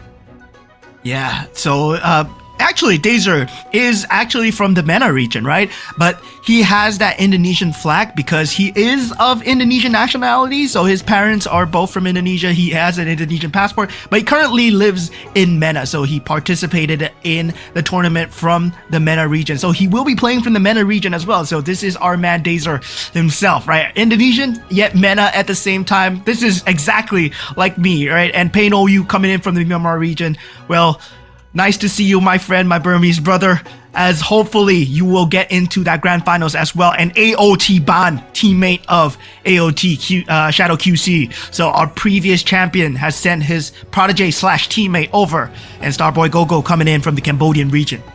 Yeah, and so it's, there's some heavy hitters here for sure. Again, Indonesia, they have, multiple participants, but of course the Malaysian as well. Two new faces in this Group B stage. You got Rage as one of them, and of course J-Part as the other. So there's gonna be some responsibility to carry that torch forward, but it's pretty exciting. It means that the talent pool is constantly growing. We're not fully just relying on one superstar who won that SEA Games for us and finished, I believe, top 5 in Go 1. Yeah, we got Mochi as well coming in from the side of Indonesia. So as we head on to the drafting phase, right, there is a lot of differences that the commander picks can actually go through. But what we have been seeing very commonly is the defensive commanders have been on top. The Nanas, the Kaguras, so far, right, currently on top. But we do see a Freya mixed in every single now and then. And now the Minotaur, once again, would be rearing its ugly head as it gets picked up by Starboy as well. So far, Rage picks up the Kagura, Mozzie with the Freya, and Dazer with the Nana as well. And just to rehash on the drafting sequence, game 1 is going to be randomized, but from game 2 onwards, your placements of the previous game will determine when you get to pick your commanders. The higher your standings in the previous game, the later you get to pick. So we go in reverse. The Veil comes out from Pain OU, so going to be the second Veil pick, but we'll see if it's going to pay off. If he is going to get a win with that commander. Yeah, that Veil, man. That Veil is going to be a huge question coming in. Well, we did see Tron do an extremely good job with the Veil. And Veil is good in the sense that it does give you direction, right? Where you get to choose the synergy, it gives you a direction extremely early on. But that direction can also come to bite you back, especially if you don't get the pieces needed to make the main pivot piece, right? For example, if you're going for bruisers, well, you're looking for the Yuzong for sure. But if, let's say, you go for the bruiser synergy, you don't get the Yuzong, then suddenly you have 5 bruisers without the Yuzong and the Badang. Well, suddenly your lineup doesn't look as good. Yeah, and most importantly, you need to be able to hit the Yuzong as well. Not just hit the Yuzong, but making sure that you at least get a 2-star on him. So it's not going to be as cut and dry, but we'll see how this one pans out for our players, right? It's just going to be fun because we did have I think Insomnia for Indonesia just making it through. Now there's a chance that we get 3 more Indonesians, or in this case, including Dazer, into that grand finals as we hop into game 1. Right off the bat, no scavenger openings. Yeah, no scavenger opening so far. Ban with a surprising Alice pick at the last pick, right? And whether or not he's going for that Swiftblade Astral Power that generally we do see out of Alice's, right?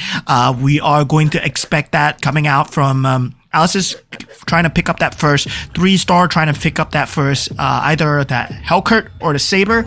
So far, not choosing to commit the card as of yet. So yeah, is still looking for that Astral Power synergy.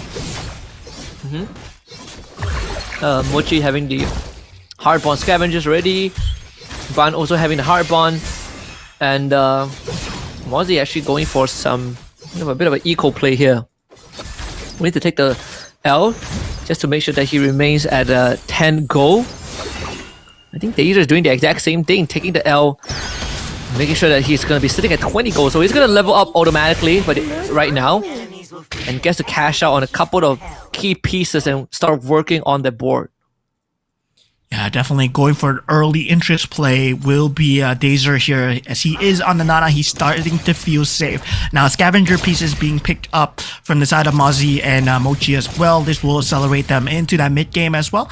So far, for Ban, unable to find the piece that he needs to actually make a very nice Alice board, but he still has the space of time to work with. Currently still only at the 3rd round so far for all these players, right? And usually generally at the 3rd round you don't find your pivot pieces, where generally as the better you are, the more costs you're willing to forego, right? Whether or not you find your pivot at 3 costs or at 4 costs, generally it's always at 4 costs for these guys. Yep. And it has been one of the more consistent strategies to win the game. If you want to go for 3 costs, you're either looking at the Mia Poison build or you're looking at the Saber Hellcurt. So there hasn't been much variation other than those 2. So it's there's quite the predictable pattern here that we're seeing. Scavengers now come up for half the lobby. It's going to contribute to that finances. Yeah, Neo Beast coming out from the side of Mochi as well. So Mochi, surprisingly, on the Cho, does not go for the Cho Sash, went for that Ruby card as well. So the Ruby Commander card gives him the Cloak and the Scythe as well. So this means that he can potentially go for a Ling Neo Beast build, especially if he gets that Scythe and that Cloak on the Gushun and also that that Ling as well. So yeah, he can go for that, especially while he's building up Neo Beast energy. These are actually winning out the round with 4 newbies, so that's a bonus, right? Taking the win over Pain. It's 76 health, running the Veil, so you definitely want to start getting some big pieces here, and he's gonna get that Yuzong as he's able to move first. Yeah, straight away going for that pivot piece, so definitely the wins will be shifting towards that bruiser favor for OU. Pain, Mr. Pain here, currently sitting at the lowest in terms of HP, but we know that Veil, in terms of synergy, does not struggle when it comes down to the mid game at all. That direction will be easily found from that Burmese player here.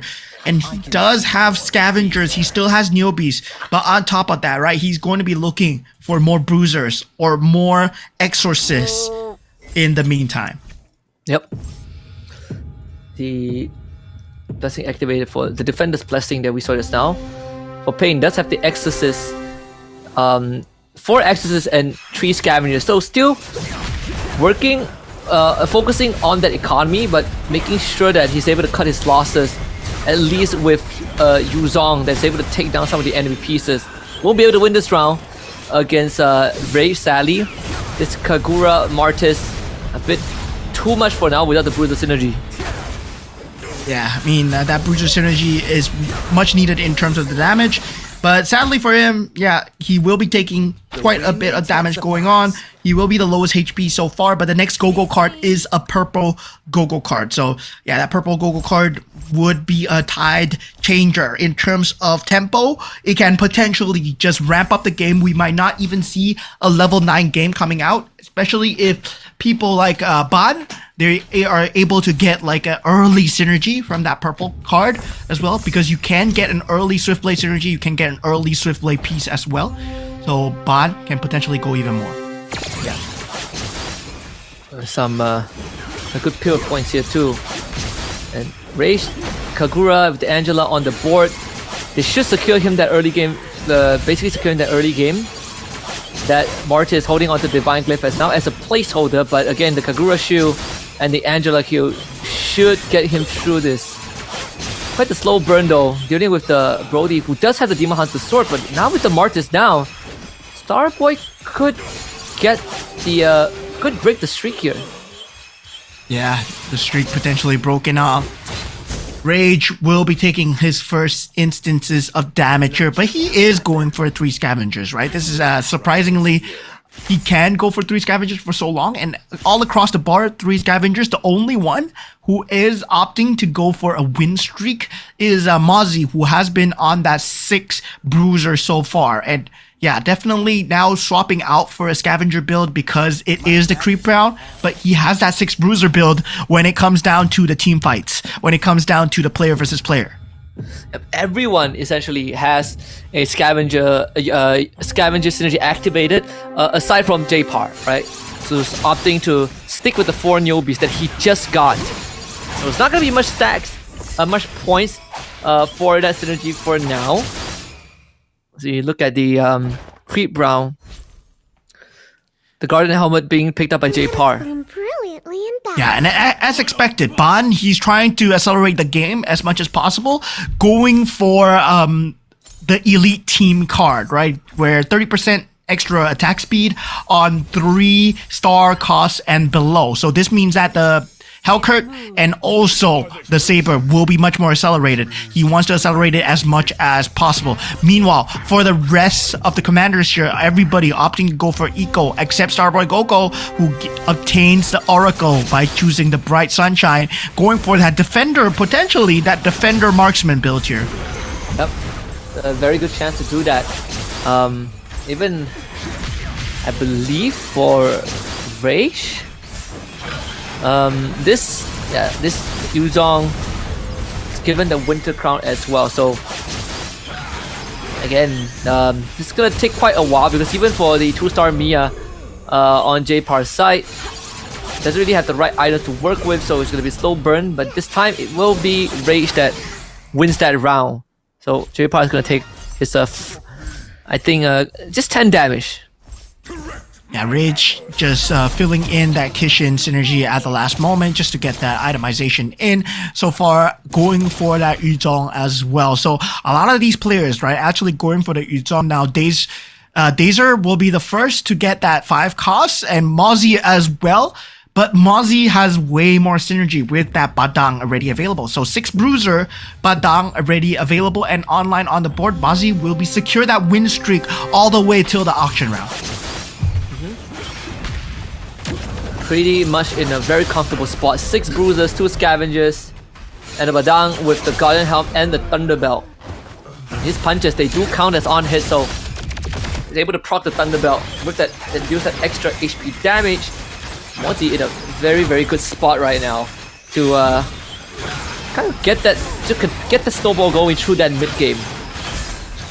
Yeah, I mean, at that point, right, he's gonna have a lot of gold to deal with. I'm not gonna be too surprised if he goes for that mirror device, and then once he gets that cloning device going, he can get a 2-star Badang and start to just ramp up that mid game as well. So this puts Ban in a very weird situation where he has a very strong board, but at the same time, your opponent is way accelerated into that late game with an even stronger board. Yeah, I think for Ban, he's also looking to try and he doesn't have the cumulative recruitment, right, and he's running low on eco as well. So the tempo is going to slow down here, and he might struggle to get, his continue that win streak. Now I guess Dazer, who is 2 levels ahead of him. But more importantly, Ban isn't going to be rolling until after the auction because he needs to save that gold. Yeah, he still has that Neo Beast chest as well. Like now, finally at that 300 mark, might be choosing to just open it after the auction house. So yeah, that auction round might be that time where a lot of things might change for a lot of these players here. And yeah, a lot of them, I mean, still at that safe threshold HP. Now currently Ban and Mozzie on a win streak. Yep. Let's see which one are they going to go for here. Ooh. Okay, so Dazer wins the bid for the Magic Crystal, but Mochi also wants it, right? So cashes in 12 gold for that. Dazer, he was thinking about it. Kicks the Ban off the Winter Crown. Yeah, now the Holy Crystal not being contested by anyone so far. Pain will be taking it. Mozzie actually takes the Haas Claws, bullies everyone off it, right? He knows what exactly he's going for.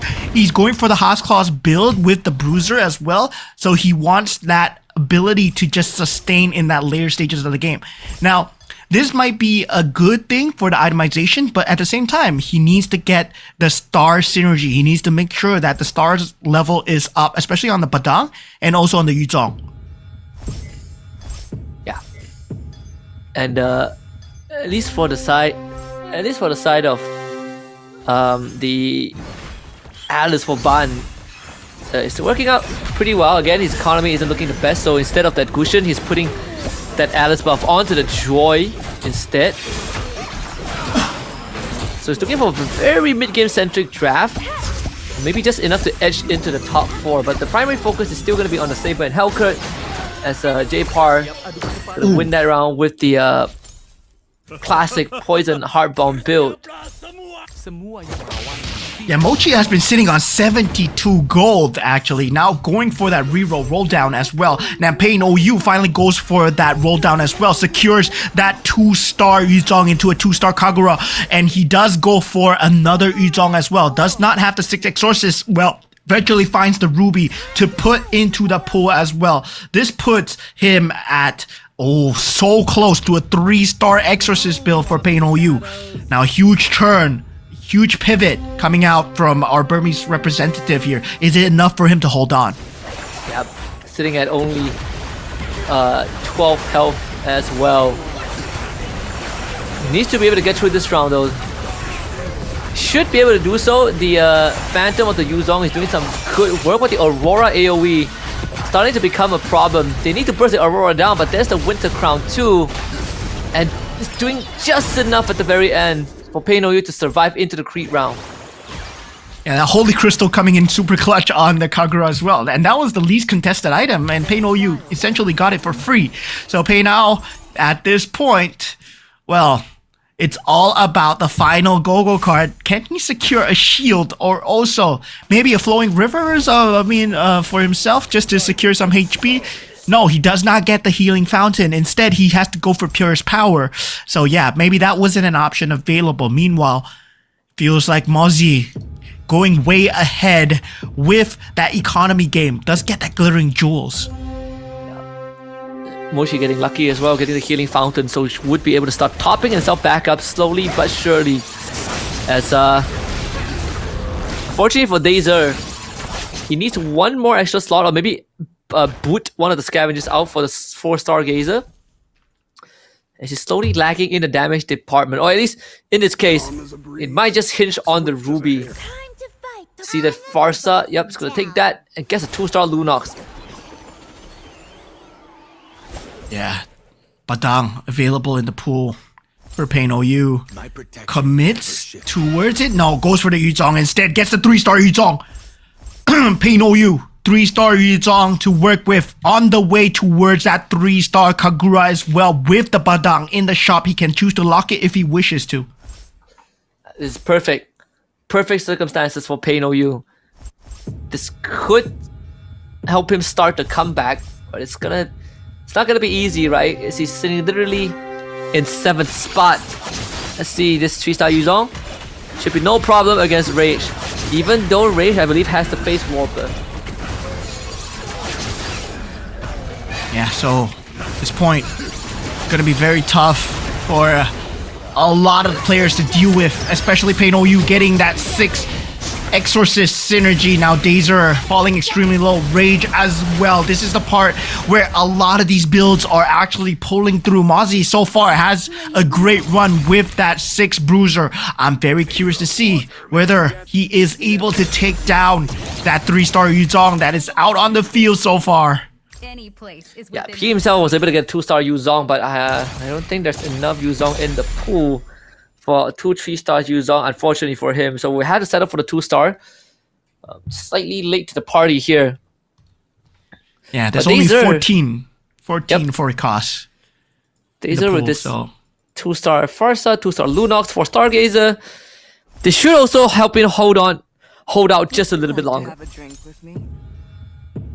yeah, this Kishin build coming in from Rage has not been able to do well, right? He needs his Lancelot to be able to survive. Now going up against J-Par, who has gone for this poison build, this Mia into the Minotaur, and so far it's been doing so well for J-Par. Now this Lancelot might be the last bastion here. Itemization is still not good enough. And really trying to hang on against J-Par, but this Lancelot just doesn't have the required output. Can't even get through the front line, sadly. Yeah, this puts Rage at 2 HP. Man, our Malaysian representative not doing extremely well so far in the first game. Needs an out, but so far I don't see what's the out for him in terms of just playstyle alone, right? He needs itemizations. He needs items on the Lancelot to help him out. And currently the Lancelot does not have enough damage. He needs either a 3-star Lancelot to bail him out. And yeah, it's not looking good in terms of the build at all. Now, meanwhile, coming in for the side of Mozzie, finally taking the first loss as well, as Pain OU finds himself on top.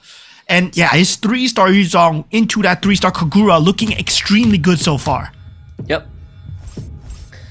And this should be just enough for him to come back. I think we saw almost the exact same thing from a Trong Tran earlier on. And let's see Rage if he can hold out here. Might be doable, right? Again, hinges on the Lancelot, who does have the Defender Crystal, but it's lacking in damage despite having 6 Kitchen and 3-Phase Warper. So Carry able to supplement that from the back line. They should do it.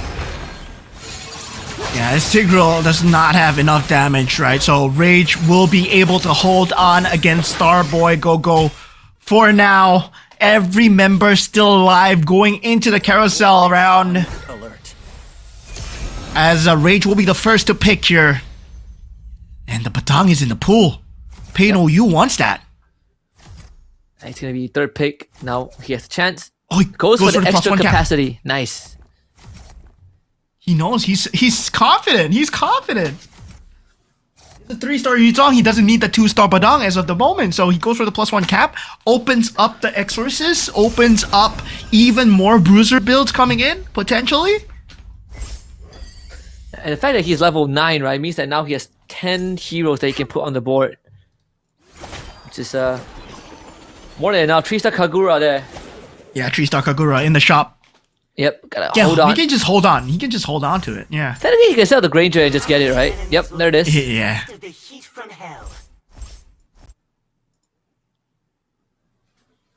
Can potentially go for 4 Bruiser, 6 Exorcists as well if he wants to do it.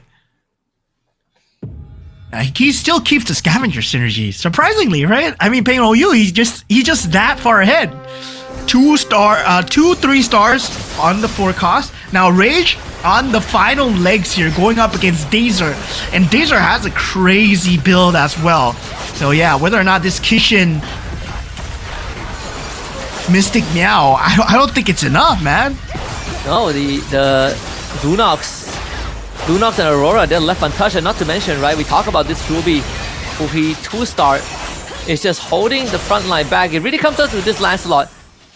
Like where he dashes, he needs to dash in the right direction. Able to find a Lunox in the back line, and now only possible with the crown. And able to take out the Phantom, and these are down to just 1. Yeah, if he does not find the dash onto Lunox, that would have ended terribly. And yeah, that was total RNG coming out from the side of Rage just to hold on for now. This brings him to another 2-star Lunox. This puts Starboy Gogo out of the match here, as he is going to be that bottom 8 in that first round. But of course, anything can happen, right? Game 1 to game 5. Still, you don't want a bad start. Especially if you're going up against the top few, the very best of the best here. So we reach the top 16 semifinals of MRS here. Yeah. Pretty unfortunate opening, but I believe there is a comeback chance, right? If there's anything we saw from game 1 is that it's definitely not the end of the road just yet. Good attempt though overall, and now it's gonna be a tight lobby. Oh, the Badang almost erased the Aurora, but did just enough to do so. As Mochi, can he survive this? The blast of feather airstrike, the Gusion Blade Trona as well. 2-star Link doing majority of the work, and yep, just enough for the knockout. There goes Dazer. Yeah. Sadly, Dazer will be taken out from side of Mochi as well. Dauntless, Stargazer, not finding the Dauntless Marksman combination that everybody wants, but yeah, forced to go for the Stargazer combination. That's what the game leaned him towards so far. Now this puts him at the bottom 2 as we head on into our top 6 into the orange buff round. And yeah, currently I would say Pain OU still at a great position, but Evo's Mochi as well, right? Whether or not he finds that 3-star on that Ling. Yeah. If you guessed it, then it would be a second 3-star 5-cost. The first one we saw was a Claude. Now we might see a second one, the Ling, as the ultimate game ender here. Death, I shall be reborn. Potentially there, but currently, I mean, he's still building towards that Gusion, denying away the Badang as much as possible, does keep the Badang for himself. Meanwhile, for Rage, feels like he's been holding on by a sliver. Now he's out. He needs the Lunox to be 3-star, right? He needs the Lunox to be 3-star. That was the potential out coming in from the previous game. It's either the Lunox or the carry that needs to be 3-star, but cannot find it. Does not have the economy for it. You know, hold off for 3 more rounds to even reach the carousel. He does have a Bane that he can gamble for the 2-star, but it's gonna be tough with no economy to work with. It's gonna be up against Mochi. And Mochi already has a 2-star Bane, and yeah, that's gonna wipe out entire front line. So it really comes down to this Lancelot to do work again. The carry as a supplementary in the back line actually take care of the Gusion before he goes down and frees up space for the Lancelot, but this Badang, if he pops that Winter Crown too early, which he does, that's gonna be GG's. Yeah, once again, another victim to Mochi as well. As Mosey and Rage does go down.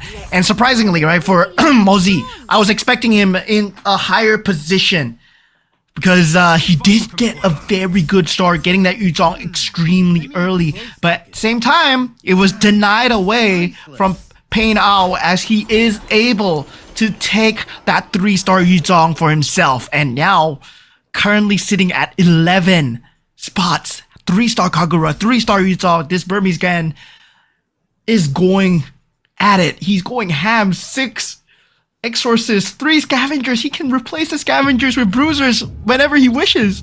Yep, and because he's level 10 with an extra cap, he's 11 slots, and again, rolling for 5 costs, right? So much room for him to work with. The Bane damage is not enough to do against a 3-star. That's an easy win for Pain here. Took the second win, honestly, for Veil today. Fat 19 damage onto Mochi. And even J-Par on the other end having to deal with this 3-star Saber, but his Mia is the one that prevails. So we are down to our final 3. Yeah, so far, this Toxin build has been working out. This Poison build coming out from J-Par with the Heart Bond and also the Mia combination. Generally, it works out very early, right? When players are going for that late game and then you're just playing for the mid game as much as possible. Now, The Kishin build coming in slowly for the side of Pain Owl, as he is currently at Tree Scavenger still. Will be able to go for that ruby, extra ruby in that front line just for an extra CC coming in against possibly J-Par or Mochi. Yeah, after we are guaranteed the next carousel round too. Let's see if J-Par's poison build is enough. I mean, the Mia doesn't really have the damage items. It's more like a Sea Halberd and the blade armor from the 12-step device. But man, 3-star Yuzong and 3-star Kagura should be more than enough. But J-Par's mirror not able to overcome Pain OU. It's even Mochi is able to take him out, so it'll be down to our top 2. And remember, Mochi does have the healing fountain, so it's gonna take Pain OU 2 rounds to take him out. 2 rounds back to back. Yeah, this time Pain Owl looks like it is his game to win so far. He gets the Exorcist synergy as well. So, oh man, this can be an ultimate synergy coming out from Pain Owl. There's a potential angle for ultimate synergy as well. See, can he pull it off? Pain Owl. 7 Exorcists already. Does he have enough crystal? No, he doesn't, right? Yeah. He doesn't have enough money. Yep. Doesn't have enough money either. So 3 Scavengers, 7 Exorcists. Actually, has 1 extra free slot. Goes for the roll. Quite the all-in here. That's a 3-star Gushin. Okay, 3-star Gushin against 2 3-stars of the Yuzong and also the Kagura as well. But 3-star Gushin is known to be a very sick carry, right? When it comes down to able to jump into the back lines, is it gonna be enough? No, it's not gonna be enough so far. And Pain Owl, well, now he has money to go for whatever he wishes. Completely deleted before he even got anything done. Do we see the ultimate synergy or do we see the 3-star Ruby? Not to be disturbed. He doesn't have the money. No, Doesn't have the money. No money. He sees the ruby in the shop, but no money. Yeah, he buys the ruby in. He's still gonna keep rolling? Is he going for it? No, come on. You don't go for it here. You don't go for it here. You secure your win. Yeah, you secure 250. It's too less time. Too less time to roll. Yeah, too little time to roll. If that was the Creed round, 100% would have rolled for it. Yeah, Pain Owl, man. This point. God, he is so good, right? He has 3 rubies in the front line, 1 Kagura in the back with a holy crystal. This man will secure the first round here. I mean, against the Gushin that gets taken out so early. Yeah, that's GG's here. Wait a minute. Mochi gets it with the Exorcist. Wow. Oh. Wow. Oh, the cloak. The Gushin came back to life. Yes. The cloak. Wow, the Gushin, the resurrection actually won him the round. Because he was actually deleted like right as the round started. And then the ruby cloak brought him back. Oh my goodness. Oh no. That was Pain Owl's, I mean, his turn to lose, right? It was his game to lose. He was doing so well against the Gushin and he wanted to roll for that 3-star ruby that cost him in the end where his basic setup wasn't there. Yeah, he has. So Gushin, 6 Swift Blade, Raging Cloak Gushin with a with a Dawn Eyes, but most importantly, it's Astral Power. This one was the Astral Overlord. Was that 6 Astral Power? Yeah, so yeah, 6 Astral Power too. But it's the resurrection, it's the cloak revive that saved him, that won him the round. That was unfortunate. Pain Owl almost gave Veil a second win. Oh man, that 30% HP was not enough. that was just enough for coming in for Mochi. I mean, yeah, and for Pei Nao, I mean, that would have been an extremely sad ending, right? Because he did have the pieces for a very good board. If, let's say, he just chose to give up the scavenger, he went for a bruiser instead, right? He chose to keep the scavenger, and well, all he needed to do was pivot and stick to the board, but he wanted to go for the 3-star ruby no matter what, and I love it, man. I love that he stuck to his guns all the way. Yep, gamble a little bit, lost out in the end, but still finishing second, right? Still getting 7 points. Not too shabby, but did unfortunately miss out on a $250 after round 1. But you know, for Mochi, fantastic start, hitting that cushion towards the very end, and just having enough adjustments, making just enough adjustments to allow him to edge out the win. It's these iframes, right? The ruby iframes, the cushion revive that really bought enough time. Yeah, that was a complete upset coming in from Mochi. Pei Nao, he did have a very good late game. He was secured, right, with that 3-star Yuzong, 3-star Kagura. We thought that he was going to win for sure. That Ling was not providing enough damage coming in from Mochi. Pei Nao, meanwhile, on the other end, he was having such a great time. But going into that second last fight, look, Pei Nao, he just cleared away that 3-star Gushin extremely fast. Yeah, and like sadly, for the last fight, couldn't find that damage. Okay, so yeah, the Gushin dies. He comes back to life just as the Ling jumps in. So, and just the slightest of difference, right? And not to mention, we did say that Mochi, he not only has full throttle, but he also has the healing fountain. Because without the healing fountain, he wouldn't have enough health to hold on until that long.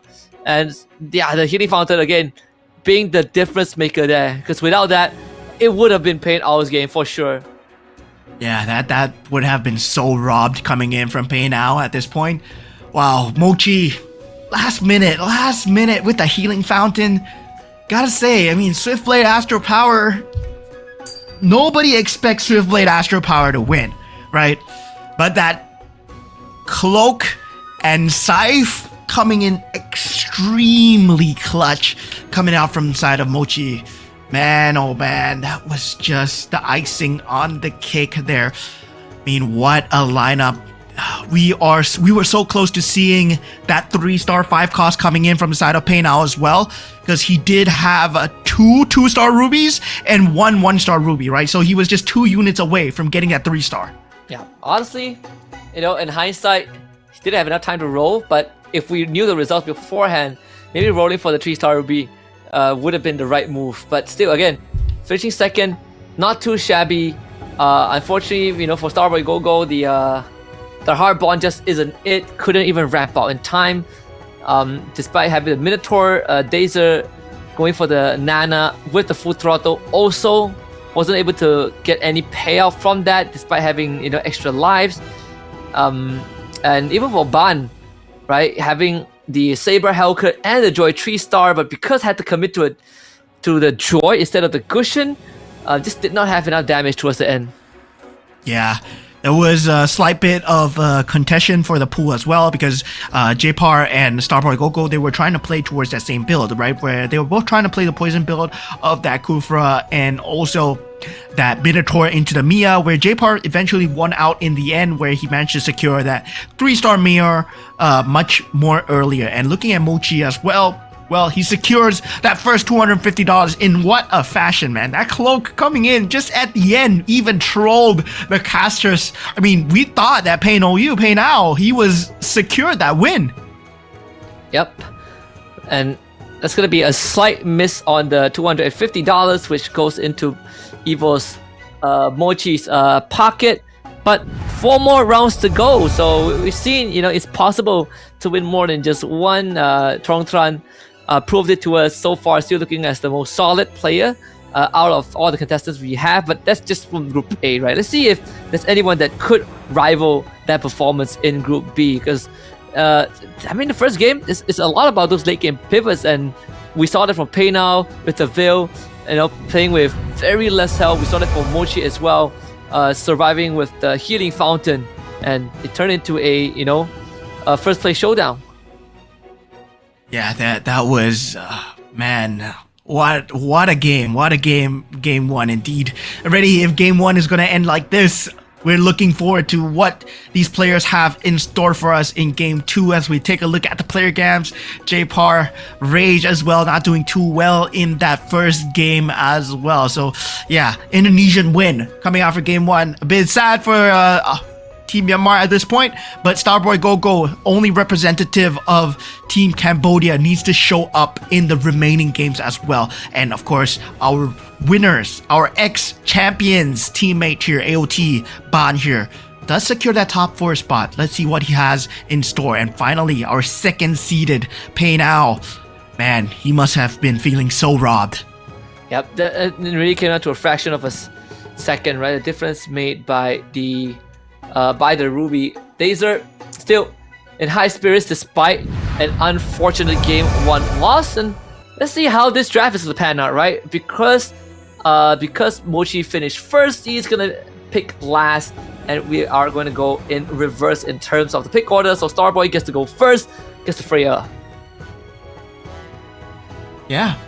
Okay, so we are going into that match pickup. So once we go into the match pickup as well, so yeah, definitely for the commanders wise, I don't think we're gonna see anything too out of the ordinary. I don't think we're gonna see a Veil again, right? Definitely, I don't think so. But we might see, yeah, we're gonna see a Nana for sure. We're gonna see Angela for sure. We're gonna see a Kagura most likely, as it is still one of the best defensive heroes that are available. So yeah. Meanwhile, for the side of Mosey, does pick up the Cho as well. So that will be one of the picks. And Pei Now actually going for the Alice himself. Yep. And let's see what Mochi has. Mochi has for the final pick. Goes for the P and K. So quite the different approach here, right? At first going for some extra eco with the Cho, but now with the Popo and Koopa, to try and copy some pieces to get Snowball rolling. But also has the bit of economical advantage depending on whether he copies the hero or not. Either way, he will get that small incremental goal. Yeah, that would have been crazy coming in from the side of the PNK game the last round if he was able to get the pieces that he needed. But sadly for them, right, a lot of people don't know how to play against the PNK perfectly. The positioning is always on point. Now, meanwhile, for the side of both all these players right now going into game number 2, right? It's all about securing the momentum, securing that $250 as well, as we see Mochi with a very good start of getting that 2 scavenger already, as if to add insult to injury. 2 scavengers and 2 excesses, so some extra econ, but also survivability and damage output. A scavenger started rolling in. Panao and Starboy also getting the scavenger. The Commander Gogo cards, everyone's sticking to the default. Yep, nothing out of the ordinary. Pei Now with the Alice. So it's a good chance that we see the Hellcurt Saber build again. Let's see, Pei Now tries to rush for that 3 cost. Yeah, generally that is the Alice build that most players favor as well. I mean, at this point, there is no Shadow Cell available, so that Astro Power will be the way to go, according with the Swiftblade as well. Now, meanwhile, for the side of the economy, right, more players are going to start to pick up the Scavenger. If they see Neobies, they're going to pick up the Neobies as well, while keeping their economy up, while keeping their interest up at the same time. Now, going into that early game as well, a lot of these players, well, in the exception of JPAR, right? JPAR is going to be playing that Toxin build for sure. That Poison build, that Mia Kufra is going to be coming out of that Mia for sure. Yeah, 100%. So you get to establish that early. That should give you a good win streak going on. Let's have the 2-star Brody for now. For Mozzie, fortunately, he doesn't have a good front line to work with. So up against the Angela, it should be an easy win for Dazer here. But Mozzie is the Cho, so he's gonna get some extra money regardless and get that max interest with that 20 goal. Yeah, max interest indeed. Well, so far, right? It's all about trading your HP, and as of right now, I would feel that a lot of them are at an HP level that they're comfortable with. They are able to just play with the interest as much as they please. It's now going for that third, either Niobe's chest or is going for that third scavenger. So going into that first round, it feels like Pei Now, well, still unable to find that 3 cost as expected.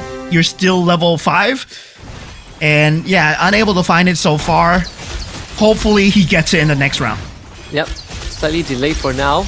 And pretty unfortunate for a tempo play if you as an Alice, but for J-Par, the double marksman is working out, especially that Brody in the early game. With enough items, he can tear through the front lines before your bigger carries come online. But Pei Now, as expected, is going to take another L here. Doesn't really have much to stand on with this current comp. Yeah, so we start to see things slow down just slightly, a little bit, right, from all these players as they're unable to find the casts, unable to find the pieces that they wish. But that is an Irithel on the board. So yeah, if, let's say, anyone wants to go for it early, well, they might be baited, right? This might be the biggest bait here. A lot of them choosing to go for the item, contrary to the previous game where a lot of players were going for that 4-cost piece, right? Only one of them opting, Dazer, opting to go for that 4-cost piece. Meanwhile, the rest of them all going for itemizations. Dazer getting a Leomord too. He does have the Angela and the Weapon Master, right? So the Leomord could play into his favor, and the Leomord this time casts the Enchanted Tail Blessing. So not only that, it's also the protagonist, so he's gonna have the Phantom Steed. And we saw what the Leomord could do, in the previous game. I mean, in the previous group. The only reason Leomord lost was because of like an ultimate synergy. But it's a very rare case, so we can't expect Dazer to start ramping up a little bit. And if he hits that Leomord 2-star, then he's gonna be in a very good spot. He's gonna also have some tail fragments that he can collect. Yeah, still very early days for all these players, right? Level 5 will be Dazer, still 1% chance for that 4-cost. That is very far cry from the percentage chance that he will be getting those 4-costs as well.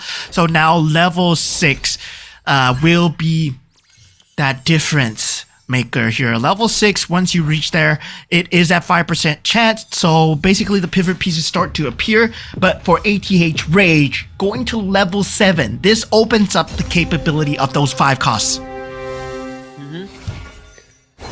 Try to get ahead of the curve as well. See how much work Dazer's Leomord can do. It should be good with the cleave damage and the big burst. Not to mention having the Angela to constantly heal him up periodically alongside the Minotaur. A lot of sustain to keep this Leomord healthy, even though he's just running 3 Weapon Masters, but enough sustain to get him through that early game fight as we head into the creep round. Yeah, so far so good coming in from all these players here, but Pei Now not having a good time here. Finds himself at 57 HP, finally commits onto that Saber, able to find it so far, but sitting at 42 gold, right? He will have a lot of economy to work with, does eventually get the Hellcurt as well. So yeah, we'll be committing the card on both the Hellcurt and the Saber. We'll be getting that 2-star Saber as well. Now the Gogo cards are coming into play. This is a potential for J-Par. Oh my god, J-Par actually just going for a complete 360 here. I mean, he went into the Granger and also the Marksman combination, so he's not going for the poison build. Yeah, not at all. And even for Mozzie, right, he went for the Forbidden Power, so we can expect a lot of backline damage. He could go into the Marksman, or he could just pivot towards a Mage with Lunox as well. Both benefit from having big burst damage, but the fact that Dazer went for the airdrop command, I think he was able to hit a Minotaur and a Franco, which is perfect for the front line, and at the same time also contributes to the Weapon Master. So a bit of luck going into that one, but again, provides enough resources and room for him to continue ramp up that Enchanted Tails by collecting the fragments through winning rounds. Yeah, so far so good coming in from the side of Mr. Leo Morg here. But now taking a look at Starboy Gogo, who is piloting the Freya, right? He does have the capability to go for that bruiser, and he already gets that Yuzong extremely early, so he will have that going. But as we said, once you get a good early game, somewhat, they always mess up in the late game somehow, where even we see players like Trong, they fall behind. Players like Q-Snake, they fall behind as well. Yep. That's the first loss for Dazer also, as a Mozzie with 7 synergies activated alongside the Mystic Mail. Does have the, what was it again? Yeah, the Forbidden Power, right, that we talked about. So having the Mystic Mail adds on to that big power spike. Rage on the other hand still has the 4 Neobees. I mean, the chest still at 181 so far, and a lot of them seem to be playing for economy here, so he does have ample space, but sadly for him, he's going up against Dazer, who is on that Leomord tear through so far, right?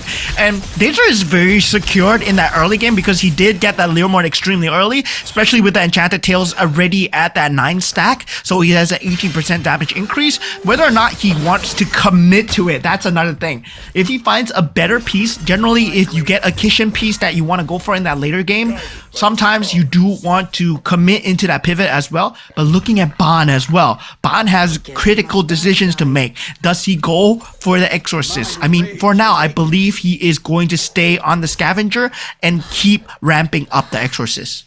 Yeah, there's also a window where if Dazer gets lucky and he finds like Weapon Master Crystal or even just a Kishin Crystal, right? He could put it onto the Leomord, especially the Kishin Crystal, so that the Leomord gets an extra Kishin item, then he can pivot, then he can run 6 Weapon Master and maybe 4 Kishin, and to completely, ignore the Heart Bond by removing the Kufra and committing into more Kishin heroes. But again, for now, his best bet is finding the 2-star Leomord he still has not gotten. So he will lose out the round to Starboy as J-Pa, who gets smothered by Mochi with the, I believe, the Mystic Mail. Yeah, now we go into the auction round, and if you didn't know what Ban was doing, oh my god, Ban is just being a complete roadblock towards Pain Owl at the moment, right? Because meanwhile, Pain Owl wants to go for the Saber and Hellcurt as much as possible. Meanwhile, Ban is like, oh yeah, this Saber fulfills my Exorcist lineup, so I'm gonna keep all the Sabers in my pool.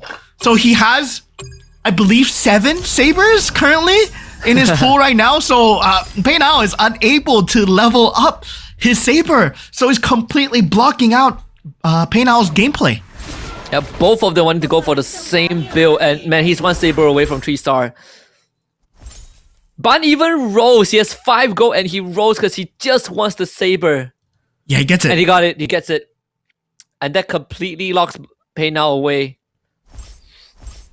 There's like 2 more Sabers in the pool, but he will not hit that 4-star unless Ban gets knocked out, and I don't see that happening anytime soon. And as expected, Dazer did go for the Magic Crystal. And yes, he finds the Ember Law instead of the Kishin. Slightly unlucky because the Kishin would have been perfect. Yeah, that's crazy coming in from the side of Ban just to stall out Pain Owl's progression alone, right? Now, going into this game here, Pain Owl will have to kind of secure much more on the Hellcurt, maybe hoping for that 4-star Hellcurt so far. Now, going into that next Gogo card, it is a potential flip as we are going into that orange Gogo card, that gold Gogo card, where it has a high cap of just trying to turn things into economy as much as possible. But ATH Rage on the Nana, already at 13 HP. Neo Beast energy at 319 will be forced to pop it after this creep round here. We're taking over. Yeah, I'm not finding much synergies to work with here. That's at 45 gold, so can definitely hang on for 1 more round. He does have the 2-star lead with the Thunder Belt, the Purify, and the BOD, so there's some considerable damage there. If he can find a 2-star carry, then that would basically add on to his power spike, so that he don't have to just completely rely on the Ling. But It's like it's working out, good so far, right? If only he could take out that Mia. This Link should be able to do the job. But the fact that it's a hard bond, makes it tough. Very, very close.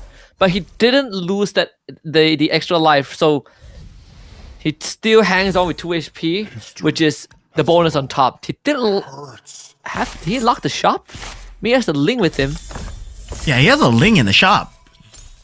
I mean, if he wants to go for it, I mean, this is a potential chance, but he already has a 2-star Link, so might not be committing for the 3-star Link as early on in this stage as of yet, right? Even though he has 56 gold in the pool so far. Now, going into the final Gogo cards available, not a lot of 2 game-changing things except Mosey, right? Who does go for the Breath of Berserk, especially is very good in that Dauntless / Defender, but he's unable to secure that Bruiser build that he needs as well. That Breath of Berserk is really good, especially if you're able to stall out into that later stages where you're able to just get the percentage HP healing through.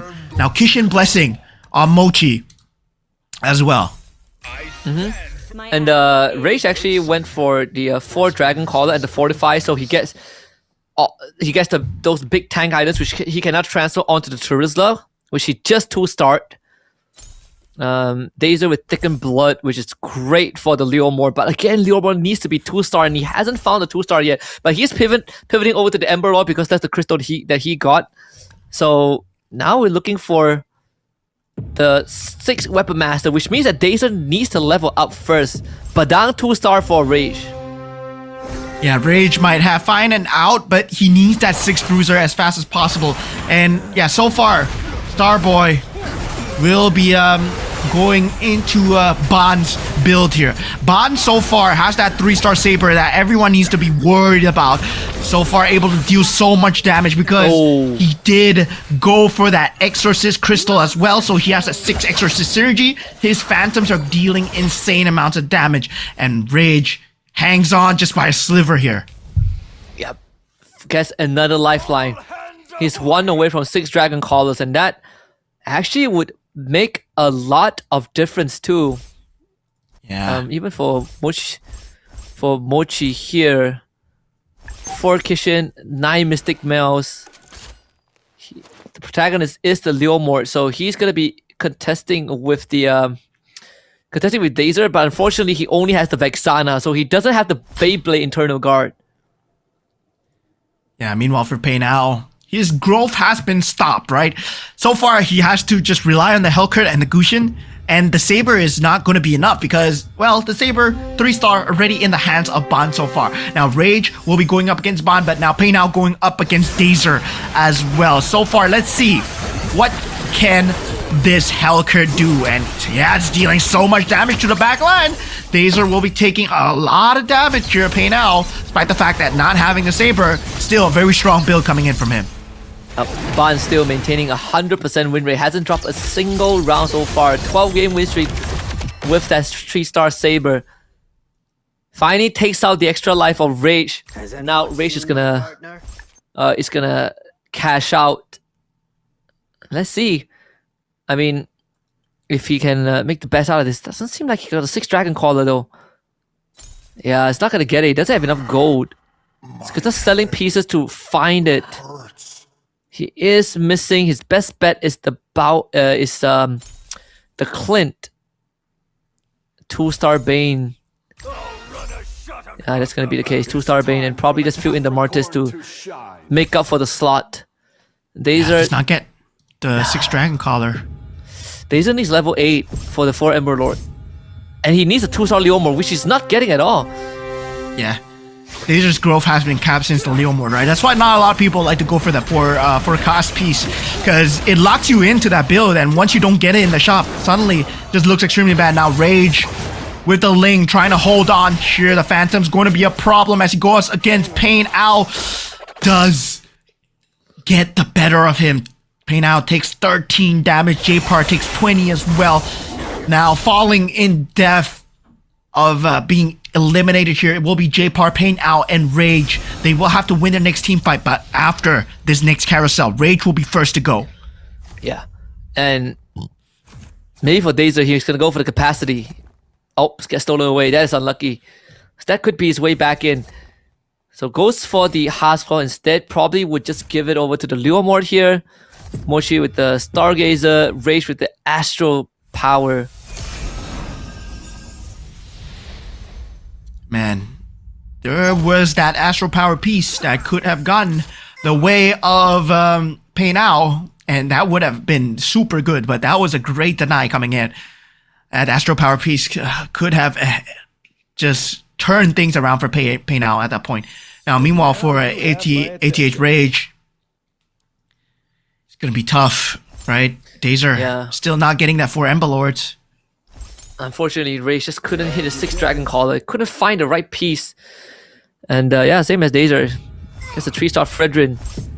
Now commits everything onto a Fredrin. So the Leomord is no longer the main character. He's going to rely on this Fredrin to get him through first until he can secure that Leomord for himself. This Fredrin do enough. It's a Fredrin against the world. Weapon Master. Fredrin against the world. Looking good. Looking really good, in fact. Monster kill. Yeah, the Angela Q. Godlike. Nice.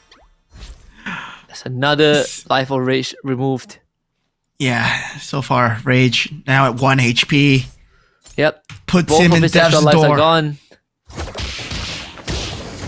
Tough straights here. Meanwhile, Dazer and Rage, so far, right? 1 off, 1 away. Now, taking a look at Mosey, he does have a 2-star Alpha that he's working with. Also, a 2-star Irritha and also that Mystic Meow combination that he's going for. Meanwhile, for the side of Rage, as we look on, he has that 2-star Bane that you mentioned as well, but unable to go for that Dragon Caller, instead goes for that 4-4 for Dragon Caller into 4 Swiftblade. Hopefully does not go up against Bond here, goes up against Mosey. Let's see. This Bane, is it enough though? Almost removes the back. Does proc the hard bond off the Mia, but he needs a finisher. The Ling is gonna be the one that does the job. The Bane gets the second deadliest catch off. Now has to deal with the Ruby, the Carissa. Penny doesn't go off. And this is going to be tough into the Alpha. The 4 swing damage is too much. That's a very scary Alpha as Rage once again finds itself in that bottom 4. Not doing too hot so far. Now, different look in that top 4 position here, right? Wait a minute. Man, Dazer's still stuck at level 7. Yeah, he's gonna go to level 8 after this creep round. He will have to do it. And then he hits 6 Weapon Master with the Alucard. But the entire game, no Leomord at all because it's just a 10% chance. Probably spend a lot of time rolling for it. That's why rolling for the pieces and gambling it out. Despite having a lot of health to work with. So might have made some mistakes on the economy there. Yeah. But yeah. I would say, right, that Leomord early would have been so scary bait for him. I think if you're him, you just roll. All the Leomords are in the pool. No one is a Leomord except for him, so it's a good chance he finds it. I'm not sure if he can 3-star survive Yuzong. around. 3-star Yuzong on Starboy Go-Go. So this is it. This is it coming in, right? 3-star Yuzong, 6 bruisers. Hopefully he gets that 6 exorcist, does not have that space. Meanwhile, going up against Bond. Bond finally takes the first bout of damage already. There was a Yuzong in the pool, there was a Leomord in the pool, but Daisy just skips it. That should be GG against Mosey. Unless this Fredrin can clutch again. Yeah, no way. Yeah, that's GG against Mosey, right? Dazer securing that top 5 position. Now we're left with our top 4 as Bond. Well, his build was totally countering towards Pei Now. He's starting to feel it now. He's unable to just secure that late game, but for him, it's much more about holding on, trying to find a pivot as much as possible before that carousel round. Meanwhile, Mosey, he's really threatening the top ladder at this spot. Right now, with that 2-star Alpha into that 2-star Ruby, he's in the potential of getting that 2-star Irithel into the 3-star as well. Not only that, he also has the Oracle, right? So his front line is incredibly strong with Hybrid Lifesteal, and his back line are empowered by the Forbidden Power. So Wait a minute. 10% max HP, but so much damage from the carry. Mochi just hits the 3-star Lunox and the 3-star Vexana. So, yeah, currently, Starboy is at 3-star Yuzong as well. If they go up against each other, it could mean death for each other as well. Ban has played this so well, he's secured top 3 at this point. Oh, yes, Starboy versus Mochi! Oh. And yeah. And he has the 21 stacks in Enchanted Tail Fragment, so there's so much damage on the Vexana. It should be enough. Starboy down to 2. Yeah, Starboy. Well, Starboy, at this point, he needs to go for that 6 Exorcist, right? He cannot find it so far. Currently only on 4 Exorcists. And still on Scavengers, but economy not enough. Goes for the roll down. Mosey as well. He knows that it's not enough to win against a 3-star Lunox. Starboy does find the 2-star Ruby. But I don't think it's enough at this point. I feel like you have to abandon the Claw and put the Ling in, right? The Claw doesn't really have much value here. Like the Claw and just the Claw. There's a Badang sitting in the shop, but it's not needed here. Can he make it to the carousel though? He's gonna be up against Mozzie next. Now, Mozzie's a tough opponent as well. 2-star Irithel in the back, but he does have the 3-star Yuzong with the help of the Exorcist. So the carry? He's able to power through the carry, yes. But the Leslie, oh no! It's gonna be just enough. The Phantom will be spawning as well. Okay, does get the hit on the Leslie. Starboy holds on for now. Makes it to carousel. Just enough. The Yuzong. And this also comes at a time where there is the Forbidden Power, right? So Mosey's backline have lesser HP, and that's why they went down slightly faster. But the trade-off was the absurd amount of damage. If not for the Winter Crown that de-aggroed the carry, this Yuzong would have 100% died, and it would have been over for Starboy. Yeah, that would have been the end for Starboy as well. And I'm surprised, right? That bot is still alive so late into this game with that 3-star Saber. I mean, he shouldn't. This is a case of I shouldn't be alive. I shouldn't be here. You know, Bot is just smurfing on these guys at this point, right? He shouldn't be here because right now you're dealing with a 3-star Lunox, 3-star Vexana. You don't have the build to go up against the big boys here. Ban just hoping to get into that top 3. Wait, there's this it's Mosey against Mochi. This could be Mochi's second win, right? This could put him at 16 points and $500 US. I think if he gets past Mochi, it's almost a guaranteed win unless Starboy comes up with something crazy. No one goes down yet, so There's still top 4. We are guaranteed to make it to the next creep round. We're still at top 4. Mozzie gets the 2-star carry. Kagura picked up by Ban. Ling 2-star on the side of Starboy as well. Starboy go. Well, he might be doing it here. Ban, he's been alive for so long that he's going to be a 2-star Ling really soon as well. If he can get an Exorcist Crystal. This might mean a change in the tides here, but this is still a next player round, right? And I gotta say, right, Ban does go down here. There's no way that his 3-star Saber pulls him off here. Yeah, no way. Even though he is the bruiser, it has reached its peak, and it's up against Mozzie too. Like this carry is gonna absolutely shred the Saber. He does get the Kagura shield at the start, but the Saber has so much to work through, and yeah, you can't even touch the backline. Yeah, meanwhile, on the side of Mochi versus Starboy Go-Go, that 3-star Vexana with that 3-star Lunox going up against that 2-star Ling. Well, that Lunox might be too much to handle with the correct timing there. Finally, Starboy and Ban goes down. Mochi and Mosey will go into the creep round here. 2-star Esmeralda coming in from Mosey. He has one more roll to that 3-star carry as well. Indonesians are killing it, man. They are in top 2. And Starboy definitely reporting his 2-star link after that one. Actually just griefing him by ignoring a last hit Vexana. Not sure if it made any difference, but wait a minute. Whoa, he got it! Oh my goodness! Mochi, once again! That's GG. What? That's 10 ultimate synergy Kishin. Only in MRS6 you're gonna get 2 back-to-back 10 ultimate synergies. Yeah, we get how I thought once was rare enough. Twice with a 3-star Lunox and a 3-star Vex. This was with, like, again, the Go-Go cards, right? Legacy of Valor. That gives him the Kishin's blessing, and then he grabs it off the carousel.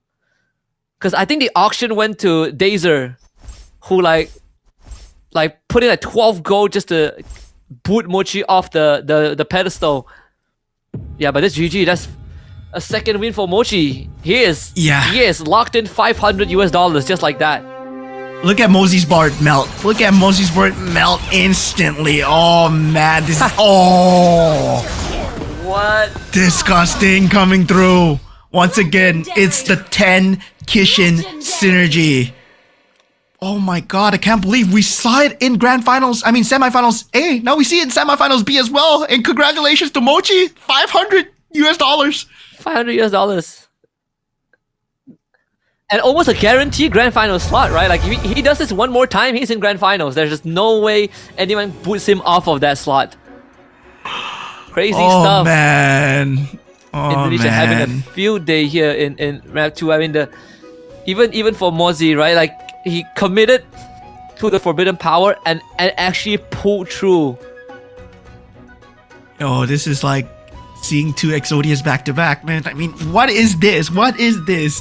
This is 2 ultimate synergies happening in one day. Hopefully in the grand finals, we're gonna see more ultimate synergies, but already in game 2 so far, Mochi back to back grand round winning, right? Where he's getting $250 each time. Mochi in the first game as well. That was just pure chance where Pain Owl, I would say Pain Owl kind of lost the game by just going a bit too ham with the rerolls. But now for this time, Mochi with that Lunox into that Vexana, nobody expected the Kishin 10 synergy because, well, you're playing a Lunox and Vexana.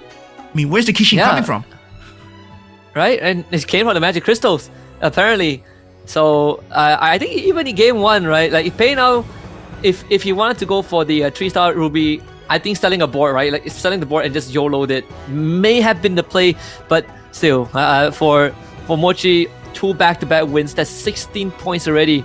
And if this was the grand finals, he is 1 game away from getting to the 18-point threshold, and that's how insane it has been. And both the times we saw the ultimate synergy, it was the same one. It was the Kishin.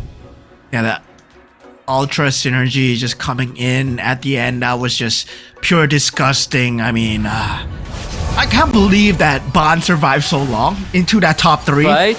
Yeah, where Ban, he was just denying Pain Owl. His whole aim of the game was to make sure Alice did not have a good time, and somehow with that strategy, he's able to just survive into that top 3 as well. And it just goes to show, right? Ban has much more tricks up his sleeve. And yeah, definitely for all these players as well, J-Par, I would say just falling extremely early, not able to find that poison build in time. And for Rage as well, he was one off, unable to find that Leomord is Dazer as well. They were all one off. Yeah, I think Dazer probably messed with the economy a bit too much because he was stuck at level 7 for the longest of time, where I could have sworn that he should have been level 8, and he eventually ended up, putting everything into the Fredrin basket, and that just was not it. Leomord was the centerpiece of the comp, and he didn't put enough focus, into it. Very, very unfortunate. But I feel like maybe for Ban, this second game it's not about winning and getting the 8 points. It's about making the life of Pain Owl impossible, which was exactly what he did. But yeah, this Ultra Kishin is the second time that we've seen it today, man. Oh man, when you see the sword coming through from that Kishin, Synergy, man, that's just pure bliss right there, right? On the battlefield, just boom. I was like, oh man, that hit feels so good. And that 10 Kishin synergy, well, you're playing a Lunox and a Vexana. Where is the Kishin synergy coming from? Well, Mochi, it's like, well, let me cook. Let me get all the crystals in the world. Yeah, he's been holding onto that for so long. I mean, we have so many, like synergies that are available that you can go 10, but Kishin, I think, has sort of like the most value, right? Just because of how the synergy actually works. Dude, man is Dragon Ball Z, dude. He is getting all the Dragon Balls and he got all the Kishin crystals. That 10 Kishin synergy coming in at that Lord round, man, it was magic to watch. Last 5 seconds, he gets the blessing on the carry and then he secures it, right? Wow, that's just disgusting because there was no way if he did not get the blessing, if he did not get the correct blessing on carry, if it went on the marksman instead, it would have been a total round loss for him. But Mochi was like, no, I'm going to gamble as well. And yeah, we can see all of these top players. This is a PNK win, by the way. Yep, a PNK win. So the second PNK being picked up and the first win for it. So, sort of like the Veil in hindsight. But yeah, right now, Mochi clearly the top contender. 2 back-to-back round wins and both in a very dramatic fashion, to say the least. Yeah. Can't believe both Ultra Kishins came from Indonesia as well. So yeah, so far, this region has something to do with the Ultras. Man, oh man. I hope they're prepared for tomorrow because once we're going into the grand finals, we're going to see a lot more Ultra attempts. We're going to see a lot more 3-star attempts as well. And sadly, right, in the bottom will be Pei Nao, who does get eliminated first, totally gets shut down by Ban, who went for that Saber build. J-Par, second last, Rage as well. Dazar also in that bottom slot. Now looking at the standings here, the bottom 4 in danger of elimination as of game 2 so far is Pei Nao, Starboy Go-Go, 88 Rage, and Dazar. But things can still change. The only one that's secure is Mochi. I mean, if we want to talk about someone getting robbed, like literally getting robbed, it's 100% Pei Nao, as he didn't get to play the game at all.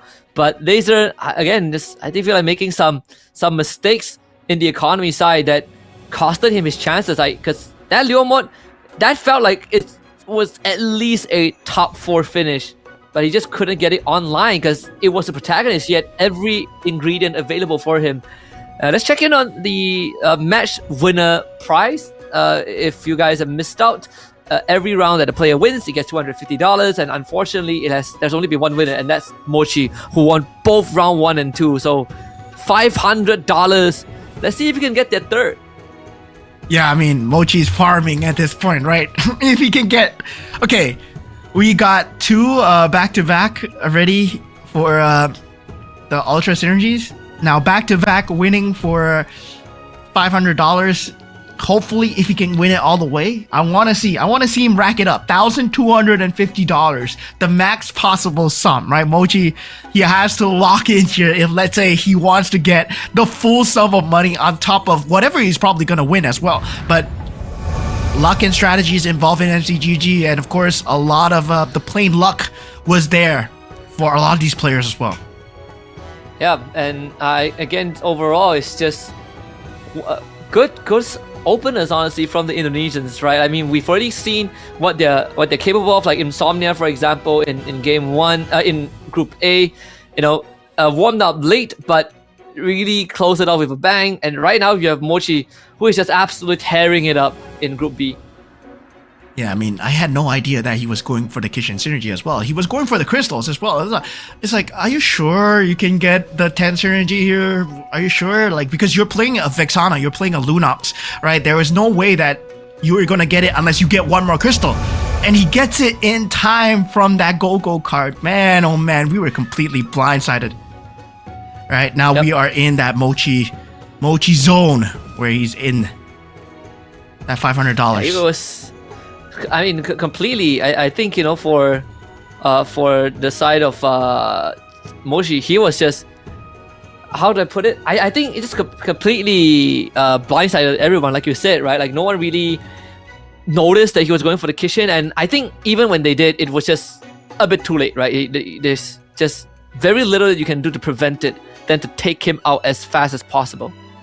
Yeah, now it's going to be like, does anyone still go for the Alice here? Because, I mean, Ban has shown that, yeah, if you do go for the Alice, if you do go for the poison build, I am going to block you as much as possible, right? And J-Par and Pain Ao, they've been the contests of those blocks where the Mia and the Kufra, they were just going to be just taken away. And now also, at the same time, the Saber and that Hellcurt was being contested for, and Pain Out did not have a good game at all on the Alice. And yeah, definitely, once that Saber, that potential is taken away, suddenly you just don't have a good time. But now we go into the drafting phase for game number 3. What kind of commanders will we see this time? And again, Mochi goes last, as he did win the second map again. Freya opened it for Pain Ao. And now Cho for J-Par. Let's see if there's gonna be any picks that we haven't seen just yet. We did see the Veil reroll early on. The Guinevere for Dazer. Yeah, the Guinevere. Oh man, this is something that we have not seen a very long time. The Guinevere, the queen of the rerolls. Well, yeah, that is going to be a very gambly hero coming out from the side of Dazer. And yeah, well, believes in the luck of the rerolls here. Very reroll reliant. Well, meanwhile, Mozi going for that Ruby, and the Kagura eventually coming out for Mochi as well. So Kagura, once again, Mochi pulling out another pick as well. Now AOT Ban going for the Nana here. So I want to see what he has in store so far. Yeah, let's see. So far, Nana has been having mixed results in both our groupings, right? Either you pull off like the sickest comeback of all time, like what Insomnia did, or you basically get locked out, like what happened early on, I believe, to Rage. So hop into game number 3 right now, had the halfway point. No scavenger opening. Well, actually, there is one scavenger. I think Starboy was able to find it. Yeah, so far in terms of points itself, everybody neck and neck. The lowest being Dazer at 6 points, but that can change instantly, right? We're still at that midway point. Yeah, I think for the side of like some of the bottom runners, I think right now, like for Rage, I think there has to be some changes, right, to the approach. I think the early game tempo has sort of been the name of the game so far today, as he goes to the Alucard power instead on top of the Layla commander. So he's really looking to cash in on some extra rewards with the altar. Yeah, Pain Ao has a Yuzong already. Yikes. So yeah, double Bruiser, double Kishin, Yuzong already going for that synergy of that Freya, of course. Like it is a Freya after all. You're going to be expecting him to get the synergy effect with the Contract of Faith this early, but this is very early for Yuzong. Yeah. Not only that, Pain Ao actually also went for the Nana commander card, so he also gets an extra life, just in case, on top of the Freya. Man, this is a crazy start. A lot of the players are taking things into their own hands here, right? There's no more cheese builds. Everyone is going for the throats here. And definitely, I mean, Mochi at this point, right? He hints that he's going towards the heart bond, but instantly, once he shows it, he just pivots out of it. And thus forces Rage to just kind of like think like, oh, is he going for this? Do I want to deny the points? He does go for the Sylvana, he does go for the Angela and the Fanny as well, just to deny away the pieces from that poison build. But meanwhile, yeah, they're starting to play mind games here. Yeah. And as expected, Pain Ao is going to be winning. I mean, Golden Staff and the Retribution on the Yuzong. That should get him through with the 4 bruises, empowered by the Freya as well. Shouldn't be much of a problem there. I believe he's still, it's going to be in a good spot. If he hits that Exorcist at level 5, then they should set him up until stage 2. And the fact that it's a Freya with a Nana means that he has a free get out of jail pass if things go wrong. Yeah, but I would say, right, for Pei Now, he has a lot of synergy to work with. He's not going for economy at all. He's going for 4 bruisers into T2 exorcists extremely early. The only one is scavengers and also Neobeast. Also Neobeast as well, right, is going to be at J-Par and Ban. So Ban playing with Neobeast and scavengers, J-Par playing with Neobeast as well. And a lot of them actually going for early synergies. As you can see, Rage going for the synergies as well, but be falling to Pain Owl's 4 bruisers here. So 4 bruisers, not easy to deal with. If you can take a look on the right side as well, I believe you can see all the synergies coming through from every single player. Right now, gold-wise, going into that carousel, right? Ban will be the first to go. Definitely that Yuzong up for grabs as well. So this is a potential take coming in from side of Pain Out if he wishes to go for it. If nobody wants to go for it, he might potentially just jump at it, get that 2-star out of the way. Lunox will be picked up. Mochi denies away that Yuzong. So Pain Out forced to go for that Demon Hunter sword here. Yeah, so Yep. And you see, even the 2 stars are starting to come out as well for Ban, working with the 3 scavengers. So random Neobeast blessing activated, and he doesn't want that. So finds the enchanted tails instead, and immediately swaps it to the bruiser. So there's 5 bruiser right now for Pei Now. On good track for the 6th. If he wants, I believe he already has the pieces for the 6th one. Oh no, he does not. He's looking for a Gato Kacha. So he can definitely wait this out as the Yuzong will carry him through. yeah, looking at that next moments as well, right? Mochi secures that 4 bruiser, Pei Now secures that 4 bruiser, so now each person with a Yuzong on each side, currently extremely early in that game where it's still that 1% chance for the Yuzong to come through. But looking at Pei Now, I'm looking at a Yuzong that's in his shop already on that despite having that 1% chance. So yeah, he has that Yuzong already, despite the fact that he didn't get it. Look, he has a second Yuzong already. He's so close to getting a 2-star. Yep, and there you go. We get the 6 bruisers in. And yep, and he gets the Yuzong.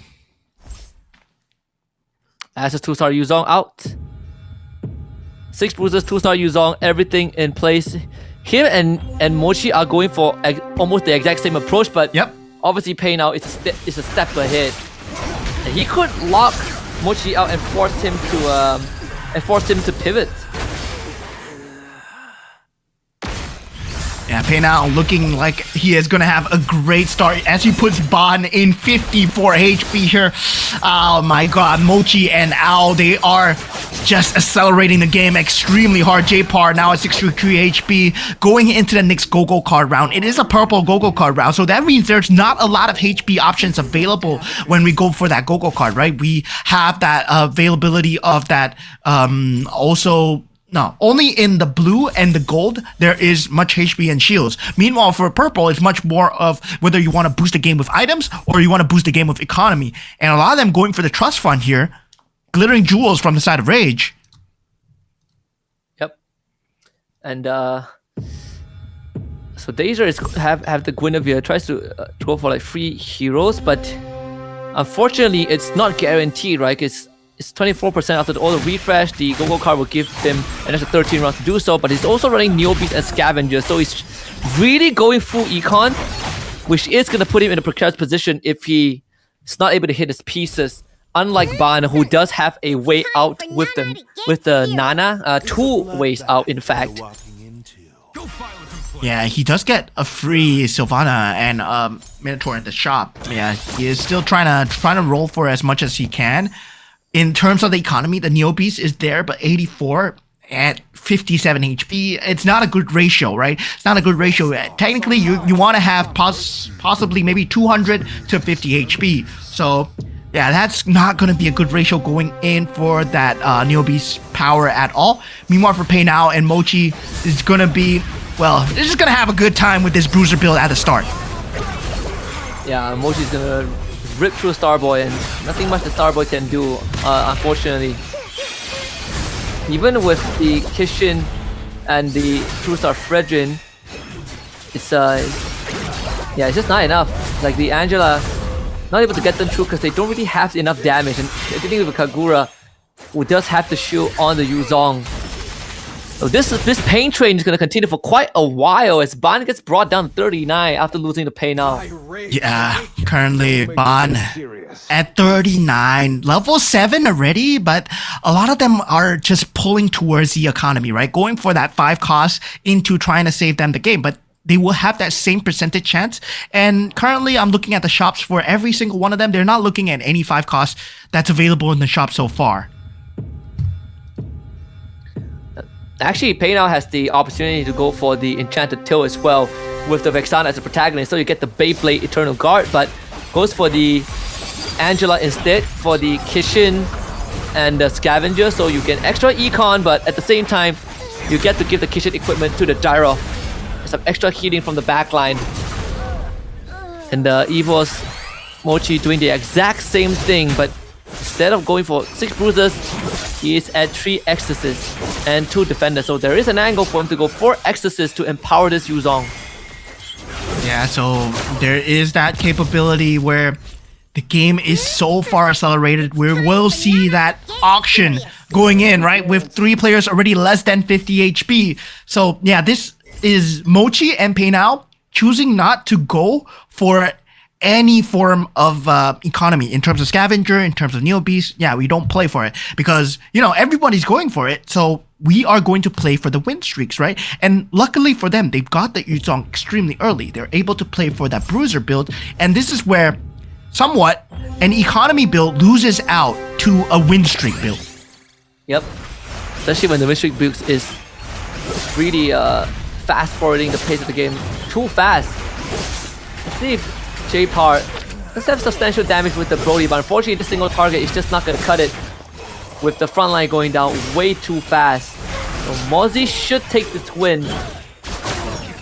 but it does give J-Par that 319 points in the Neo Beast. So within the cash out range already. Yeah, going into the auction round here, looking at the gold available and looking at the items available, there is that enhanced Berserker's Fury, but at the same time, a lot of them want to go for that Mirror's Device, especially for Peinao and Mochi, right? So Mozzie takes it as well. Peinao will be taking the random 5 gold hero. If he gets a batang off this. Wow.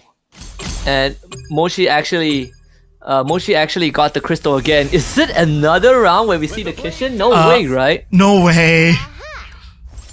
He hasn't selected his Go-Go card yet, his second Go-Go card yet. And he has 4 Kishins. He has 4 Kishins already. Okay. There is a chance.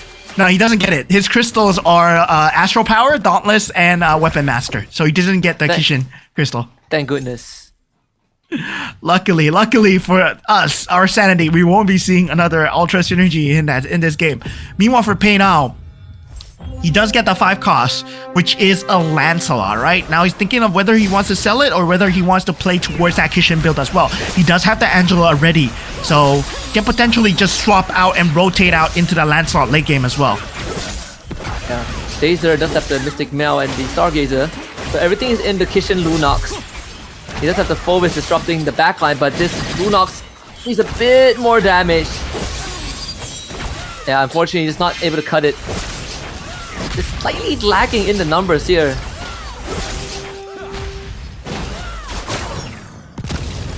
Yeah, this brings Dazer down to a dangerous 6 HP, and yeah, Dazer's a Guinevere.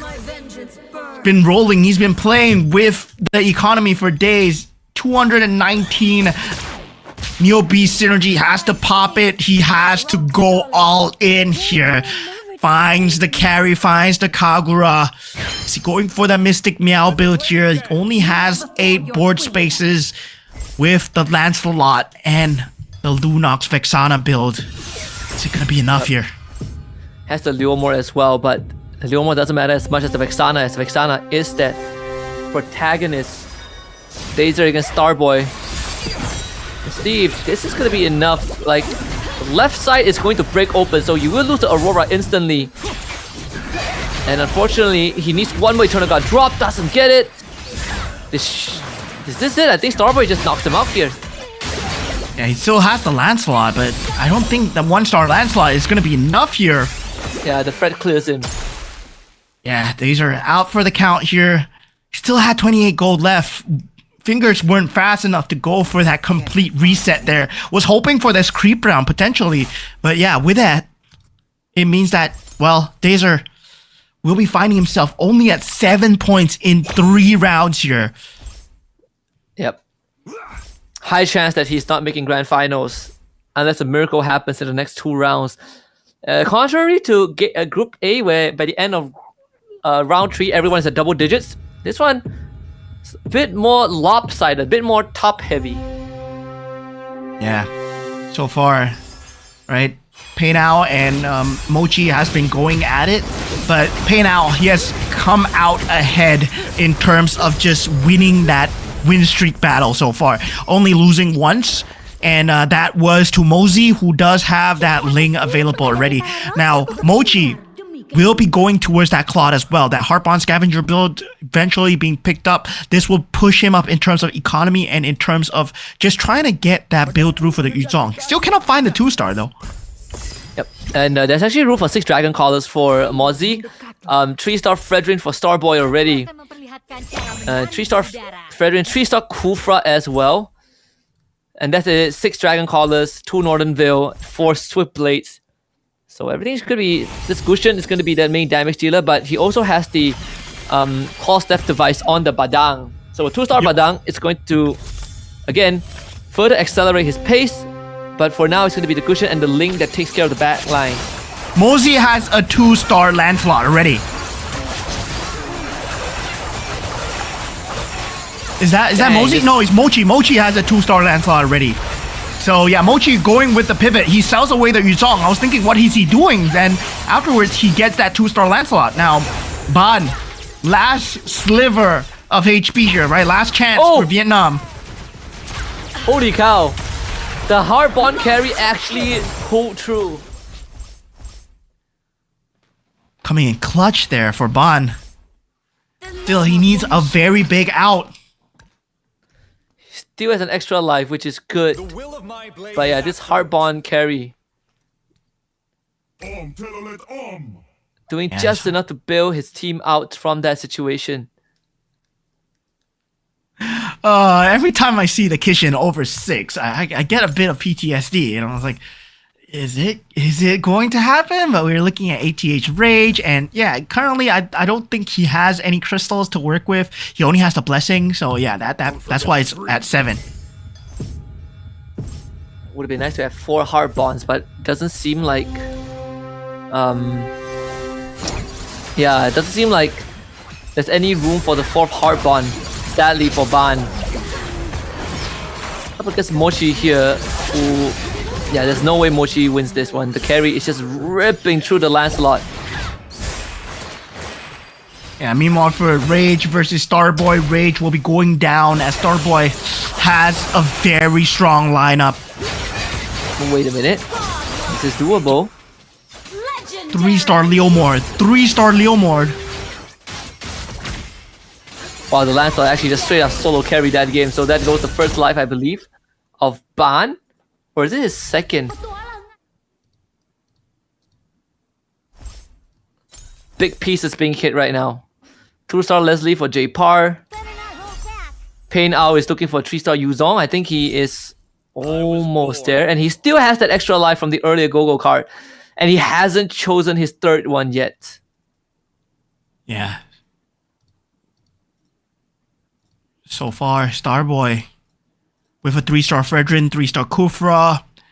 Looking at Bond's build as well. He has that carry with the Harp-on that we were talking about, right? That would have been shredding a lot of these players. Now, with that 2-star Ruby, what can he do, right? On the side of J-Par as well. So now Pain Ao actually going up against Bond here. Can Ban do it? Can the carry once more carry the game? This seems possible, honestly, at the end of it, right? This carry doing just enough to survive another round. Yeah, that's 6 marksmen together with the Harp-on actually coming through. Now taking a look at Mochi. who gets taken out by J-Par so far. 20 HP down, 41. Mochi has been having such a great time in that mid game, in that game 1, game number 2. Now going into the carousel, Ban will be the first to go here. Does have that plus cap, but goes for the heart bond synergy. Now he has the 4 heart bond synergy together with the carry. I mean, it's time for an all-in here. Ban is cooking something here. Yep, very, very much needed. Pei now getting his Badang, Mozi with the Bruiser. What is Mochi's choice? It actually goes for the Claude. It's the path less taken. Let's see, what does the Claude fit into? Hardbond Scavenger. I mean, he already has 2 Hardbond, so it's just going to sell it for Econ. But for Ban, guess it's surely guess it's for Hardbond, right? Puts it on the Leslie. Yep. So both his backliners now with Hardbond. Puts it on the Leslie and the Ruby instead. So this carry no longer is going to be the primary concern. Now it's in the Leslie. Yeah, the problem for Rage, the problem for Ban as well, right? Where he went for that Heartbond synergy, he knows that he needs to go for the all-in because the carry is not available for him to buy. He does not have the economy to buy as well. Rage is playing the carry. Pei now is denying the carry as well. And Mochi is also denying the carry. So yeah, there's no possibility of him getting that 3-star carry right now. Could work out in his favor because it allows the Leslie to not only have a second chance, but this Ruby is holding on very, very well in the front. Especially you have the extra hybrid attack and HP available. And I think he ran the Aegis, so damage taken by the hero reduced by 2%. Which means this Ruby is almost close to unkillable. Yeah, meanwhile Mochi, with the Lancelot, is able to survive and takes out the HP of Starboy Go-Go. Still, we have 7 players left in the battlefield. Dazer being extremely early out for the count here. Now, this is a very accelerated battlefield. Everyone is at low HP because of Pain Owls and also Mochi shenanigans at the start. Now we go into the late game where the Bruiser is unable to carry into that later stages, right? Unless you get a 3-star Yuzong, unless you get a 3-star Exorcist build, there is not the possibility of that going to happen. Meanwhile, these 3-star hero libraries, they're going to start to add up. Whether or not you get the 2-star 5 golds, like the Ruby, like the Leslie that Ban has right now. Yeah. Such a strong spot even for Pain out. This 6 Bruiser, 3 Scavengers, he's still holding on to the economy because he has that rock shield that he finally cashed in, and again the extra life from the Nana Gogo card, so he can afford to do this for a bit longer. But you can see that his power spike is running out as the shield gets popped. Mochi also starting to struggle a little bit. The Lancelot not able to hold up against J-Par, and Mochi also down to critical health. Yeah, Lancelot doing crazy amount of work coming out for Mochi so far. Now going into that potentially last creep round here, right? We're definitely going to see the Lord here because 7 players are still up. I mean, unless we start to see players go down in the next 3 fights before the next carousel, which is most likely going to happen. Pain Owl, Rage, and Ban are extremely low. Meanwhile, for Pain Owl, though, he does have that secondary life that we talked about with the Nana Gogo card. But meanwhile, on the side of Mosey and J-Par, they're not too safe either. They're 35 and 25 respectively, and they're top 2. Yeah. And most importantly right now is that between Ban and J-Par, whoever goes down, it's going to free up all of the hero pool for the other, right? Because they are both going for almost the exact same build. So the only way to hit more of those pieces is for the other to get taken out.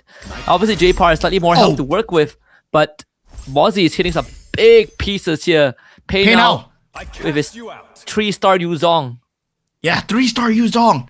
Just in time here, right? And Ban is totally denied for going for that Heartbond combo as well because, I mean, at this point, it's more towards that Leslie, more towards that, hopefully he has... Wait a minute. He sold away his Leslie and Ruby. Yeah. No, he still has it. He still has it. Yeah, he still has it. Just no 3-star, I think. Yeah. No more 3-star. I mean, Carrie is out of the pool. Leslie is also almost emptied out. So no 3-star for both of them. Again, it's between him and J-Par. But until then, this Leslie and Ruby is gonna carry him through. Like Starboy Go, no chance with this 3-star Fred and Kufra. Oh, Paynal takes 16 damage. That's gonna be the last hurrah here, his last HP. Starboy Gogo finds himself at 1 HP. Oh my god, and a sliver of health going up against AOT Ban here. And yeah, just this last fight here, Rage wins it out against JPAR. Still 7 players in the pool. Mosey actually recovering HP. This is great news. At least for one of them, right? For either JPAR or Ban. I mean, Rage has the shield, but it's not enough. It's just 5 shield plus the 7 health. Nope, not gonna cut it. Mosey's in extremely good spot. Now the 6 Dragon Caller. First, this is not the first time we see 6 Dragon Caller, but this is the best 6 Dragon Caller we've seen today. The extra 30% damage boost, and not only that, you deal 16% max HP damage 3 times with a Bane that is gonna wipe half the field at the start of the round. With a glowing wand, it's just the fight is already half over before you even begun. Yeah, it's gonna be a very scary build coming in from the side of Mosey. But there's that possibility, right? We see the possibility coming in from the side of Ban so far. Paynal being the first to get taken out here, and JPAR will follow suit as well as Rage. Nice. So now we bring ourselves into that top 4 as 3 members instantly in one seating get taken out. And yeah, it will be Paynal, JPAR, followed by Rage respectively. So this opens up once again the Kishin board. Once again, the Exorcist board for Mosey as well. If, let's say, they're wanting to go for that extreme synergy build, well, suddenly if they have the money to do it, they can do it. Yep, Ban is still holding on to the economy. I assume he still has 1 extra life left from the Wilderness Blessing. So if that's the case, then he can hold out for this because no one else is going for the same pieces as him. Maybe for Mochi. But there's a very good chance to hit the 3-star on the carry right now. There's like, what, 7 more pieces in the pool. So enough for 1 3-star carry. Yeah, that's just enough. There's 1 2-star Mochi as well. So he's going up against his natural enemy so far. Wants to take him out. But the Lancelot proving to be a bit too much in the backline so far. Can this Lancelot with this Kagura shield hold out in the backline? Is still holding on with all the Kishin items with the Weapon Master. Man, oh man, what a beefy boy. This Lancelot, man. Mochi able to take out Ban. Ban on his last legs. Truly on his last legs. Starboy at 1 HP. It's gonna be another Lancelot, but there's also a +1 cap. Another hardbond strategy up there. Mozzie will take that away. And Ban gets the Weapon Master. Yeah, Mosey picks up a hardbond synergy here. Is he going for ultra hardbond? Does he have it? No, right? Is he going for ultra hardbond? Is there a possibility? No, he does not. Hardbond the Badang, but that's pretty much it, right? There's no hardbond synergy available for him. So Weapon Master on the carry. Is Ban not gonna roll for the 3-star? Seems like he's not gonna do it. I don't think he has enough gold even if he does. Yeah, it's not enough gold to roll for the carry, so with Jeff said to hope that he wins the next round, but he did already face up against Mochi, so he's not gonna face Mochi again. Can he take out Mozzie instead? Yeah, Mozzie just picks up that Harbon Magic Crystal, so definitely hoping to make use of it right now as we go with that Cloak and Dagger coming in from the side of Ban so far, right? His Leslie still alive, Carrie still alive in the back line, but this Ling proving to be a huge problem to deal with. Ultimate Snipe up from Leslie, does find the hit, and Mozzie takes 19 damage, eventually gets taken out. Ban with that second chance, he finds himself in the top 3 position, but Mochi so far with the Kagura Lancelot has been tearing through this backline. This Franco is not going to stand for long. God damn. You see what I'm seeing here, Mo? It feels like we're looking at an extra $250 for Mochi again. Yeah. Mochi. Holy cow. Ban has to be the one to stop it. Ban has to be stopped. If the grand finals, he's going to win this. Like, he has a good chance of just winning the finals. Thank God we're not there yet. Can we? I think you roll, right? Ban Ban has to roll it down. Get the carry. Get the 3-star carry. You can't win this. You don't have any more health, no? Does he have one extra life? No, he lost both of them, Yeah, right? he lost both of them. Just roll, buddy. Just roll. Wait, does he still have one extra life? He's playing like he has one extra life. Right? Either we lost count or he lost count, but I felt like he does not have it anymore.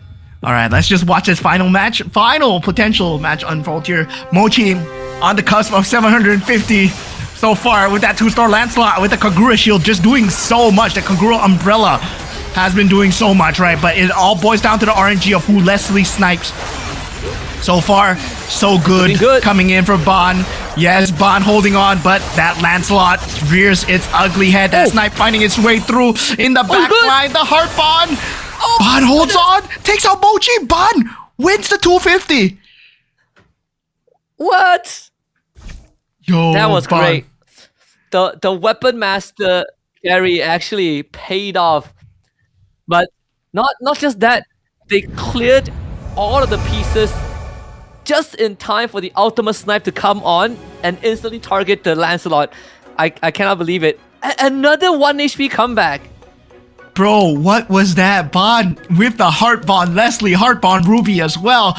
This was a combination that is totally off the meta, right? We are going into like late game, like cooking, right? Where, yeah, this could work, but this is never in a scenario where you put the Heart Bond on the Ruby. This is never in a scenario where you put the Heart Bond on the Leslie. But for Ban, it's just MCGG is like second nature to him. Okay, this could work because I'm going against a Lancelot. He's going my back lines. And if I have a secondary life on my Leslie, it means one more ultimate snipe. And yeah, it secured him the game. Yeah, but denied the 750 for Mochi, but still, Mochi second place finish, right? Another solid round for him. Really the strongest contender that we have seen today. Him and Trong Tram, that is the only two like solid strong contender, but Mochi is on fire, man. Yeah, Ban still cooking, man. Oh my god.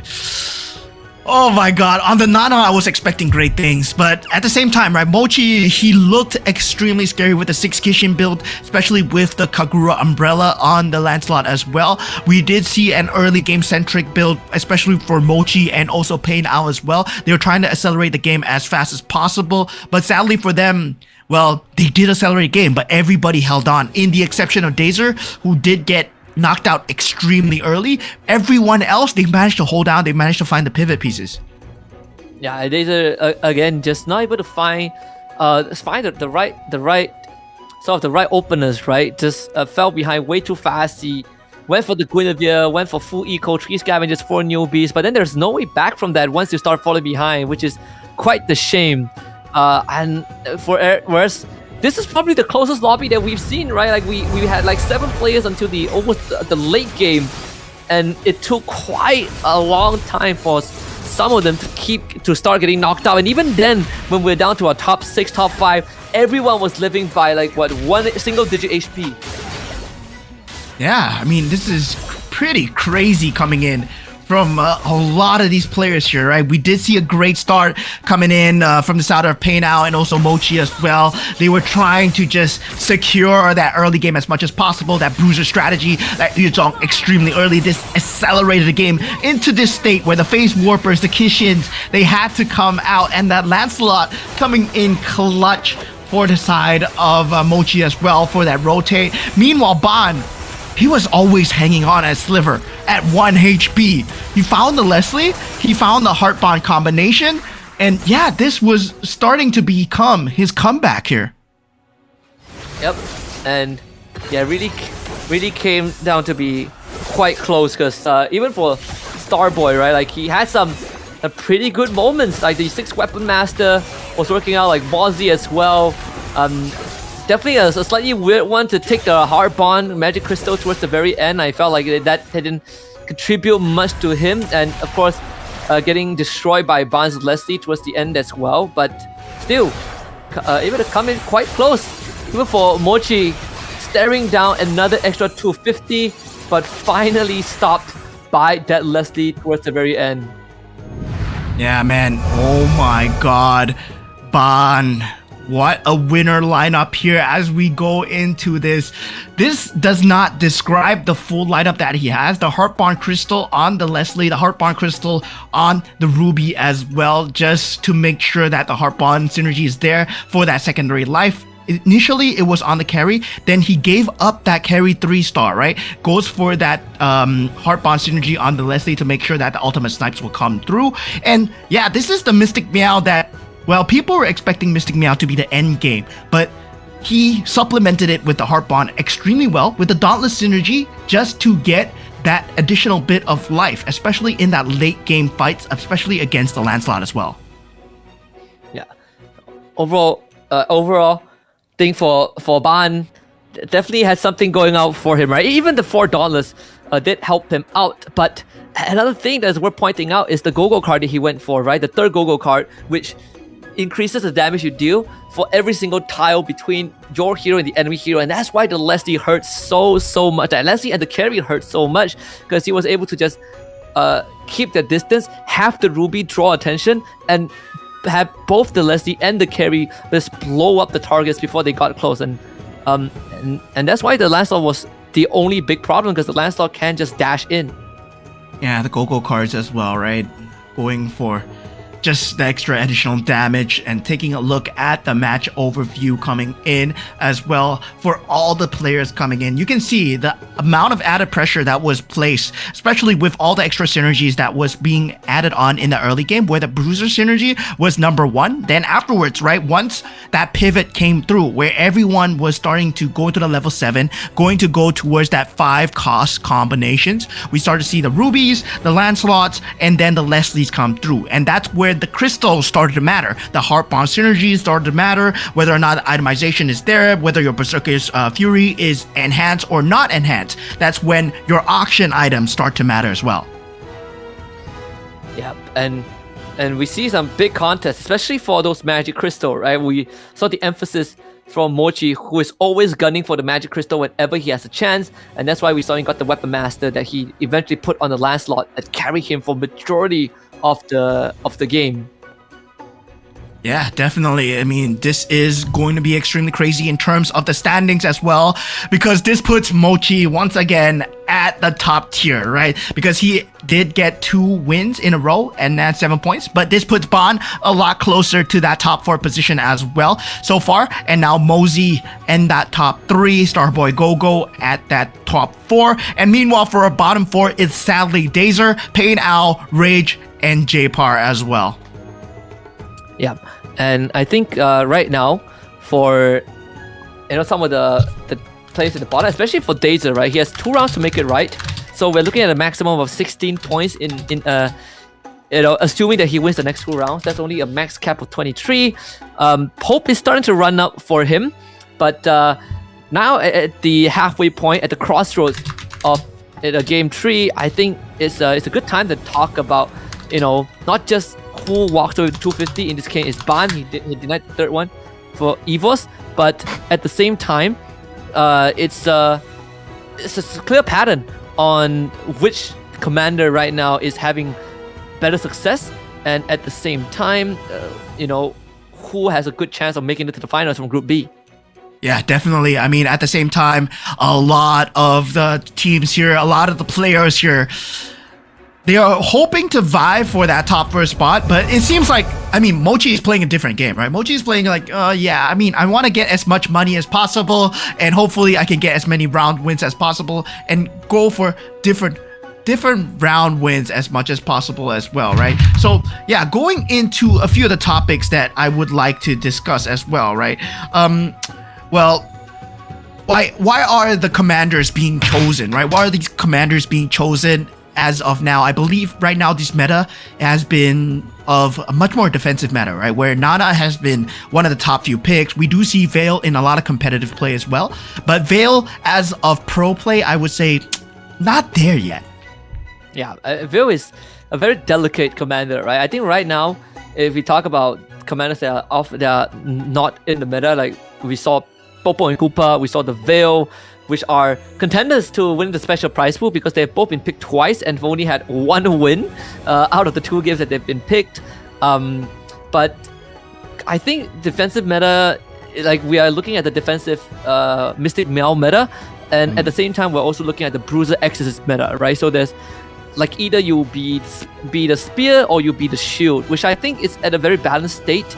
My only wish is that I wish that we get to see like Ember Lord really come online, or the Astral Power, which has been shown like a couple of times but not really at the forefront. But the Ember Lord and the Dragon Caller, they have been feeling pretty underwhelming, and I think that also was partly because of basic synergies like the Bruiser, who is just works in a very simple manner, but it's too good.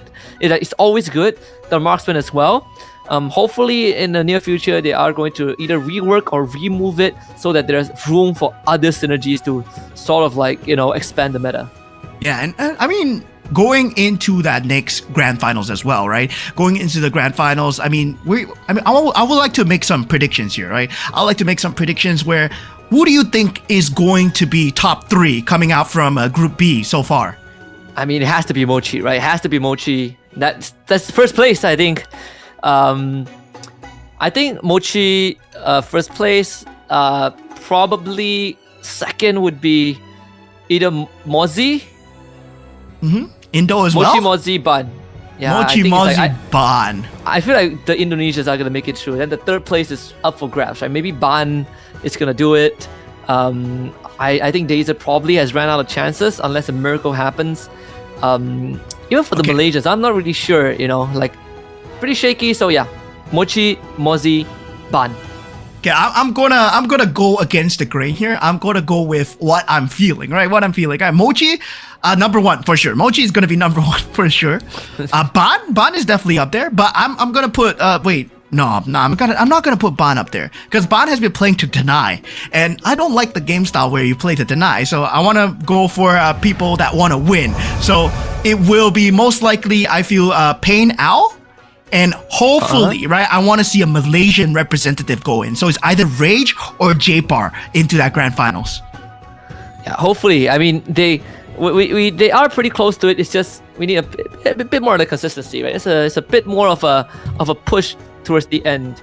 So again, right now we also need to look at like which commander might win the special prize pool. For me, I mean, it's clear as day as of right now. It's either Popo and Koopa or Veil, right? They've both been picked twice and have only won once. The Guinevere was picked once but hasn't found a win just yet, so can't be included, sadly. Yeah, sadly, Guinevere not included. Veil was almost there at that 100% as well, Paynal, with a crazy Veil game in the first game. But now Dazer will have to perform, right? He did not find a good standing at all in the previous game. But now going into game number 3, was where things start to heat up. We did see a tiebreaker coming out from Durbin and Q-Snake in that first game, where these placements will actually matter. Now, going into the draft placements, I mean, what are the heroes that will be picked here for commanders, as we see a Cho first pick coming in from the Dazer?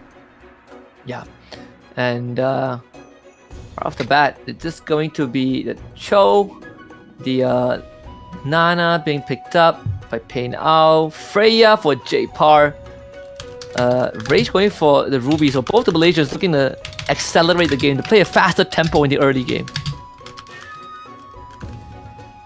Yeah, so we do see a lot of different picks coming through, right? The Yuzong coming in from Mozi as well.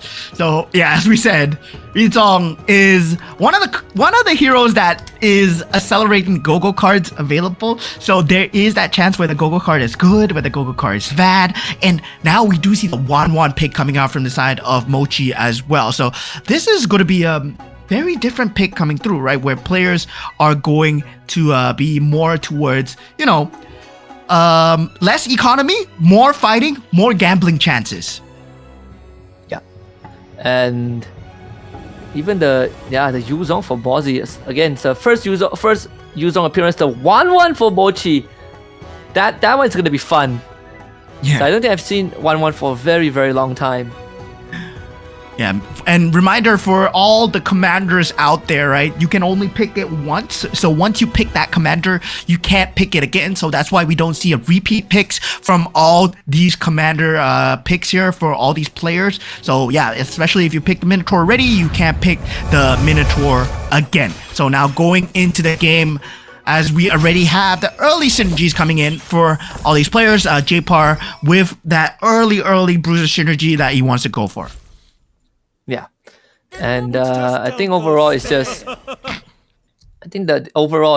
for at least for the side of Mochi, if you can make 1-1 work, which has been quite the classic, quite the, I would say, staple snowballing, commander, then he's gonna be one to watch out for, right? Because most of our players have been going for more of a meta picks, but then every now and then we see some anomalies, and this is one of it.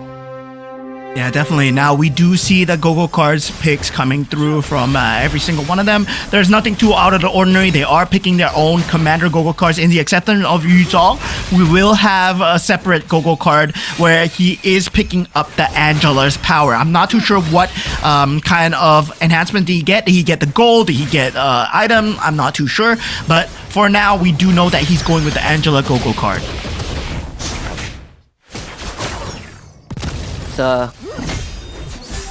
The scavengers for Rage and Mochi. Actually, Mochi getting astral power as well. So some early power spikes there. J-Power with the 4 bruises. Very standard opening, but again, should get the snowball going. Yeah, definitely. At this point, it's more about securing that bruiser build coming in as the Freya, right? As a Freya, you want to get that synergy as much as possible. Already that 4 synergy coming out. Unable to secure that Yuzong early on for the side of JPAR, but you can see from JPAR, he wants to go for a faster paced game this time. Should be able to achieve that. Again, with the 4 bruisers that's empowered by the Freya, this early game is pretty much in the bag. It even has a golden staff, Dormice, and a 2-star Dyrov. So you can expect him to get a hit, get the levels, play the econ, and then start looking for that Yuzong. Yeah, definitely. At this point, that bruiser build coming in extremely strong. Now, it's all about who wants to go for the economy here. Who dares to go for the economy here, right? Pei Now on the Nana, he can't afford to go for it. Meanwhile, on Ban as well, right? Going into the Angela, he will have that early game synergy, but he will not go for that eco synergy. Instead, chooses to go for the Kishin Face Warper extremely early.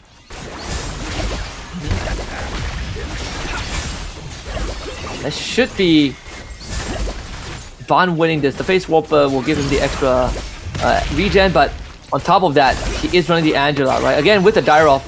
So, highly contested early game bruiser there, because it's very tanky and does big AoE damage. But 3 players with Scavenger, Starboy being one of them. Has the early Hilda as well with the Astral Power available, so we can expect Starboy Gogo to also have some decent early game tempo. Yeah. So now going into the carousel round, we will have Pei Now being the first to go for that items if he want to go for it. Instead, he goes for the carry extremely early on. Meanwhile, the Hilda is there as well. This Esmeralda will not be picked up for any other players. Heart's Claws being picked up from Mozzie as well. Blade of Despair and Glowing Wand for Mochi as well. The Molina's, the Feline Blade coming out from JPAR. So that's a very late game item that JPAR will be going for. Yeah. Level 6 for Mochi already. It's cashing in on that economy. Yeah, again, with the Scavenger, you have the liberty to be a bit more reckless with your money early on just to get that head start. The Defender Blessing for Rage, but doesn't have the 4th one, so opted for the 3 Scavengers instead. Yeah, so definitely at this point, Scavengers will be the name of the game here. Definitely going into the later game. And for now, the economy being secured here, right? HP bar is very, very secure. And now we do see the first Go-Go card coming in. It will be that blue Go-Go card. And now for that, there is that possibility where that blue Go-Go card can actually extend that game into a later series as well. So now, HB, name of the game here. Before that auction round, if you can keep between that 50 to 70 mark, hopefully that will be somewhere that you can extend it towards that later game where the level 7 5 cost will make much more of a difference. But Pain Out already level 7, so he wants to go for it very fast. Yeah, and that could allow him to start getting those big pieces that will make up for that early investment, right? Again, he is a Nana, but if a Nana can get a hit with this full eco build, then it would actually put him in a way stronger position once that late game rolls around. And with this kitchen carry available that has the Nether Claw with him, and the Golden Staff, this is the exact piece that could get Pain Out a hit without compromising the cons that comes with this 3 Scavenger and 4 Neobi synergy.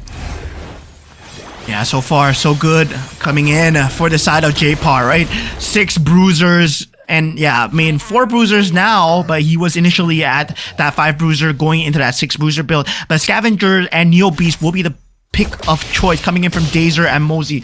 We did see how Dazer greeted for the economy previously, and suddenly he found himself in a very bad situation. Now, this is going to be a creep round coming in. This go-go card round. Meanwhile, Mosey will have that chance of that purple go-go card where all his cards are enhanced. So he does go for Apex weapons. Level 8 and level 9, he will get an equipment chest. Yeah. And that means he wants to rush the level as fast as possible. And with the Yuzong, it's one of the best snowballing commanders out there. You don't with the Angela power, of course, but overall, you do get better quality go-go card, and he also has that Scavenger. Not as good as what Pain All has. Again, this carry is the ultimate build-out, but once more, Mochi with this 4 Exorcists and that 1-1, alongside J-Paw, who got a very early bruiser, 4 bruiser comp with the 3 Scavengers. Both of them are the expected frontrunners, and yeah, they are hit. Yeah, definitely at this point right now, it's more towards of trying to go towards that late game. They are ahead for now. That 1-1 needs to be ahead, I would say. 1-1 and Freya at this point, if you're not ahead, you're doing something wrong. Meanwhile, for Nana and Cho, I mean, they're going to be playing from the bottom, right? And meanwhile, for Pain Out, I'm curious to see whether is he able to get that early 7, make use of that early 7 as fast as possible. And it seems to me, right, he goes for that carry extremely early on, unable to find more pieces for that carry, unable to find a 5 cost so far. Yeah, unfortunately for Mochi, he's gonna lose this round to Ban. With the Angela healing that is just slightly too much for him to deal with. He doesn't have healing reduction at this point of time. Rage is holding on to his second go-go card. And not to mention, Ban does have the face warper, so it did bail him out mid-fight. So far, J-Par still looking incredibly well. Incredibly healthy at 100 health. Yeah, so far, right now, we are looking at J-Par's lineup and Scavenger into that Bruiser, right? Where, I mean, it's gonna be a very good mid game, very good early game, but same time not securing the late game yet. So Pain Out already at that level 8 together with Mochi as well. So they are really accelerated into the late game. So J-Par gonna have a harder time, especially when you go up into that 5 cost scenario, especially when you want to play gold for gold in that auction round as well. Yeah, and Rage, I think, lose out this round, sadly. Doesn't have enough damage, and the Irritel not in the best position to carry this with the 4 Ember Lords and 3 Scavengers, something that I guess is the first that we've seen today. So Don't blink. at least he still has some decent health bar to work with. It would be interesting though if he fully commits to the Ember Lord, because I am curious in what the Ember Lords could do. Yeah, so far, Ember Lords not being the name of the game here, right? Ember Lords and Dragon Callers, we've been seeing them very little. Feels like Kishin has been the name of the game for a lot of these players here. Now, Astro Power will be the name of the game here for Starboy here.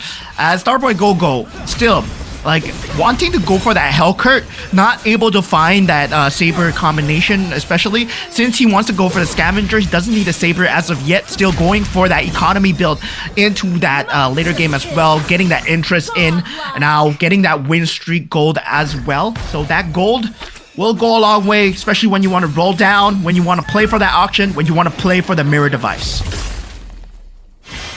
Another win here. Leave that one. Pei now taking the L, even though he is like what, level 9? Level 8, sorry. This is going to be important. The random magic crystal has been big contention so far. But it will be Rage that goes for it, as Mochi opts for the extra capacity, wants to hit 9 as fast as possible. And there's very little contention for the magic crystal. Yeah, so far, very little contention. The +1 cap has been picked up from the side of Mochi as well.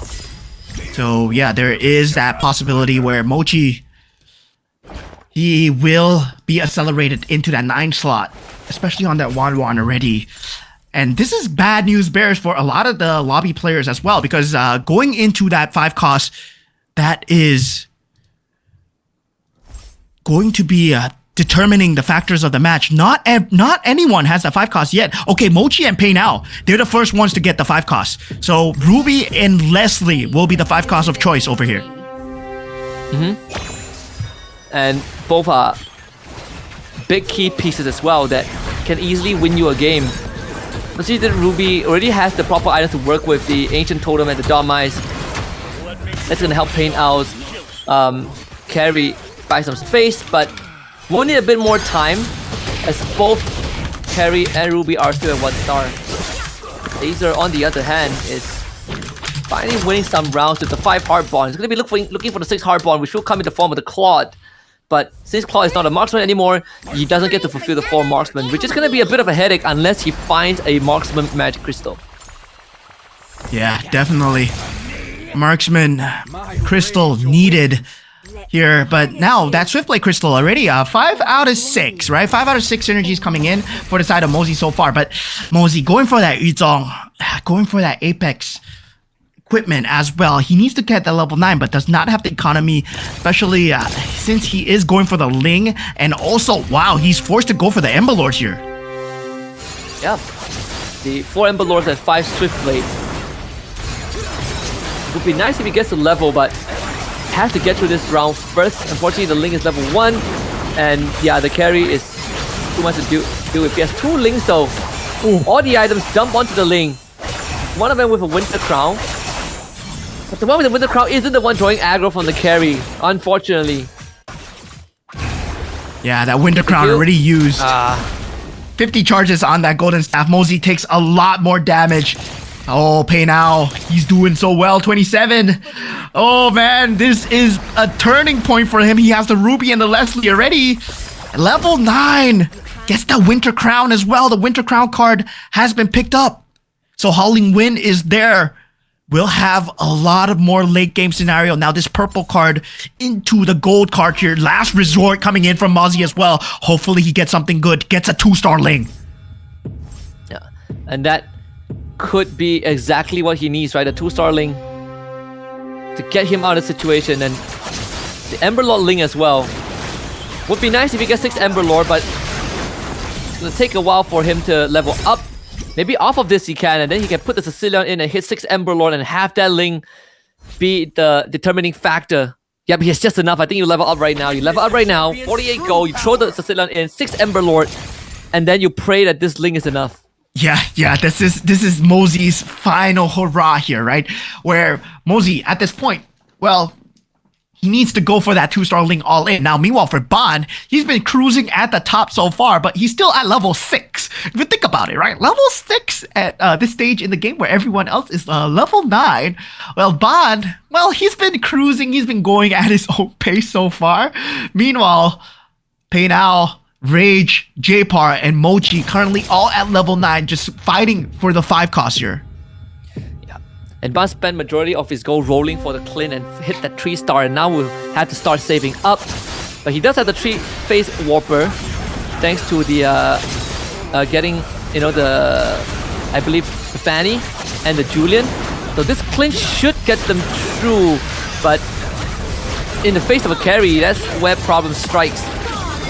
Holy cow, this carry is hitting like an absolute freight train. The face whopper, Winter Crown, it blasts the right target. They should get him through. Yep. Right at the cups of 20 goals, so it gets the full interest. Yeah, meanwhile, for the side of Mosey, hangs on with that Ling, as that was the fight that was going on. Mosey just surviving through that last point. So all 8 players still alive. Now, for the side of Mochi, as we take a look at Mochi's board as well, Vexana Lunox might be the play, but instead opts for the Mystic Meow here. Is it enough at 8 Mystic Meow synergy? I doubt so, because he does not have the 2-star Vexana, does not have the 2-star Lunox. Mochi at this point, right, is going for a different build. At the same time, he needs to find the 2 stars. Yep. It's been quite the challenge here. There is the Vex on. It's gonna be the Vex available here, but Bond again with a 3-star Clint, Face Whopper Clint. Takes the big burst for the Kagura, but it's not enough to trigger that Face Whopper nor the Winter Crown. So the attention get turned to the front line. Let's see if Bond's Clint can pull through this. That's the Face Whopper use. Feel the Winter Crown that they need to deal with. Just can't do it. The Clint solo carrying right now. Yeah, meanwhile, Paynal takes the damage onto Dazer as well. So, yeah, Dazer, Mosey, and Paynal falling into that bottom spot where they are in danger here. But Paynal, he did have a great kind of economy. He is on a Nana after all, will have that secondary life available. So, yeah, there is that possibility of a comeback. Now, AOT Bond might be sitting all the way at the top, and Starboy Gogo as well, but they are level 7 and 6 respectively, so they don't have the access to the 5 cost as much as the players. It's pretty crazy, like the lower level players are the ones that are at the top. The ones that are able to snowball, you know, and get the right pieces here. Okay, so there is a level 3 J-Par, Hilda, right, for Starboy, and a level 3 Clint. yeah, Dazer is going up against J-Par here, and J-Par actually has a 2-star Badang. So this Badang going up against the Franco, will he be able to just tear through it? Yes, does tear through the Franco. Now just needs to find that Mia in that back line. This poison combo still coming through. Oh, this Mia's still alive. This carry is still alive, and Dazer hangs on for now. Yeah, it's also the Kufra, the Tyrant's Rage that basically, you know, took out the entirety of the front line. Big damage there from the Love Bound synergy. Now going into that last few carousels, the Alpha being picked up from the side of Mozzie. +1. Oh, Kishin Emblem as well, picked up from the side of J-Bar. So +1 cap coming out from the side of Al. And look, oh my god, Mochi actually going for the Ruby here. Yeah, Mochi finding himself a Ruby. It could be his way back, as he is now, he has the Mystic Meow, 10 capacity, as he has the +1 cap, lands himself to Aurora, throws in the Bellerate. That's going to be nice synergies, but needs level 10 to find the 11th. So unfortunately, I think he took the Ruby for the 2-star. He did that for Econ, but he does have a 2-star Ruby on the board. But Mozzie is the one having the best time. 2-star Alpha that he just picked up from the carousel, and the 2-star Emberlord Ling. Yeah, this is 6 marksmen available, right? Similar to what Ban was playing just now, but he does not have the Heartborn synergy on the Ruby and does not have the Heartborn synergy on the Leslie. But the thing is, he does have that 6 marksman synergy. So this Leslie with that Winter Crown, we're gonna have to see what he can do in the backline here, and is he gonna be able to be accessed? Okay, so far so good coming in from the side of Paynal, but Rage able to deal so much with that Ling. It's so scary. This Ruby is not enough. Paynal will find himself at 1 HP, has 1 chance left. It was the first time he's take fatal damage. He will have 2 more lives left, but Ling, scary scary spot to be in. Actually, finds the 2 Ember Lords and the 3 Kishin. Does have the Kishin emblem on the Ruby, but it's not enough. Ideally, you would want to have the Lancelot on the board as well for the Face Warper. But more importantly, for 4 Kishins, which she does not have. Yeah, that Kishin synergy needs to be found. So far, Mochi going for opting for the Mystic Meow, going for the Enlightened Tails as well. 6 out of 9 will be that Yuzong count coming in from the side of J-Par. So that 3 stars just far away. Meanwhile, everyone else is also far away from that 3 star so far, right? But now it's all about Paying Out versus J-Par, Mochi versus Rage, as well as one of the top few players might be taken out right now, but still holding on as Rage, his Ling, he's not able to deal enough damage. Oh, Mochi holds on. Oh, the Odette actually making all the difference. Paying Out finally eliminated. And Mozzie on that win streak, like this Ling, this Ember Lord Ling is starting to become a big problem. On top of having the enhanced BOD. Always ready. If you Yeah. your money. Sad for the Burmese representative, first to be taken out here. Now, with that, top 7 remains as we go into the Orange Creep round. Now, Mozzie in danger on the chopping block as well, but he finds himself at a very good pace. And now looking at J-Par's lineup as well, right? That 6 Bruiser lineup that has been carrying him throughout the start. Now this Badang has to do a lot of work. This 6 Heart Bond coming in from Dazer as well. This is a very new build coming in, but at the same time, not very new, not very old, because it is that Mia Poison build, but it's a new spin with the Heart Bond and also that Marksman build. Yep. At least for Dazer, he's having a way better game right now compared to the first 3 games we've seen, right? Sitting on the 6 Hard Bond and 3-star Mia and 3-star Franco. Even have the Leslie and the carry. Would be nice if they hit 2-star, but it's enough to keep him afloat for now. That's a 3-star Yuzong. That's a 3-star Yuzong that J-Par is looking at in the store right now. Does not have to go for it. Does not want to sell anything for it too. But he's at 18 HP. Oh, he sells the carry for it. Yep. It's gonna miss out on the 6 Kishin, but maybe it's enough. If he wins this round, he can get that carry back and go back to 6 Kishin, which he does have the emblem for on the Yuzong. Was that a mistake though? I felt like it was. He gambled it, and it did not pay off. Yeah, it was not enough. It was not enough. J-Par gets taken out as well. At 3-star Utah, not enough to carrying him through without the 6 Kishin, without the 6 Exorcist as well. Now, Dazer will be down for the count as well. So yeah, this means first to go out, Paying Out, then J-Par, and then Dazer. All 3 of them still looking at the bottom of the barrel as we head on closer into game 3. Everyone's basically 1 or 2 rounds away from getting knocked out. Mozzie is the biggest threat right now on a 6-round win streak, just because he was able to hit that 6 Ember Lord Ling. I mean, this 6 Astral Power 3-star Hilda is also quite the menace, but unfortunately doesn't have like much ways to recover health aside from this Kagura keeping her alive. Maybe the Astral Sovereign buff. So it's gonna be close against Rage. The Hell could just delete the backline. Yeah, so far that Hellcurt doing such a great job, but the Badang has been holding on, right? Together with the 3-star Hilda, able to get that HP just in time here as Starboy will be taken out, but looking at the side of Mozzie going up against Mochi as well, Mozzie will be hanging on towards that mirror. Now Starboy, go will be that top 5 slot. Now as we go into the top 4 here, one more round before we head on into the carousel. So we will be guaranteed that carousel here. Yep, and Mochi again, another top 4 finish for him. Not really sure if he can take down Mozzie, as he doesn't really have the right piece to do so. Not against the Ember Lord Ling.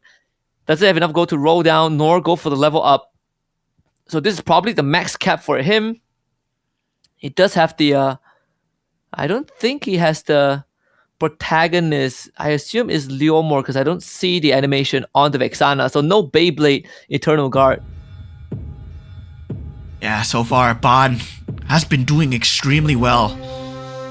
Man, oh man, he was playing for the blocks. He has a lot of gameplay in his chest here.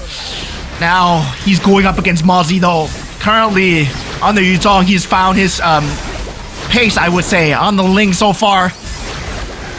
That Ling currently still on that tear through in that back line, but that Clint doing so good for him.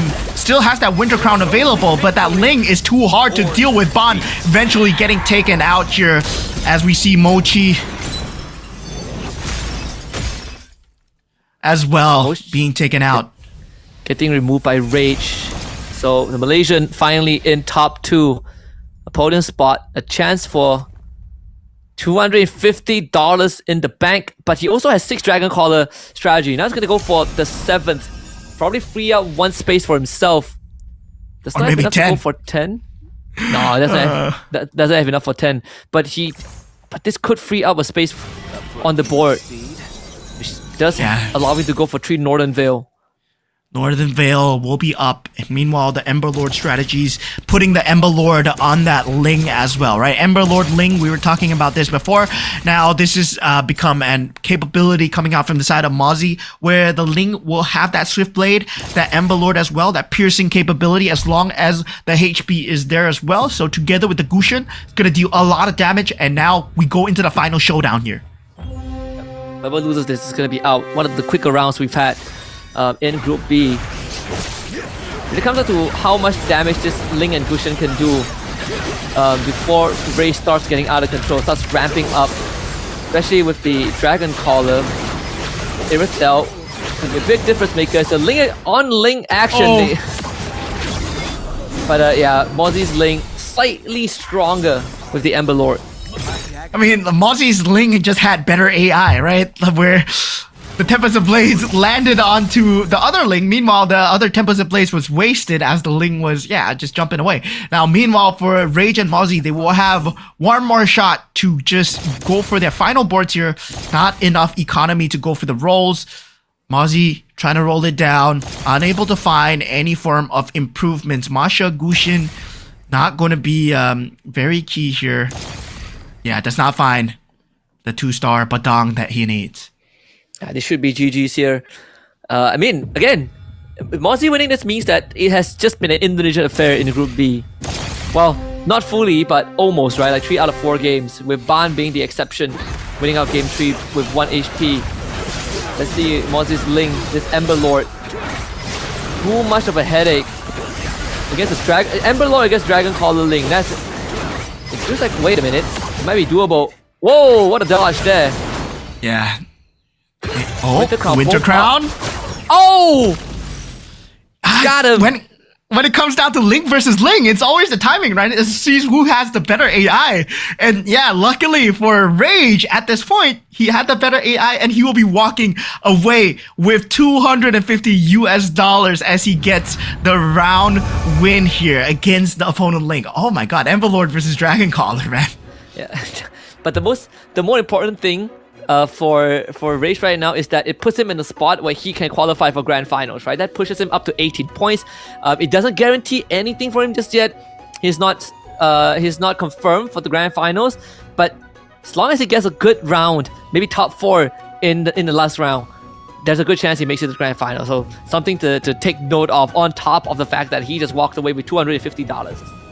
Yep, and we are going into that Game 4 really soon, where Game 4, I mean, it is starting to make sense, right? Who's going to go to the top 4, who is definitely going to go in as Mochi. Of course, he has secured that top 2 positions for that first 3 rounds. Then, of course, once again, in that game number 3, he has done an extremely good job. Meanwhile, I would say everyone else is still in contention, and the exception of maybe Dazer and also maybe the few at the bottom as well. But there's still a chance because there's 2 more games. If they get top 1 for 2 more games, who knows, right? Who knows?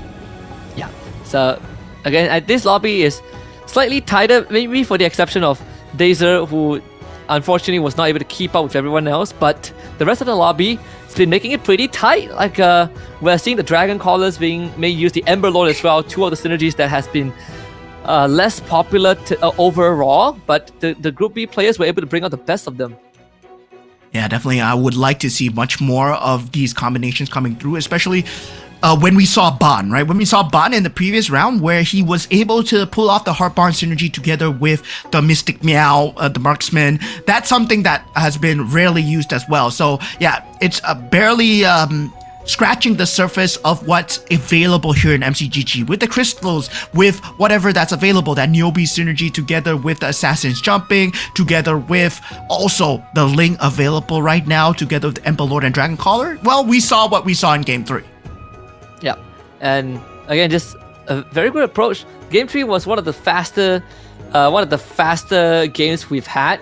I know we didn't really make it to the Lord round, and everyone was losing a ton of health, but a lot of it was also dictated by just the early tempo, right? The Exorcist, the Bruisers. But we saw that last resort coming out from Mozzie, which he went for the go-go card, gave himself the link, and was able to get enough gold to level up and get the 6 Ember Lord. And that really made the difference in his late game that got him to top 2. Yeah, looking at the highlights right now of that previous game, you can see, right, already at round IV2, where everybody was at a low HP, only Ban at that 75 HP. Because he played for so much economy, less towards that aggressive leveling, he was at level 6 all the way till that later stage of the game, where everyone else was at level 9. Yeah, and for quite some time, right, the top 2 were only level 6, level 7. Like the Ban spent a lot of his gold getting that 3-star Clint and tried to use that as a leverage to catch up later on, but unfortunately he just started losing too much health, so was not able to make it as far as he would like to. But still, I mean, 4th place isn't too shabby considering, you know, the rest of the board with Mozzie, Mochi and Rage, who are basically, you know, decked out in super late game comp. Yeah, I mean, at that point, right? That late game comp together with the 2-star Lings available, it boiled down to who had the better AI, I would say, because it was a Ling versus Ling situation, and missing that Tempest of Blades right there, well, it meant that, yeah, just nice timing for Rage to hit it. You can see the look on Mozzie's face. It's like, what is my Ling doing? What is my Ling doing? It's like, how did it not hit? How did it not land that ultimate, man? Yeah, that was Rage like one round before, right? Like both the Lings were griefing, but in the end, Mozzie's Link grieved harder. I mean, Mozzie's still also in a good spot to make finals, but I think he's more upset that he missed out on $250. Yeah, $250 is not a small amount, man. Not a small amount, especially for a round win, right? And so far, if you take a look at the winner lineups, if you take a look at what ATH Rage was playing, it was a very similar lineup. It was a very reliant on the Ling to do well, right? He held on with that shield card in that mid-round, mid-go-go card as well. And luckily for him, he did get the mirror dice, that mirror device to actually just kind of help him get the 2-star 5 cost as well. Yep. And overall, it's just the Bane also making a bit of that difference, right? Like the Bane with the early Delia's catch as well, making sure that you chip away the health bar, and at the end of the day, Rage having that rock shield also gave him a very good chance surviving just one extra round to hit that 2-star. But you're right, the mirror device made all the difference. Yeah, I mean, all the difference was made by the Ling, actually, because the Ling. It was a 1v1 Ling, right? What could you say? Like, it's like you pulling up into a classic MLBB match. Your jungler picks Ling, your opponent picks Ling, and then it boils down to who lands the retribution on that final lord wins the game. And that was exactly in that Magic Chess Go-Go fashion. That's what it boiled down to. But sadly for both players, they weren't in control at all. So yeah, sadly for them, it boiled down to the little optimizations that they could have had. Yeah, and again, the match overview here, pretty clear cut. It came down to a Ling versus Ling showdown, 6 Swift Blades, and the only difference is, Rage opting for 6 Dragon Caller and Mozzie opting for the 6 Ember Lord. We did say that Yuzong, once it starts, it accelerates very, very fast, and the fact that they boiled down to the last resort was was sort of like the good representation of what a Yuzong can achieve even when the game is not going your way. Yeah, I mean, when the game isn't going your way, right? The go-go cards, it is leveled up in that last resort, and also that chess available at level 8 and level 9.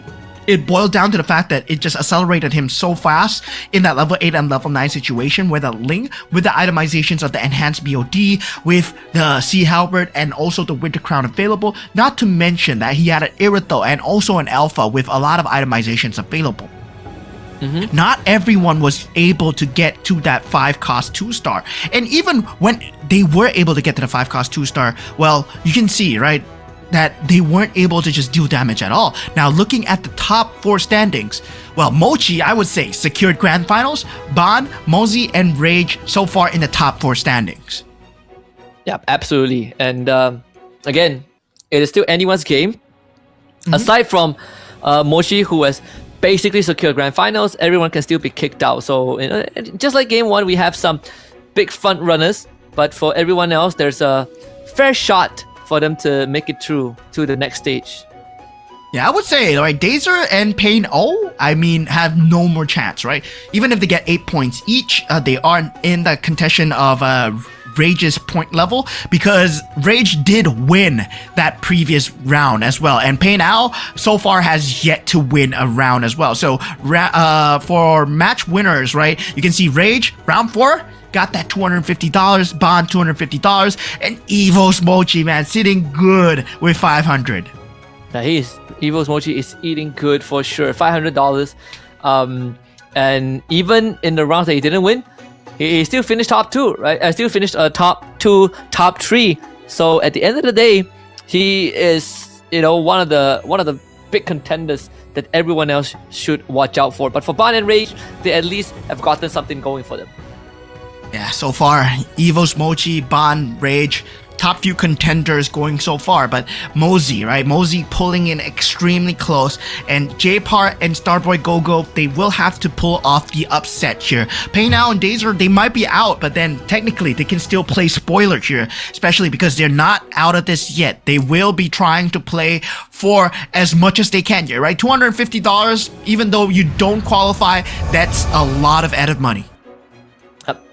Insanely a lot. And again, even if you don't make it to Grand Finals, you are at least guaranteed $250. So, you know, winning the rounds would add on to that, even just by a little bit. But now we are going to be approaching our final round, and this is going to determine who makes it to the Grand Finals and joins the top 4 from Group A. Yeah, I mean, definitely. I'm curious to see who's going to be our final winner throughout the end as well. I mean, is there going to be an upset? Because there is a point difference right now, right? Right now, Evo's Mochi might be sitting at top, but Ban, if he does get that number 1, he will be sitting at the top, provided Mochi does not get top 2. Yeah, absolutely. And for Rage, he just needs to get a solid finisher to this round, and he will also have a good chance of making it to the Grand Finals. So at least we will have a Malaysian representation there, because this entire Group B has been all about the Indonesians, who are basically just, you know, out-tempoing everyone. Mochi did slow down a little bit, but not by too much, right? He still is able to maintain a top 4 finish the whole way, which in of itself is very impressive. Yeah, definitely. For both players, for both all these teams, all these players coming in, sitting at the comfort of their own homes, well, competing in some prime MCGG. They're the cream of the crop of the region, right? The top 16 competing against each other so far. Hopefully, I mean, we get to see them in the Grand Finals tomorrow, but even if we don't, we'll get to see them once again, right, in MCGG here, as, I mean, this game, well, it's gone such a long way from the first time I've ever seen MCGG. Well, right now, it just looks so amazing. Yeah, back then, the more bare bone meta where everything is just, if you go for Bruiser Northernville, you're just going to win every single game. I mean, right now, Bruiser still sort of wins most of the games, but there's definitely a lot more diversity in how the game is played, which in of itself is a big, you know, step up. But PNK now brought out by J-Par for the very for the third time today, the Amon for Pain Out. Okay, that's the first pick of the first Amon pick. Yeah, once again, I mean, if he can go for the prize pool, right? He can go for 3,200 prize pool. If he wins this, well, Amon, well, yeah, technically commander that not a lot of people play as well. So now we do see the Minotaur coming in, the Mia coming in, the Nana, PNK. Once again, I believe that's a Guinevere coming out from the side of Mochi. Yep. So second Guinevere pick. So wow, that's quite the interesting one, right? Coming out with the I'm most interested in the Amon, and Minotaur, absent for the past few games, finally brought back out again in the final game of the Group B. Yeah, very interesting pick coming out from the side of Pain Owl, especially going into the final game here, game number 5. This is for all the cookie points here. IoT Bond looking for an upset, and Evo's Mochi currently sitting at the top of the leaderboard. Mosey following close by with ATH Rage. Starboy Gogo and also J-Par, they can find themselves in the grand finals tomorrow, but only top 4 will make it. And unluckily for Dazer and Pain Owl, they are out of contention here. Yep. So it's down to the fight of the top 6, and a good time to talk about the max cap, right? J-Par caps out at 21 points, so even though he has a chance to make top 4, it has to come down to a lot of factors, right? Some of the front runners, like Starboy Gogo or Rage, losing out early on to open up the window. If not, then his chances of making it through is also pretty low, even if he ends up winning the whole thing. So the true fight is actually between the top 5, and one of them is going to get knocked out of top 4 after this. Yeah. It's crazy, right? Now, it's more about that top 3, top 4 position more than anything. Top 1, top 2, I would say pretty much secure in terms of going into that slot. But now, going into that game number 5, there's not going to be any more cards being held. Fanny going for Guinevere's power. Guinevere going for Guinevere's power as well. So there will be 2 double rerolls available. And meanwhile, Mia going for Karina's power. So that Twin Blades is available for Dazer here. Wow, Dazer is really tossing things up. Yep. And for Pain Owl, it's very clear what he wants to achieve with the Amon, right? Full economy. So all those 2 stars, they are going to have a lot more value because it contributes to his gold, to his bank. And it's one of those Hail Mary, right? It either makes or breaks you. But for the PNK, it should be a comfortable cruise, comfortable cruise for J-Par, as you are going to gain econ no matter what. Yeah, now going into that economy, where early game, yeah, you're not gonna see too much economy, but the scavenger builds still not coming through. Only J-Par with the soul scavenger. Meanwhile, the Neo Beast coming through from the side of Rage, Starboy Gogo, and also Mochi as well. This will be the economy picks of their choice here. HP bar wise, well, it's all rock paper scissors, right? Whether or not you'd have that slight advantage, you don't know who you're going up against. Meanwhile, if you know that you're going up against a strong opponent, well, sometimes you can get the win, especially if you are somewhat like Fanny, who does have that extra slot available, but it's always rock, paper, scissors every single time. Plenty of 2 stars coming online for Pain Out. Again, he is running the Amon, so these 2 stars are going to give me extra goals, but the best way to do it is to get the 2 stars that you really want, so you can make use of the extra gold that is given to you instead of getting it and then re-rolling it. Yeah. Does find the Angela, right? So might be something that he wants to go for, the Angela Scavenger Kishin combo into that later stages of the game. So he might be just rolling it down for the Angela, and now he's secured that and he wants to go for that, but I don't see the vision so far. Meanwhile, for Bond, he's doing extremely well on the Minotaur, but as expected. Now, going into that carousel round, Mochi will be the first to move. That Lunox there, it's looking juicy as well, especially if you want to go for the Kishin build, but that Haas Claws will be the choice coming in for Pain Out. J-Par going for the book there. Dazer, the Golden Staff. Berserker's Fury on Starboy Gogo, and looks like Bond choosing Ooh. the Magic Glaive instead of any units. Okay, so no one going for the Lunox, one of the harder ones to build around. Understandable. Yeah, I'm Ban surprised, and right? Rage, yeah, quite surprised. But and you compare to like Leomor or Vex or Yuzong, it's definitely hard to build into. Trip the full face warper for Ban, and Rage having the Scavenger actually just pulled off the Scavenger into Swift Blade, Astral Power, and Marksman, both still at 100% health. Yeah, Ban already choosing to enhance the Dom Ice and also the Anti-Cuirass, right, on the Minotaur. So this means that he has a secured front line. He could go for,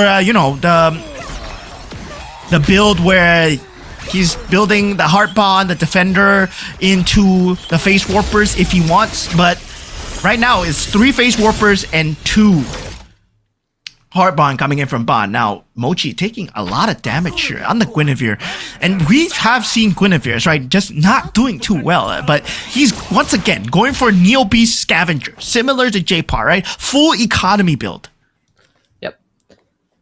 Full econ, and yeah, last time we saw it, it didn't really work out well because it ended up being way too defensive, and there wasn't really a way to bail yourself out of the situation. So let's see if it's gonna be any different this time, right? Like, especially for Mochi, who has secured final, so technically this round doesn't matter as much, but there is still $250 on the line. 250 on the line. I mean, 250 USD is a really big prize pool to be working towards, right? Of course, the grand finals, whoever does walk away as the MRS Season 6 champion walks away with $10,000. But now we are here at the final game as Ban, well, still doing very strong with the Clint in the back line, right? He does have that items, the enhanced items available. Now he picks up the Mia, the Kufra. He can go for that build. He can't go for that Heartbond Mia build, that forbidden tech that a lot of people don't like. But yeah, Ban, I mean, if he wants to secure an early top 4 spot, he can force this game into that ground. And yeah, he sells off the Clint. Yep, sells his entire board, almost his entire board, to go for the Heartbond build. So that would guarantee him a snowball moving forward. But I'm more interested about the pivot, right? What happens afterwards? Because it's gonna fall up at eventually. So it's more about the follow-up after that.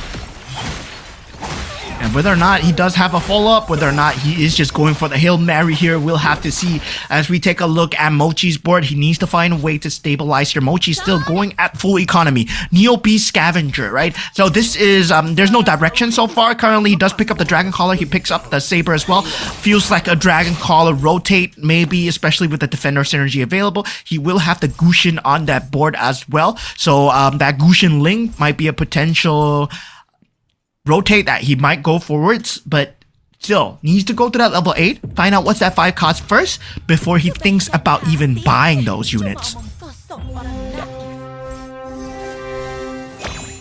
Yeah, see, Mochi should be anticipating another L, but he does have some good item that is using the heroes as placeholder, like Terisla is holding on to Cloud Death Device.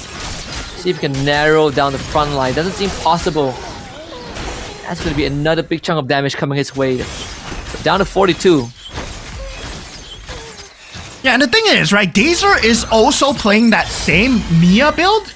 So, yeah, there is a lot of people that are playing the Mia build. So, Ban, Dazer, and I believe there's one more that's playing the Mia build as well. So, yeah, there is going to be a contest. Rage is also playing the Mia in the back line. But he's only playing it for now because he does have the Scavenger. He does have the Kishin swap away if he wants to go for it. Yeah, that's going to be a pivot angle. We see 2 Ember Lords for Ban, but it's between Dazer and Ban right now. So they're going to be contesting quite ferociously for the Mia. But for Mozzie, Pain Out, J-Par, I think Starboy and Mochi, all of them have, I think, 3 Scavengers, 2 Scavengers synergy. So this could be a setup for more of an ultra late game match. Everyone is just working on the economy first. Yeah, everyone just wanting to secure that economy in that early game. Meanwhile, for Bond and Dazer, they're playing a different game, right? For them, they want to secure that mid to late game where they're secure that top 4 spot, but it's on who gets that 3-star Mia first, who gets that 3-star Minotaur Tigreal into Kufra frontline first as well. So yeah, there's something that in the air right now. Mochi ready, falling into that 26 HP mark. He is a Guinevere. We'll have to start to roll it down as we take a look at his board. Right now, we'll be going for that Stargazer Farsa. Still choosing to lean towards that Neo Beast. Does not open the chest yet. Knows that there's an auction round. After the auction round, maybe. Yeah, I'm starting to run out a bit of time right now. Unfortunately, he's not even at 300 yet, so that is going to sting a little bit. Only has 2 more rounds left in him. This one is most likely going to be a loss. Unfortunately, the Lunox just doesn't have the right item except for the glowing one. But yeah, that's just not enough. Mochi down to his last legs now. Yeah, finds himself at 15 HP. Not a good look coming in from the side of Mochi. Our top contender so far, right? Now, we'll have that crystals available, but now going into the auction round. Well. Random magic crystal, mirror device. What do you want to go for here? J-Par goes for the +1 cap, Bond goes for the mirror device, and it's very heavily contested by all players. Plus 12 will be that gold cap. And meanwhile for Pei now, jumping in for that mirror device as well. Yep. See, Mozzie will get the crystal. There's the winter crown that Starboy and J-Par are fighting over. It seems like J-Par, yeah, he's gonna give up on that. Especially for Mochi, right? Luckily he got the extra cap because he definitely does not want to use much of his gold to contest for these items. Raish boosts Bond off the Thunderbelt in the last second. Well, Bond is thinking about it, right? Do I want to go for the glaive? Do I want to go for the... Yeah, he gives the glaive. He gets the glaive, gives the Thunderbelt over the rage. So yeah, now at this last point, a lot of people thinking about it, right? Mochi and Mozzie, right? They both went for the Guinevere card, but Mochi is at 15 HP right now. On his last legs. See, Mochi, yeah, he has cashed out. There it is. And he hasn't selected his second go-go card just yet, so that could be a rock shoe there to buy 1 more round for him. But he has completely pivoted off the 4 Neo Beasts, and now he's working with 4 Kishins. And it's gonna be the Lunox and the carry that's gonna try and get him through this. Yeah, meanwhile, we're looking at Starboy's lineup here. Starboy does have a pretty decent lineup going into that last fight as well. Starboy, Neo Beast, well, he does have the Exorcist available. So Mochi might be in a bit of trouble here, but that carry though, that carry just providing enough damage here, right? Luckily for Starboy, he's still in that Neo Beast zone where he wants to go for that 300 energy. Yeah, I just saw the Badang, the hard bond Badang too. If it's a 2-star, then a 2-star with 4 hard bond, then that would have been a big problem. But that's 4 hard bond out. I believe for Mochi, J-Par resetting his board, might be gearing into the Stargazer mage. There it is. 4 mages, 2 Stargazers. 3 so far. Enchanted Tales will be on the Vexana, but doesn't find the 2-star so far. This is gonna be a rocky one, especially if he goes up against someone strong like... luckily for him, he's still Rage, who's still trying to find that Kishin combo. Yeah, the Swan Song absolutely destroys the front line. So J-Pass stays up. It's 14 damage to Rage, and yeah, Evo's Mochi committed to the Rock Shield just in case. But he has been winning his round so far, so he's not gonna eat into his Rock Shield, and he makes it to the creep round and the 3rd go-go card. Yeah, going into that purple Gogo card round, right? Where the Gogo cards will be selected by all the players so far. This will be the final Gogo card here. We do have Deja picking up Manic Slam. Will be picking up that Leslie as well. So yeah, we'll have that marksman combination. Meanwhile, for AOT Ban, does he choose to stick with the Mia here? He does go for attack and defend, which is does want to up the tempo, but he does not have the lineup to up the tempo. I feel like might have to go for the Leslie eventually. But he's at level 6, right? So yeah, he's gonna start eating into his health bar very, very quickly. Yeah, Bon's at a very weird situation. He's very reliant on his items, but at the same time, he does not get the 3-star Mia, does not get a 3-star frontliner at all, only at 2 Heart Bond so far. Meanwhile, Mochi has that Heart Bond on the Badang, pulls up the 2-star carry as well. So this is the possibility where, yeah, with the Rock Solid, right, with the shields that they got, they're going to start coming back. Yep. Wow. 6 Heart Bond, I believe. Yeah, 6 Heart Bond with the last lot as the Heart Bond as well. Now he's and 6 Heart Bond, 6 Kishin, and then Mochi has found himself in a good spot again. Another good recovery play by this guy. Yeah, 60% hybrid attack. Mochi, once again, very clutch play coming out at the end. He needs to get that 2-star Badang, right? But at the same time, he's dealing with Mosey at this point. Mosey also has a very strong build. Luckily for him, that 6 Heart Bond coming in extremely clutch just at the nick of time. Yeah, not even close actually. Yeah, that was a 4 or 5 Heart Bond, then yeah, would have been bad. But luckily for Mochi, it's a 6 Heart Bond, right? Yep. Another like game where we see Mochi bringing it from the bring it back. I mean, what his worst placing was what 4th, 5th. Yeah, great rotation into that Heart Bond, right? And once again, it's a very unique build coming out from him. Heart Bond into that Badang as well. So he does have that Claude at the 2-star level. And I mean, Lancelot with the Heart Bond as well, I mean. So initially, it was the Badang. Then he sold off the Badang, went for the 2-star Lancelot. So now, it's going to be looking as a Kishin Heart Bond 6-6. That could actually be enough for him to get into top 4 at least. Yeah, that is. That's a 6-6 with 2-star 5 costs. Yep. And it's gonna be able to keep on investing into rolling the 5 cost, right? I mean, now he's at level 9, but with the position he's in right now, he can just hold on to his economy, maybe look for level 10 and start rolling down for the 5 cost. He is in no rush right now because his carries are going to be the 5 cost, especially the Lancelot. The carry can't be considered an afterthought. He already has a 2-star Claude, so might as well start going for the 5 cost pieces. Yeah, at this point, 5 costs will be the name of the game here. J-Par also at the danger, at the threat of death. Mystic Meow will be his only savior here.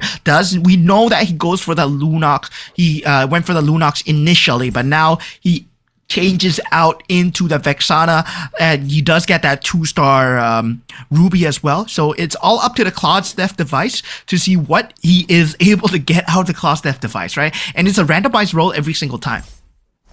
Yep. It's not the enhanced one, so sometimes it is the enhanced one, so it could give you slightly better items. Yeah.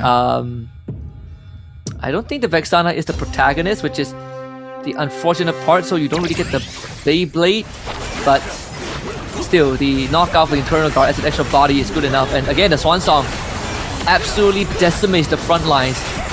But the Ling is quite a problem here. Yeah, it's a Ruby though. Ling. Yeah, it's an Exorcist Ling. That taunt, not enough. This would mean J-Par out for the count here. Sadly for J-Par as well, right? This means that this ends his run here at the MRS Season 6 because he won't be making it into the Grand Finals no matter what. He will be ending it on 14 points. Great show by him, but sad to see him go. Not able to make it to the top 8 here. Now, Paynow does go for the Alpha. Bond with the +1 cap. Starboy Gogo with the +1 cap as well. We go for the last carousel, potentially. Yep, there's Dazer. What is it going to go for? I mean, there is the Stargazer and the Stargazer and the what's it called again? I can't remember the name of the device. The Spellblade Talisman, yes. Oh, okay. So he did go for the Talisman. I thought Stargazer, both are decent choices overall. What? And so there's 2/6 Hardbond players, but obviously Mochi's one is a lot stronger because Dazer is only level 7. Ban's still stuck at level 6. Oh my god. Struggling to accelerate the game. Yeah, I think he's hit his cap. Yeah, Pay Now just sold off his entire board. He knows that he's not gonna make it, right? He knows that he's not gonna make it to the grand finals. His only hope would have to be going for that 3-star alpha. Does not get it in the end as well. So rolls it down, finds himself at 0 gold. Only a 2-star alpha. Gets out of the game here. What a show. JPAR and Pay Now end the streak here at 14 points. So not gonna make it into the top 8 as well. Yep. Go out in a blaze of glory. Yeah, it was a good attempt. It was a Hail Mary attempt. So that means that 3 of our players are almost guaranteed to not go through. So now the attention is going to be a Starboy Gogo, right? How far can he go? If Starboy Gogo can survive until the end, and he is a Nana, then he might be able to knock someone out, right? Like, points, it's a cap out at 25, so it's Rage and Mozzie's tournament lives on the line. And he has 6 Dragon Callers already. Yes, gonna be tough. 6 Dragon Callers. But meanwhile, right, we talked about Mochi just pulling it back from the grave. 6 Heartbond, 6 Kishin as well. He has a great economy. He's at full interest. Meanwhile, Starboy, 0 gold to work with so far. His last hurrah, Dazer just pulls off that 3-star Kufra at the last second as well. Now, we talked about Dazer and also Ban going for the same build, but Ban now no longer in contention. Ban being that bottom is not what I was expecting to see. That's pretty hard. I mean, again, he capped himself out at level 6 with the Mia, with the poison build, so it's on the limitation, but Dazer also take a big beating there from Mochi. I don't know how they are going to get through this Kishin Harbon Lancelot. It is disgustingly strong. Yeah, this actually puts Starboy Goku in contention here. So if Starboy Goku gets a perfect lineup, right? If he gets a win through, if he gets 7 points, he takes out ATH Rage with the points alone. Mozzie is the one in danger, right? Like, even if he overtakes Rage, Rage is still going to be placed 4th, but Mozzie will get knocked out from top 4. No, Mozzie will get points no matter what. Oh yeah, right. Yeah, he will knock out Rage instead. You're right. Yeah, he'll knock out Rage instead. So Mozzie still has points to gain. So Starboy Gogo puts Rage in danger. If he gets 6 points, well, that all boils down to just Rage getting that round win ahead of Starboy Gogo. I mean, Starboy Gogo needs to go out now, right? Then he will end with 5 points, then Rage will finish 4th. Yeah, But if if he gets Starboy 6 Gogo ends 2nd, Rage does not qualify into top 4. Yep, so it's either 5 or 6, then we'll force the tiebreaker. Then the tiebreaker is going to be very close between these two. Burung kecil yang lewat.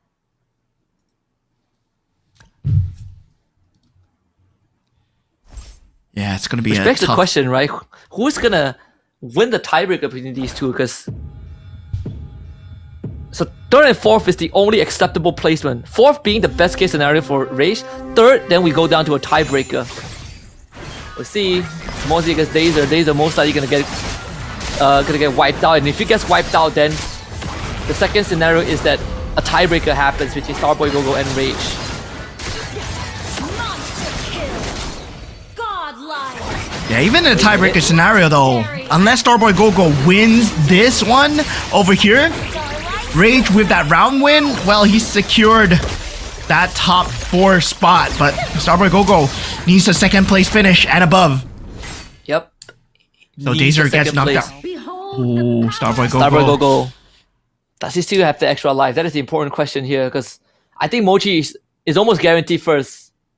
Oh, he's guaranteed top 2 at least. 3-star Lunox, I think that's the first. That is the first for him. Asalmu. Oh, Mochi, 3-star Lunox. 3-star Esmer, yep, that's the first. Oh. No way he doesn't make first now. Man, Mochi once again farming the $250. He doesn't even need to get first. He's just farming the money at this point.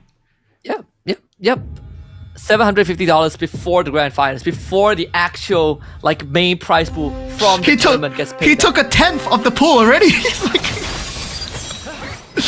like, yo, where's my prize money at? Now, Mosey will be going up against Starboy Gogo here in the other poll, but then we are taking a look at Mochi's 3 stars in action against a 2-star Ling, and yeah, this Ling, no chance. Yep. Wait, and that means he takes out Mosey. the Starboy Gogo is second? Starboy Gogo second. Starboy Gogo second. Oh my god, Mosey's mirror actually beat Starboy Gogo, but not enough to take him out. And that's gonna seal the fate of Rage. Yeah, as Rage he misses out by 1 point. Rage is no longer in top 4. There goes your Malaysian representative, Husky. That's unlucky. We got slaughtered in the semifinals. Yo, GG's. I'm happy to say at least Morpheus made it for the side of Myanmar. Meanwhile, Paydow, I mean, good game to you, but yeah, we're gonna have 1 Burmese representative, 1 Cambodian representative, and a lot of Indonesian representatives, man. Once again, hopefully. Did they feel like half the lobby again, like goal 1? There's at least 3 of them, right? 3 or 4, I can't remember, but yeah, a lot of Indonesians in the grand finals, and yeah, this is just for show. This is guaranteed win for Mochi. Yeah, Mochi has that 3-star available. Starboy, I don't think there's a capability that he can fight this at all, right? 2-star Ling, not enough against 3-star Lunox, 3-star Esmeralda as well. So definitely a good showing coming out from Mochi so far. Once again, getting that $250 unless Starboy Gogo has something to say about it after this carousel, because he still has HP. Yeah, we've seen it happen from the Nana. Wait a minute, is that 6 Dragon Caller? Well, he already has 6 Dragon Caller, right? But it frees up a slot on his board. No way. The play is to go for 10. No way. He doesn't have enough, does he? That's the only way. Nah. He doesn't have enough. Yeah, but he frees up someone on the board. Who is he gonna free up? The Lo Yi? But that's a Northern Veil. I suppose you can. Or you take out the Joy instead. He is selling 3-star Terizla. Is that enough though? 3-star Terizla. Dragon Caller 3-star Terizla. With Northern Veil synergy versus a 6-6 Kishin Heartbond. I don't think it's enough. I don't think it's enough either. No. I don't think it's enough, but we'll find out. There's only one way to find out. Is this Terizla it? Does have the Winter's Crown. 1 tanky boy though, right? Okay. Nah. Lunox is just doing a lot of work in the back line. The Ling is not doing enough damage. Yep. And that should be GG's there. Yep. Alright, another 250 for Mochi. Man, hasn't even finished the tournament yet, and he has already earned more. Like, he has already taken away like 3 of the prize pool of like 8 of our players in the bottom 8. Yeah, $750 that Mochi will be walking away with. But what an upset coming in from Starboy Gogo as well, right? We were just talking about the storyline of Starboy Gogo getting that 2nd place. If he secures that 2nd place, well, he can go into the top 4. So now we have our Malaysian representative out, and now Rage no longer qualifies to be in the top 4. Yeah, unfortunately, in Group A, at least we went down to a tiebreaker, but Group B, there's no tiebreaker, and that also was because of sort of like the matchups, right? It was just very unfortunate that Starboy Gogo, even though losing to Mozzie's mirror, ended up surviving, and then Mozzie just got completely wiped out by Mochi. Yeah, man. Wow. Just the fact that he was a Nana helped out so much, right? Because if he wasn't a Nana, that would have been a top 3 finish. And yeah, just the fact that you were Nana alone, it just gives you so much opportunity to come back. Even at the last moment, we thought, okay, 3-star Charizla, maybe, but it's unlikely, right? But there was also a chance where if you're able to stall out even more, you can go for 10 Dragon Collar Ultimate Synergy as well, and that would be the third time we're seeing Ultimate Synergy today. Yeah, it helps you to cheat out the placements as well, which is one of the pros you get from Nana, right? You just survive one extra round and that boosts your placements by a lot more. But right now it's unfortunate that that's the ending. No Malaysians in the grand finals, but man, it makes tomorrow so much more exciting, especially looking at the front runners of both squads. We have Mochi from Indonesia, but then we have Trong Tran from Canada. That is going to be a fun final tomorrow. Yeah, I mean, I've been very interested to see how this is going to turn out, right? We were talking about the front runners coming in from the West, Q Snake, where we have Trong Tran. Well, now we have our Southeast Asian representatives from Group B as well. Mochi did an extremely dominant run here in Group B of the semifinals, so definitely, that top 3 position is going to be in heavy contest. But of course, when we go into the grand finals tomorrow, there might be a bender, right? 18 points onwards, then you get the championship. Yep. And if some of these players replicate the performance that they had today, again, there's a good chance we end by round 4 and 5. But in the event it drags on, remember, it's going to be uncapped. We play until someone wins the championship. But there are definitely some moments this game where there were some big gambles being played, like Pay Now, they're trying to go for a 3-star Alpha, Desperation towards the end, Ban as well, capping out at level 6, just didn't really have much to work with after that. Yeah, I mean, tough decisions coming out from both sides.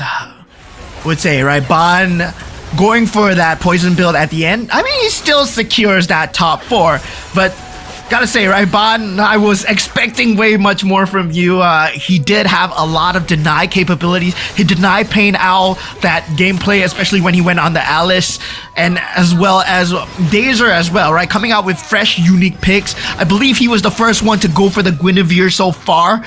Great show coming out from Dazer, always smiling, and yeah, we're gonna miss him here in the finals. And these guys, man, they've been a great representation, even though they might not have been lucky so far.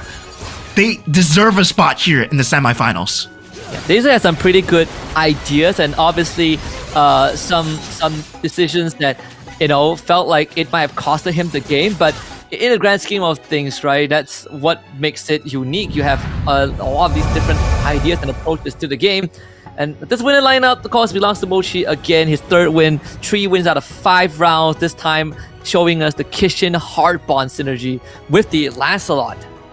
Yeah, this Heart Bond synergy came out at the end, man. What a pivot coming out from Mochi. This is a very different synergy as you usually don't see because, well, he was nowhere near the Heart Bond synergy. Meanwhile, he decided, okay, I get the Heart Bond Crystal, and then we start to make a lineup around it. And that was a very late game decision making because he did have a lot of money on the Guinevere. And then he decided, at first it was a Heart Bond Badang. Then he saw the Lancelot, he's like, okay, Heart Bond Lancelot would be way better. And then he started building Kishin around it. And well, since he had the money to do so, he had the HP to do so from the Rock Solid card, it all came into action. This was not like a pure luck, I'm gonna do this, I'm gonna do that. No, this was purely intentional. Ever since he went for the crystal, he had an idea that he's going to end on 6-6 with a Heart Bond and Kishin synergy. Yep, and not only that, he also, played on the Lancelot as sort of the main damage dealer. And once he got comfortable and realized that no one can take him down, he started rolling for the 4 cost, right? That's how he ended up with the 3-star Lunox and the 3-star Esmeralda, and that was more than enough for him to pivot for that Lunox to get the Heart Bond Crystal and become the main carry and eventually win the game. Yeah, that was just a crazy storyline coming in from Mochi as well. Now I gotta say, Starboy Go hanging on with the Nana. Man, oh man, putting ATH Rage out of contention. This is what a crazy game coming in. Meanwhile, sadly for the PNK did not get a good show, right? Despite the fact that, well, did get that 2-star Ruby going in, but did not get any of the synergies coming in. The Mystic Meow, the Dauntless synergy couldn't come through in time. And with the recent nerfs to the Dauntless as well, right? The Defender synergy coming out on top. And that's why we see people going more towards that Dragon Collar, going more towards that Exorcist and Kishin. And no longer Dauntless Marksman is at the top few. And at least we in Group B, they show us a bit more of that extra variety in the sense that, you know, we get to see the more of the Dragon Callers come through, more of the Hard Bonds come through, on top of what we've already seen, which are the Kishin and the Swiftblade. Obviously, the supporting cast, supporting synergy has always been that Northern Veil, as long as you get that Bane that acts as a nuke in the start of the round. But the Mystic Males have also, you know, shown some degrees of success, but it's more sort of like, you know, up in the air. Yeah, I would say, right, out of Group A and Group B was the harder group to kind of come out on top because of the fact that, yeah, a lot of these players are there. Mochi and Mosey completely playing for the top. AOT Bond playing for the deny as well. Starboy Gogo coming in clutch at the top 4. These are your top 4 going into the grand finals. And sadly, for the players down at the bottom 4, you guys had a great show here. The Malaysian representatives, Rage and J-Par. We have Dazer all the way from MENA, but also carrying the Indonesian flag, and Peng Ao coming in all the way from Myanmar. Well, you guys had a great show, but sadly, not good enough. Yeah, not good enough in such a competitive pool, but I'm pretty sure we are going to see them down the road. And, you know, with the ever-changing, you know, roster of competitors every season, you bet that we are going to see new faces in the next season. But for Evo's Mochi, he has 36 points out of a possible 40. That's an A+ in my eyes. And rightfully so, he walks away with $750 just from the semifinals alone. This guy, man, this guy is proving why he is the top of the top here. I'm expecting great things from him, but at the same time, right, we expected great things from the name EVOS itself in Go 1, but anything can happen in the grand finals, right? Despite the fact that this is a semifinals, yes, you're doing so well, it can be a great contention where you're doing so consistently well, but when it comes down to the finals, well, it all boils down to one roll. It all boils down to one missed roll, one missed decision of that synergy where you commit to it too early, and then suddenly your entire game plan falls apart in MCGG. Yeah, and that's gonna do it for our semifinals. And we've gotten our final 8 for tomorrow, which could give us a blinder of a grand finals, or someone might just speedrun it, right? And we've seen some top contenders even since Go 1 where they, you know, finished the semifinals in the top spot, but just were not able to keep up in the grand finals. And there's going to be a lot of homework that these players need to do, and it's going to be pretty interesting. But I'm pretty sure our winners, Mochi in this case, will have something to say. Yeah. EVOS Mochi FXL. Hello, Momen. Hello, Mochi. Oke. Gimana kabarnya untuk Mochi, sehat? How are you? How are you? Alhamdulillah sehat. Yes, fine. Oke, by the way, selamat ya menjadi posisi pertama di babak semifinal Grup B. Itu bagus banget. Dan Muman, any question to EVOS Mochi FXL? Ya. Oke, berarti kita dulu aja Ya, kali boleh, ya, Mas, ya? boleh, kita dulu. Oke, kita dulu nih.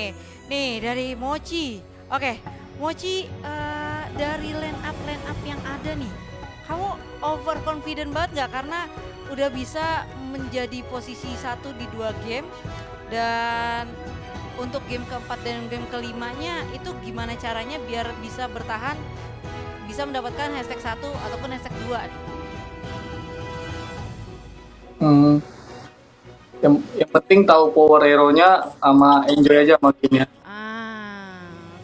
Oke. Masih perlu ada pertanyaan? Untuk power hero, dan gimana tadi setelah melihat Guinevere yang tidak bisa survive dari Dazer dan akhirnya kamu menggunakan untuk Commander Guinevere.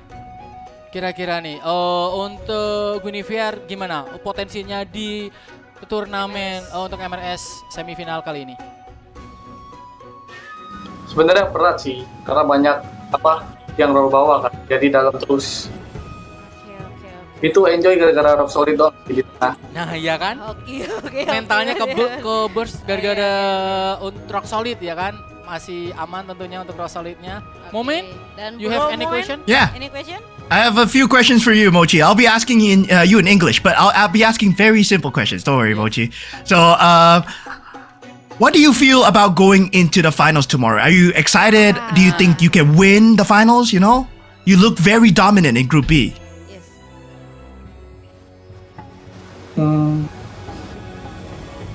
Yang pasti pede lah buat juara. Oh, very confident for winner grand final tomorrow. Ya, oke. Dan Okay, one more question. Yes. Itu dia dari One more question. Who do you think will be your biggest contender tomorrow? Unless other than you, who do you think is your rival tomorrow? Like a number one opponent? Ya, siapa yang pengen banget kamu lawan untuk di grand final besok? Dari semifinal A mungkin. Nggak ada sih sebenarnya. Aku anggap semua itu sama aja. Semua sama. Oke, semuanya sama ya tentunya. Oke. Sudah tentunya? Ya, sudah. Enough, Momen? Or Yeah, thank you for your answers. Thank you, Momen. Thank you juga Mochi. Thank you. Kita ketemu Congratulations. untuk ke grand final. Terima kasih banyak untuk Momen dan juga Mochi. Tentunya selamat untuk Mochi. Tidak ada yang Yo, that was a very confident response coming in from Mochi, man. Going into the grand finals tomorrow, he is extremely confident. Well, he is very well prepared. He thinks that there is, well, nothing pretty much standing in his way. Of course, man is walking away with $750 in his pocket already. Well, I hope he walks away with 10,000 more. Yeah. Shows us some more, off-meta picks. He might walk away with another 3.2k, right? Like there's a lot of money on the line, and not to mention, I'm not sure if the round win 250 applies for finals as well. But imagine if he does, right? There's a lot more cash prize that he can walk away. Again, crazy stuff from Mochi, but even then, even in all the dominance he showed today, he still treats everyone on as equals, and that just shows that there's a lot more to be desired. But it's the right mentality where he's always on guard on what could happen, because even though he only finished top 4 today with 3 out of 5 wins, he's still humble towards the grand finals tomorrow. Yeah, today we've had a lot of great Magic Chess Go here at MCGG, and hopefully you guys have enjoyed the games that have been going on here today. We have a total of 3 ultimate synergies happening here. I mean, 2 ultimate synergies? Was it 3 ultimate synergies? Yeah, 2 ultimate synergies happening here, right? One in Group A for that Kishin number 10, that 10 synergy going on twice in an entire day, and this has never been in the history of the entirety of MCGG. That 10 is not a number that is supposed to be hit, but luckily you guys were here to see it. Hopefully you guys have enjoyed it as well. Do remember to follow us on our social media pages. Do remember to follow MCGG as well, and do remember to tune in tomorrow for the grand finals, as I believe our time here has come to an end. And of course, once again, we are casters, Moman and Husky. Husky, do you have any final words left to say? Hey, just tune in for the grand finals, man. It's gonna be fun. I want at least 8 games. Let's do it. Let's go. All right, see you guys tomorrow. Same time, same place.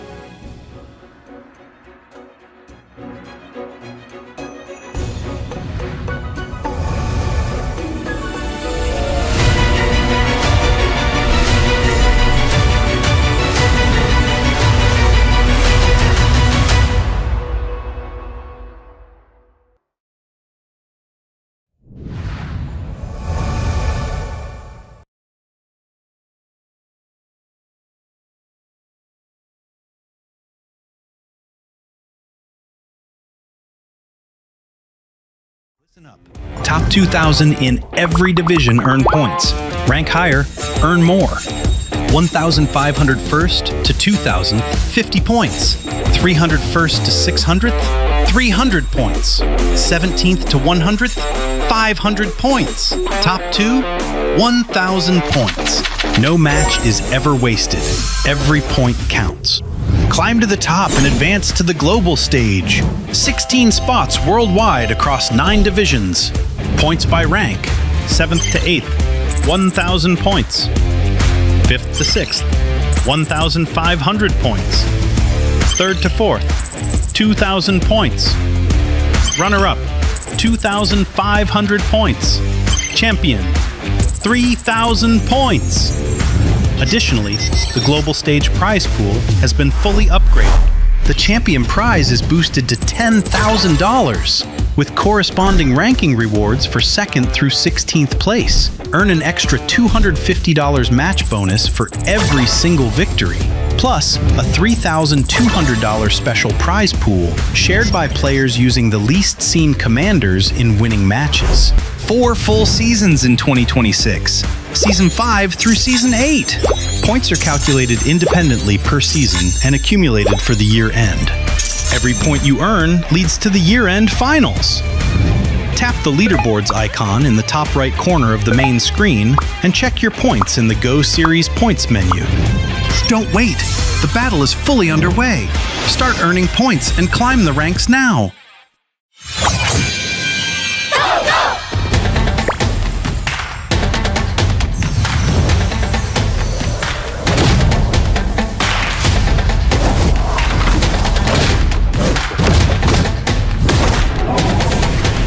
Justice in hand, resolve in heart. Let the mind be like water.